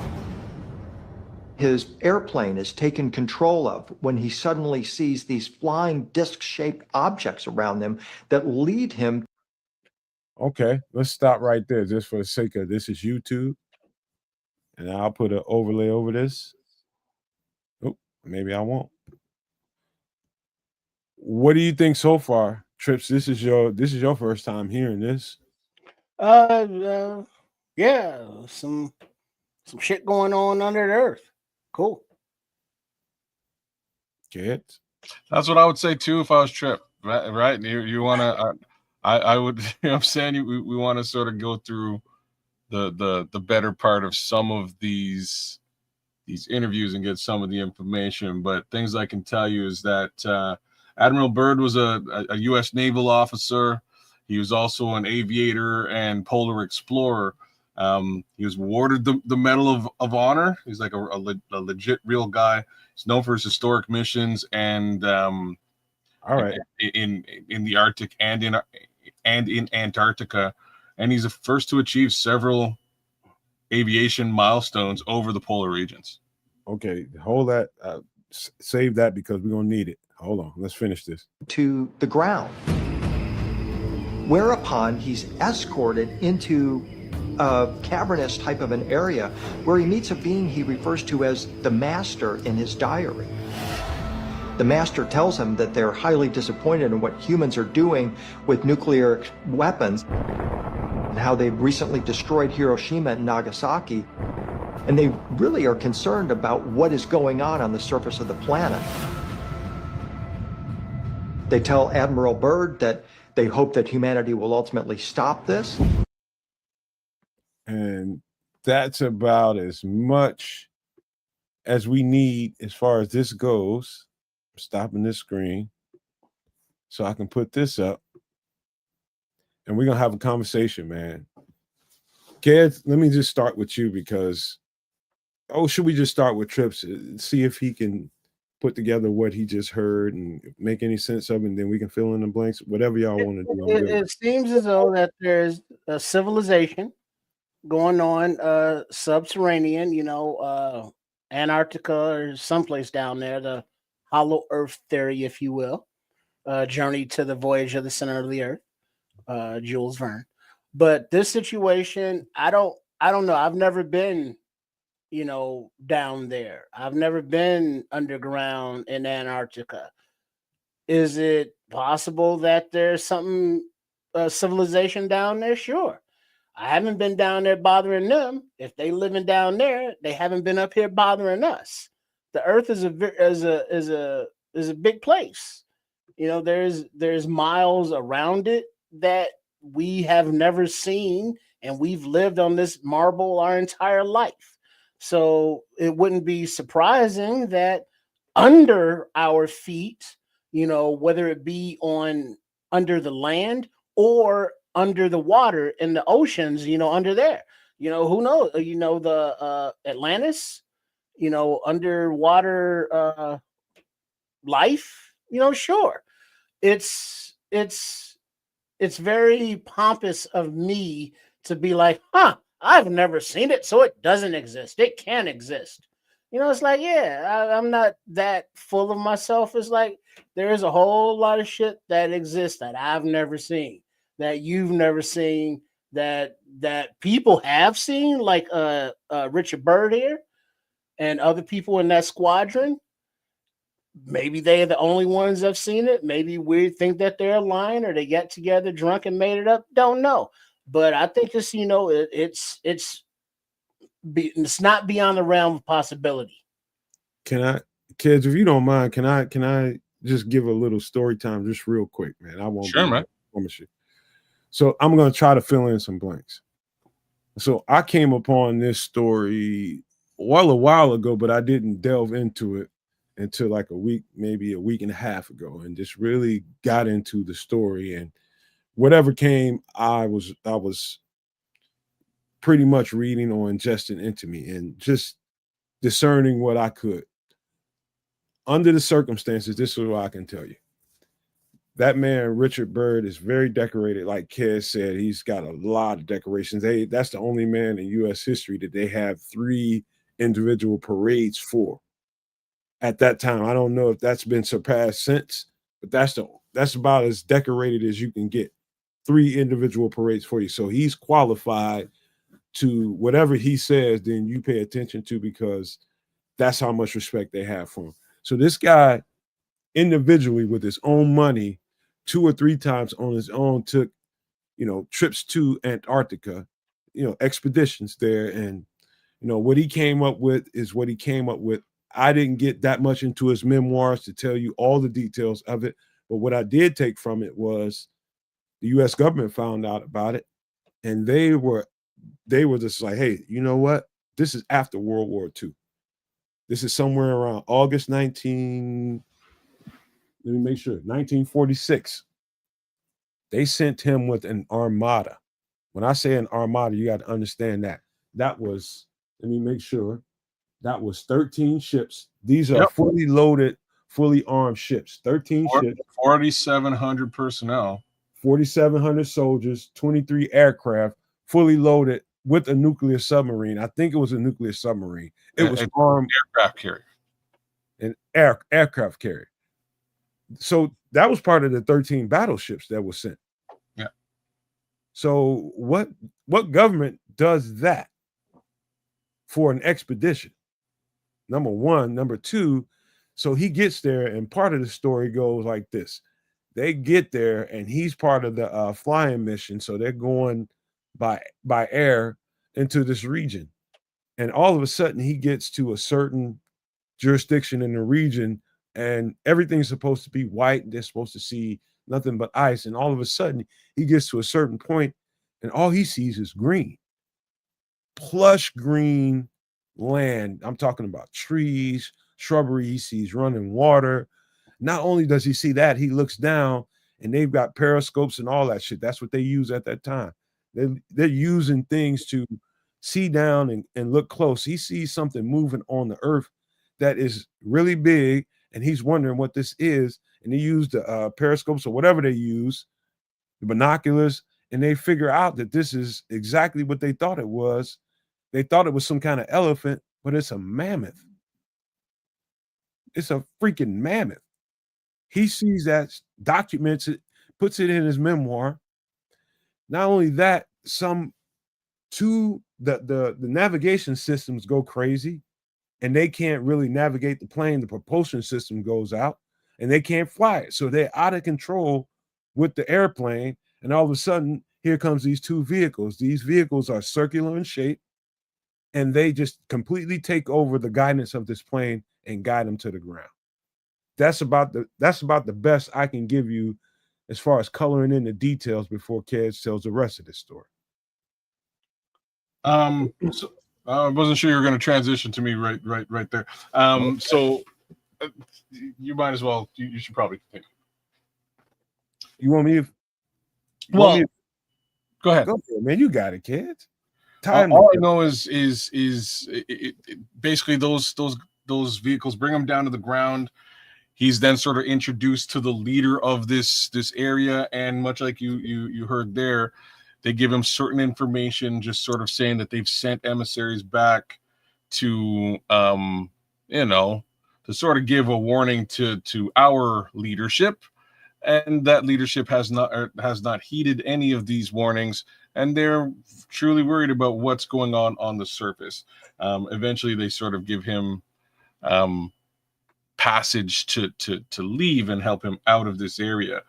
But part of the major question mark around this is this, and this is pretty simple to understand. So if the government sent 4,700 dudes, 13 ships, an aircraft carrier, some helicopters, and his armada of planes, they've done a great job of completely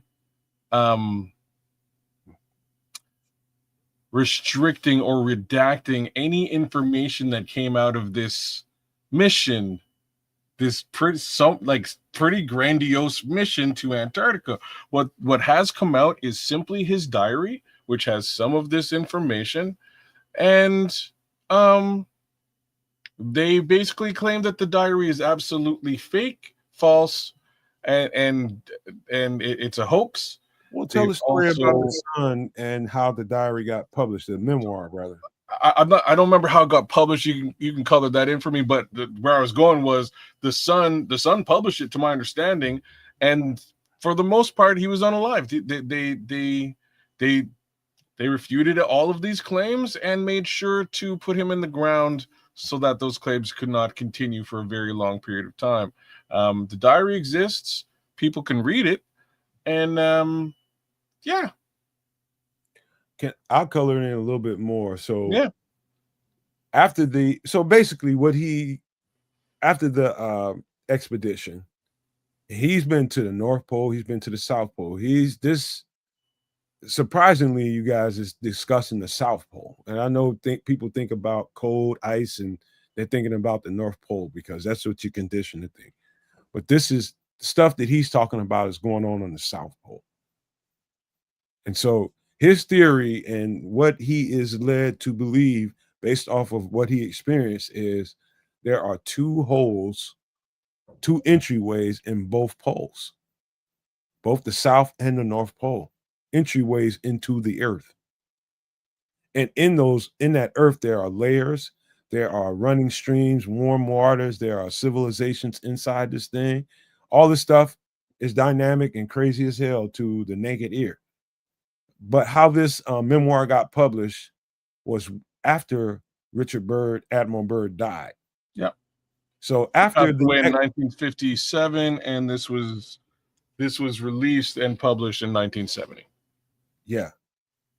So immediately after that expedition, so he was funded for about 4 to 6. I think it was 4 months. It might be 6. I'm not sure, but he had money and resources to do this thing for 4 months at least. And he gets done with the expedition, and immediately I think they ended up in Chile as the first stop before they went to the United States. It was just a drop off to refuel and do all the things that they needed to do to make the trip back to the United States and rest and do all that. And they debriefed him for 6 hours straight. Just imagine you come from an expedition and you're sitting in a room with nothing but top military commanders and people with top secret clearance, and they're just grilling you for 6 hours. Not only that, they kept him under surveillance for the next 6 days, 4 to 6 days. I'm not sure if I'm absolutely correct about that, but somewhere in that neighborhood. And so they were definitely serious about making sure that this information was quarantined. And so if you know anything about Admiral Byrd before that, he was very, very outgoing. He's a very decorated guy. He's willing to talk to any media outlet that comes up to him and wants to know stories about being in the military. He just came out of World War II. And so he's a very talkative guy. And all of a sudden, he just stops being accessible to the media and he's not talking. And he really didn't say a whole lot up until the end of his life, when he knew he was in the clear and I'm going to die anyway. So I'm a, you know, if people ask me questions, and even then, the interviews that I saw, maybe I'll show that next week, he was very watered down based on talking about the difference between his public persona and what he put in this memoir. You know, being he was a soldier, right? So he followed orders. He was disciplined, you know, so what he saw on this mission, he held close to the vest and he didn't release it. He didn't blab about it. You know, he didn't sink any ships by having loose lips. You know, it was his son who 13 years later was like, oh, sucky, ching, ching. He put it out and I was like, uh-oh. But, you know, Crimson is saying, is it possible? Absolutely. Is it likely? Not even close, because that many people can't keep secrets like that. But then I would refute that with, you know, just look here domestically at the White House.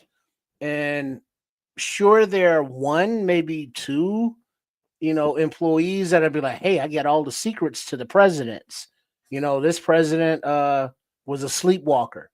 You know, this president was always in the kitchen at 2 a.m., you know, raiding these snacks. You know, this president was sneaking in, you know, under underground tunnels, you know, all this stuff.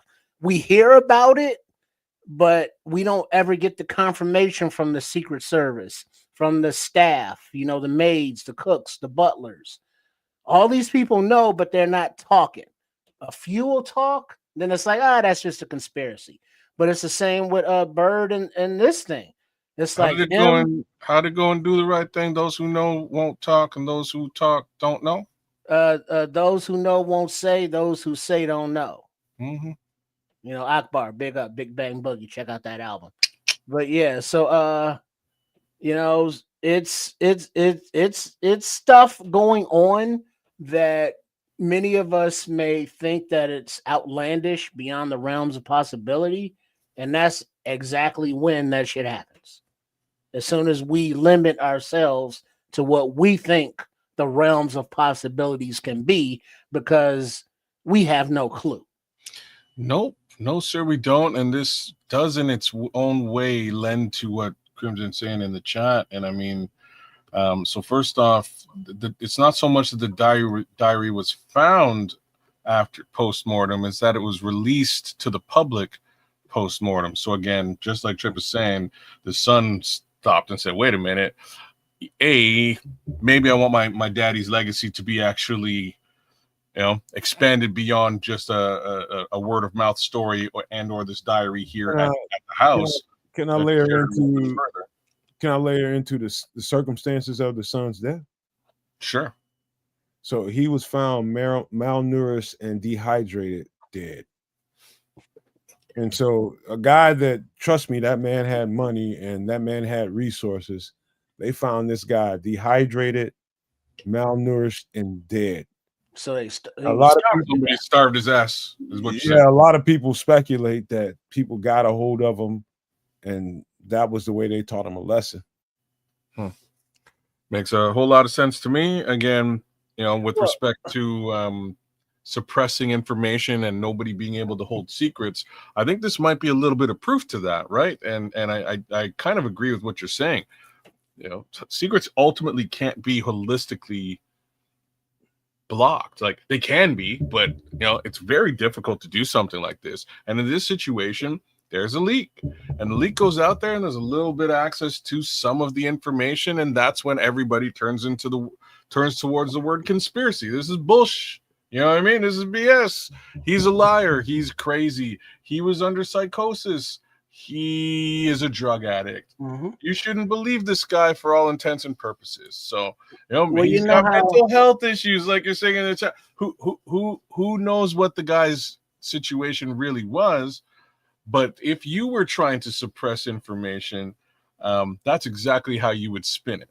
well, no. See, I'm more of the thing like with Cooper. If the G-Man wanted to take a young Master Byrd out, why leave evidence? Just disappear him like Hoffa. So now it can be: did he I can disappear? Did he answer that a little bit, right? did he Because I move? don't think that would add to the bullshit. Well, yes, you're right. It would make him a martyr. That's number one. But the other that's something you have to be worried about. You can make somebody a martyr in these situations. The other flip side is he's a good soldier, and it looks as if he didn't want to reveal all that information to the external world. He shared it with the higher up. They decided to suppress the information, and he was cool with that because, again, he's an admiral. He's probably been in situations where he's had to suppress a certain level of information from a need to know basis. Now that he passes away and it's his kid, as you sort of described, he doesn't really fall into any of that. So maybe I want to make $1 million, or maybe I want to extend my dad's legacy. Who knows? I would say this, man.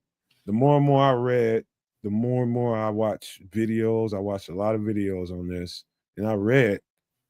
I tell you what, before I get into that, is there anything in particular in the story that you heard on the video, or the story that I filled in, or Kez filled in, talking to you, Trips, that really sticks out to you as something like, hey, man, what was that? I mean, like for me, I start thinking about, what happened with the navigation system for me.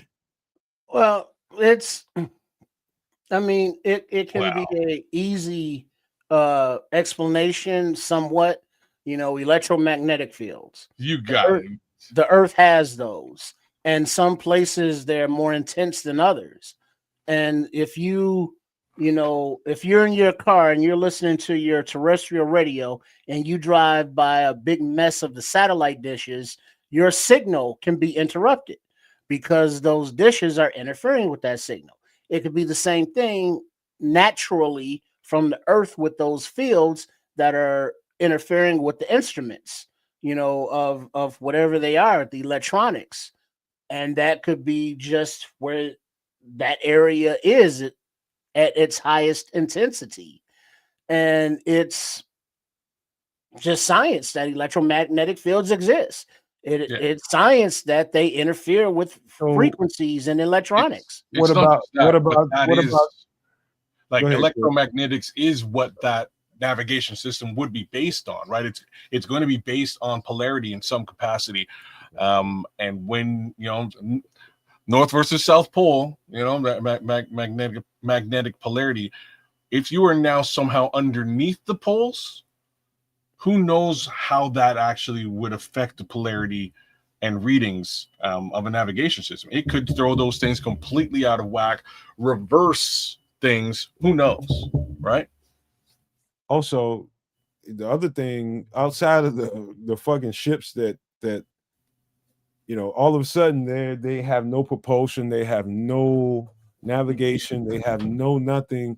They're basically out there, and all of a sudden 2 ships come out of nowhere to assist them to the ground. And before they get there, what about them seeing through the binoculars or whatever they were looking through, seeing mammoths on the ground in green grass? None of that shit triggered you? Like, that's why that sounds like Kong Island or Skull Island, whatever the hell the name of it. That's exactly what I thought of. We see the stories back in the day, whether it be like movies like King Kong or the Ice Monster or Loch Ness Monster or anything that we can't explain or can't identify scientifically, and they became legend, they became lore. The possibilities that people saw stuff like this, back in the 30s and 40s and then turned them into comic books? That's totally possible. Well, You know, that's the thing though, Trips. We don't. That's what I I was mean, trying to get kids. the not bionic, the Bermuda Triangle. It's the same effects as this thing. Well, Trips. That's what I'm trying to get. Kids didn't go there, but I found it completely. I don't even think about irony anymore. I don't think about coincidence, but I thought that was very poignant. The fact that kids brought the fact up of this comic book talking about that exact story in that comic book. And I asked him, I was just like, where was Stan Lee? How would Stan Lee know anything about that? And maybe Stan Lee heard about this book. I don't know. Stan Lee has been known to delve into the fantastic, as in reading like Ayn Rand and people like that, people who were producing science fiction, for the lack of a better thing to call it, in the early days. Like it may not have been science fiction, it may have just been fiction, if you will. But he was definitely a studier and a reader of those types of concepts. This might just have been one of those concepts that he came across and he was like, you know what, super cool, let me throw this into comics, and we'll beef it up and add a little bit of funk to it. And that's more or less what he did. But it was definitely an ironic situation. It was an ironic situation in conversation with you to think that I had a general idea and concept of where this was going straight out of Marvel Comics. And you know what though, kids? The more I think about it, I would just surmise that Stan Lee probably heard something, or somebody involved with this story probably heard something. This is in the 60s. That's couple decades away from when this event actually happened. So would it be surprising that he actually knew about it, and maybe he just stretch the truth about it and turn it into something entertaining? Well, is this a case of life imitating art or art imitating life? There you go. Yeah, considering the time frame, I would say art imitating life. Although this blew your information, mind, didn't I, kids? well, the information didn't get released up until the 70s. Now he dropped this in 1965. What? As far as Stan Lee's, so let's You do didn't tell me that. let's do the time. This is how we did the show, brother. If you're paying attention, right? So, in 1950, he retired, as in Richard Byrd. I keep wanting to call him Donald Byrd. You know what I mean, with the trumpet. No. You misunderstood me. I thought you was talking about the publish. I am. Give me a second. I am. So Donald Byrd. So Richard Byrd retired in 56, or sorry, passed away in 56. The memoirs, which entailed all of this story, came out in the 1970s. Right.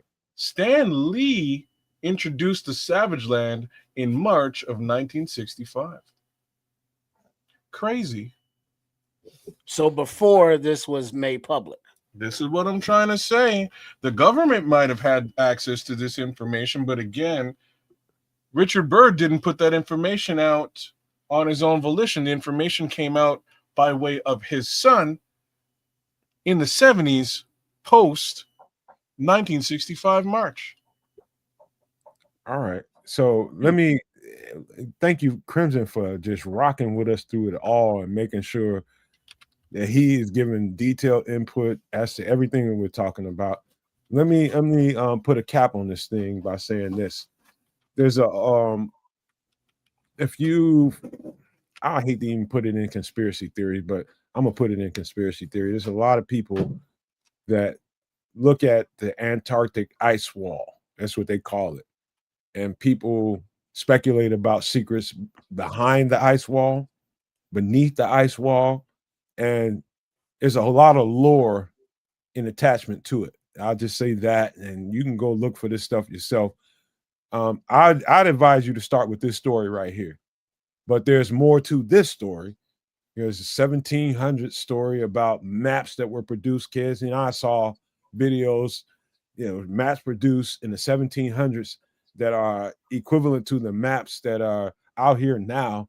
And it shows an entire hole in the middle of that part of the earth.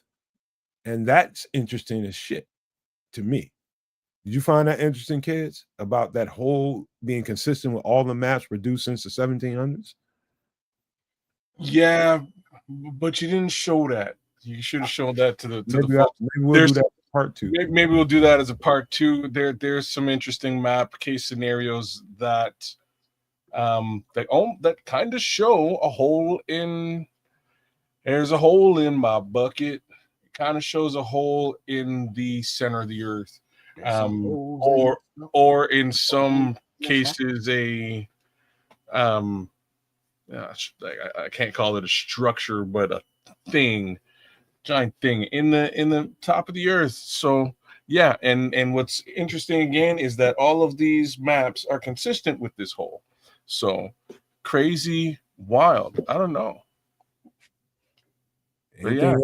Anything else, Trips, before we put a cap on this thing? I find this extremely fascinating. This ain't gonna be my end all be all with this. I'm gonna continue to research this. This is interesting as shit to me. Yeah, it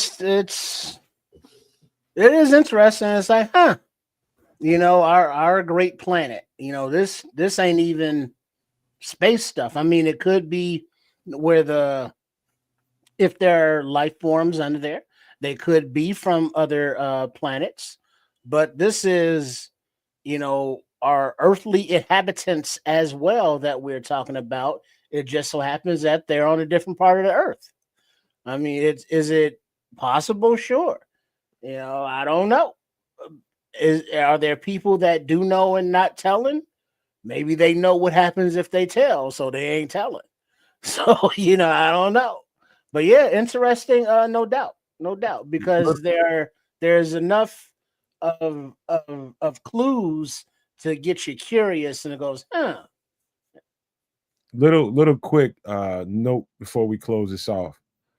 In that story, in this memoir, and in all the people that have covered this since his passing, since this memoir came out, there's another little part of the story talking about the conversation that was had once he was guided onto the ground and escorted into this cavernous area. He came into this big city, basically what you see on the screen, but it's kind of watered down version of what was spoken to in this memoir. He said that it was a crystal-like city, literally crystal was the city. It's almost like the way they described it is like a Superman movie, like that. Fortress of Solitude. Fortress of Solitude. Yeah, it was like that. And the conversation that was had was probably more poignant than the whole story. And that was him talking to the so-called master, and the master telling him, we've been here we've seen everything, and we've stayed silent because we stay out of your business, basically. And he said, why we are concerned and why you're here is because I want you to send this message and take it out to your people.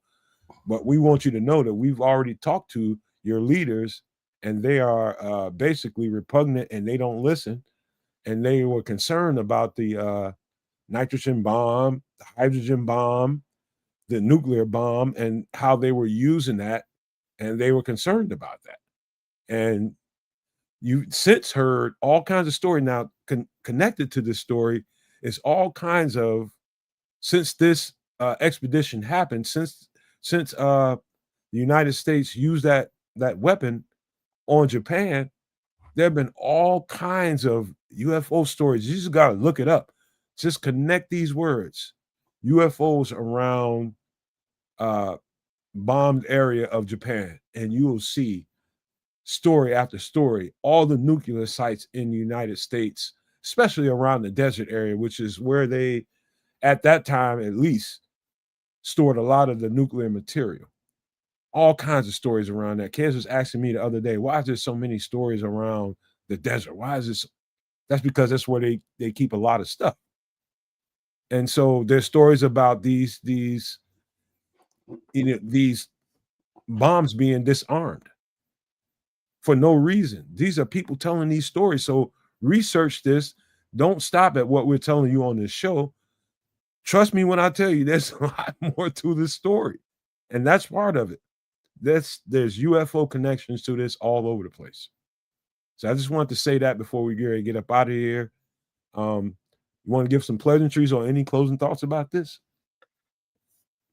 Quick closing thought. So just did some quick research, and it turns out that Stan Lee and Jack Kirby actually came up with the concept for a comic and released it in 1941 called The Land Where Time Stands Still, and it's actually sort of the precursor to the Savage Land comic. So again, well before any of this information would have got out. Pretty crazy. There's no direct ties to Alone or Richard Byrd at all with respect to this particular idea. But just thought I'd give you a little bit of a timeline. What these comic book guys came up with was decades before somebody sort of decided to say, hey, like maybe this is actually a real thing. But yeah, crazy. What was the name of that show? No Maniacs. Sunday Classics with Fraser Thomas, where they would show movies like the one kid just mentioned.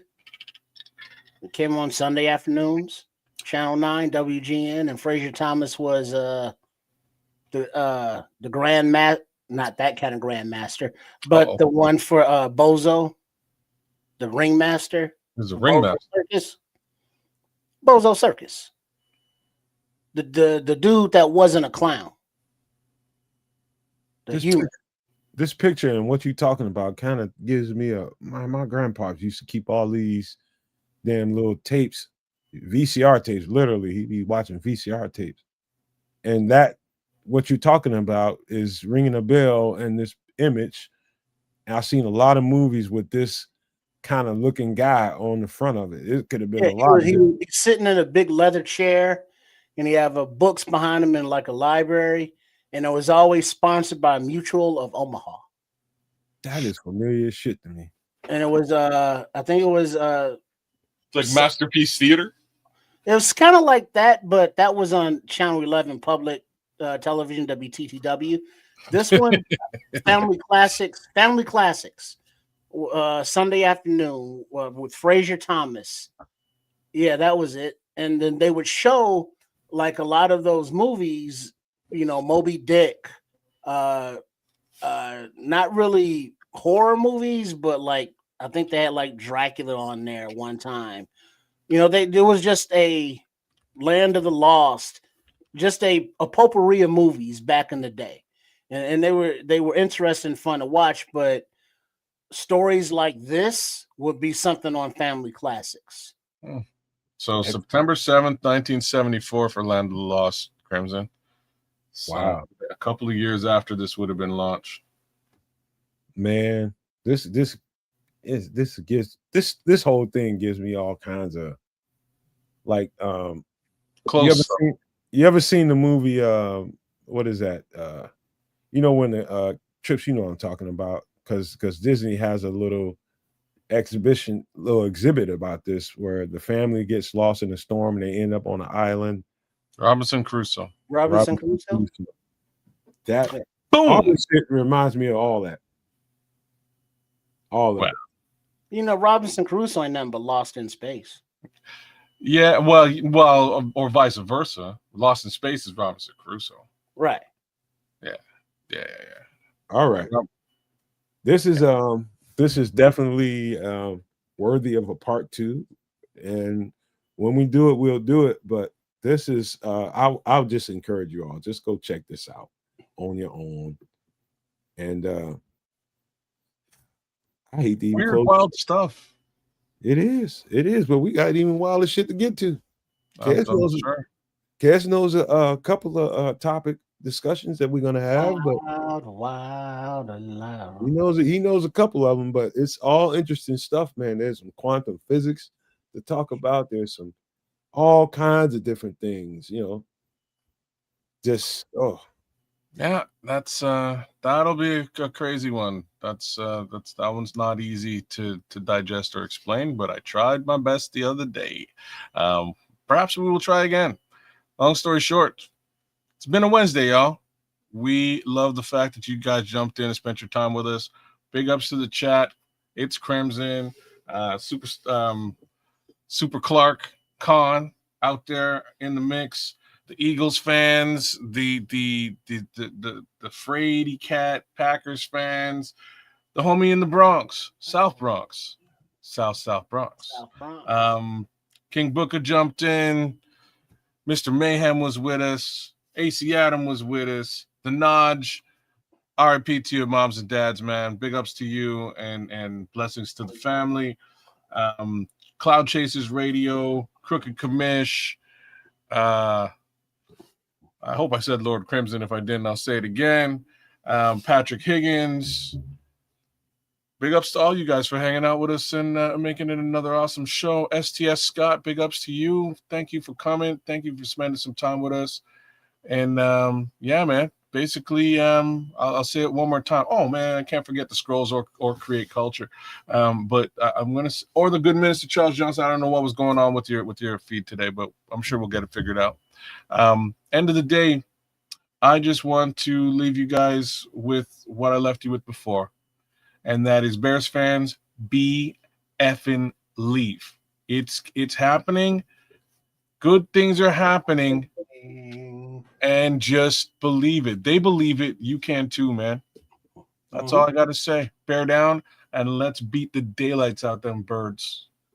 Before I go, every time I hear Khan, I think of Ricardo Montalban and his fine Corinthian leather. Fine Corinthian leather. Because he boss, was the plane, boss. The plane, boss. Smiles, everyone, smiles. Was that role better than the role he played in Star Trek? No, that's one of the greatest roles of all time. It's in like Wrath of Khan, or you talking about Fantasy Island? Which one? Well, I mean, both were iconic in their own rights. Because Wrath of Khan, he was all butch and had the muscles. The homeboy was just like a host. He was a warrior. But on Fantasy Island, he was a cool motherfucker. Hey, how you doing? He was cool on Fantasy Island. On Wrath of Khan, he was a gangster ass bad MF trying to kill it. Oops, unalive everybody. Like that's what he was about. That's he was Ricardo Montalban. He was a good actor. He had the wavy hair and the accent. He was hot there for a minute. But big up to everybody that tuned in and can get with some extra sauce. Hey, Trips, whether it be a shout out to the baddest Latino actor played the Joker. Played the Joker. Oh, old Joker, old school. Old school Joker. What's his name? Yeah, his name's right. No, I didn't do the Orville, bro. He's bad as shit, man. He has a foreign name, obviously. Damn. Francesca, not Fran. Who played the Joker? Oh, Cesar Romero. There you go. Cesar Romero.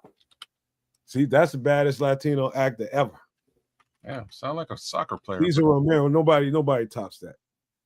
Yeah, see, he was dope. But if you know Cesar Romero, you know Vincent Price. Oh, damn. Wow.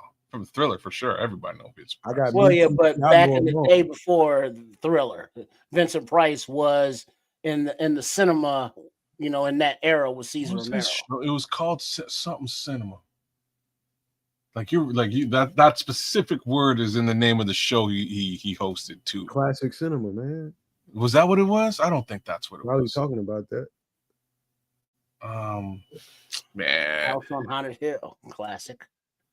But we can talk all night about nostalgia because we are old as fuck anyway. Look at all that gray hairs.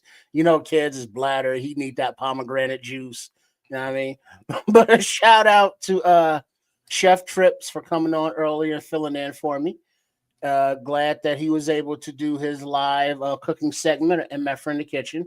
And what was the recipe tonight, y'all? What was that? We're gonna call it American poutine. That's what I think we're going to call it. It was a very interesting mashup. Sweet potato fries, ground beef. I want your wife's interpretation. I want her title. Her take on it. Like, long story Let short, us know the next show what she said it was. She says she would definitely eat it, but she's not sure she would call it a poutine. But that's where she's at. Breaded cheese curds, mushrooms, garlic, onions, peas on the side, green peas on the side, some green pepper as well. I'm sure there's a couple of other things I'm missing in there. So, but an interesting blend, and I bet you $5 it was probably delicious.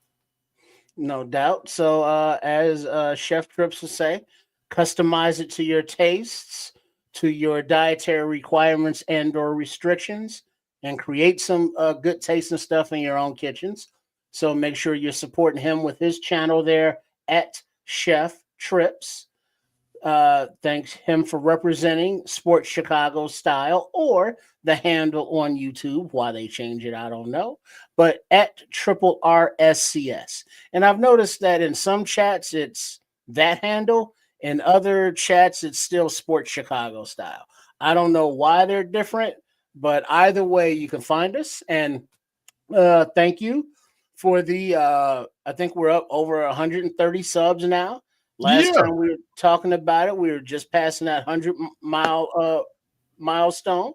So just keep it growing, and we will keep the entertaining, informative, and just plain out fun content coming out under the Sports Chicago Style umbrella. So a shout out to Coach Tripping, shout out to Chef Trips, and a shout out to Trip.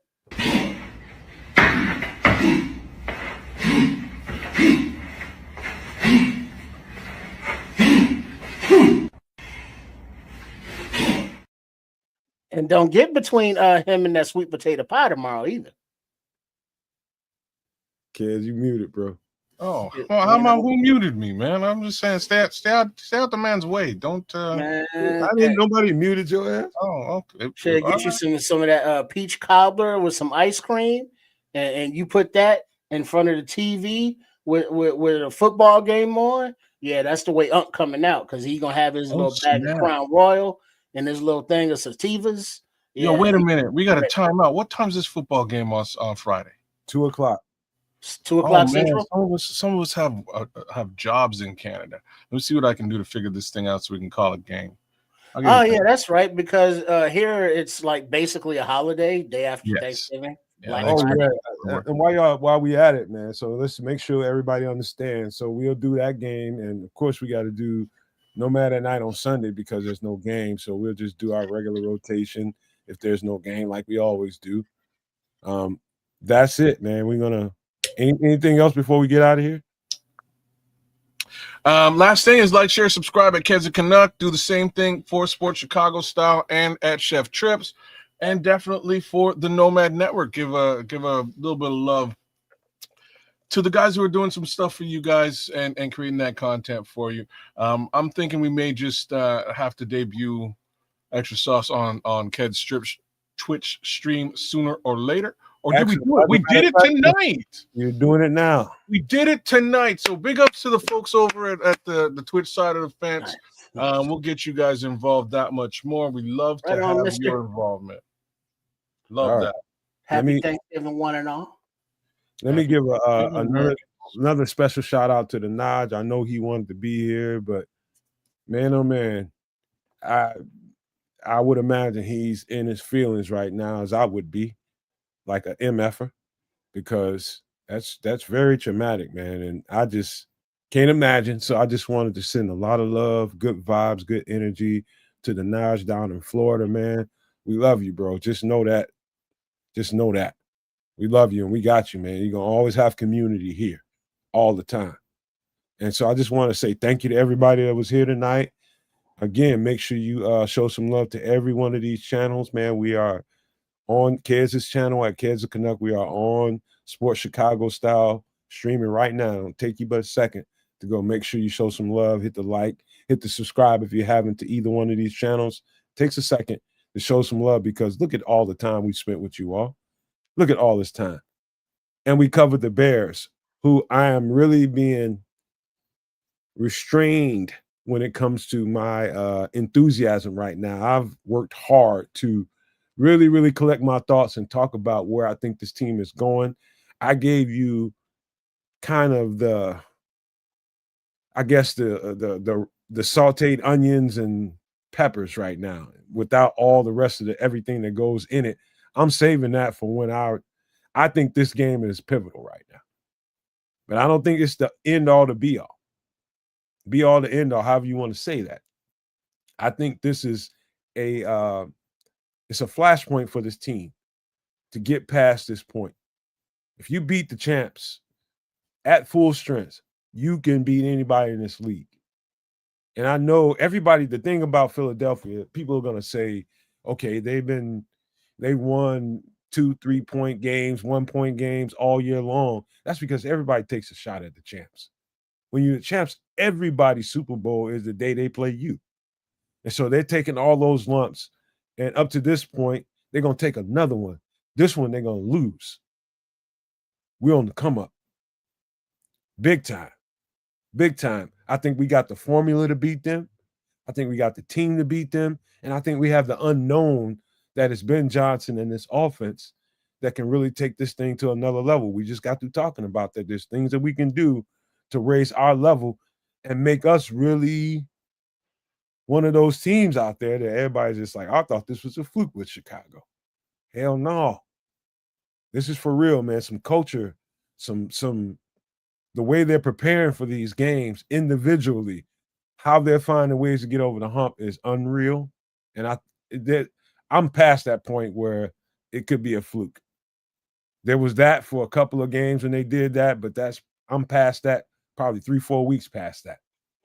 So I hope you are too. And I just want to say this about the extra sauce content that we do at the end. It's rewarding to know that people stay this long and engage in this content. It's fun to know that people have minds outside of the Chicago Bears and really hold us down so that we can have conversations outside of that. It's really rewarding and makes me feel good about the work that we do behind the scenes and make sure it happens. And so I just want to thank you all one last time before we get ready to get out of here. And I'll leave you with these famous words. Love, peace, and hair grease, y'all.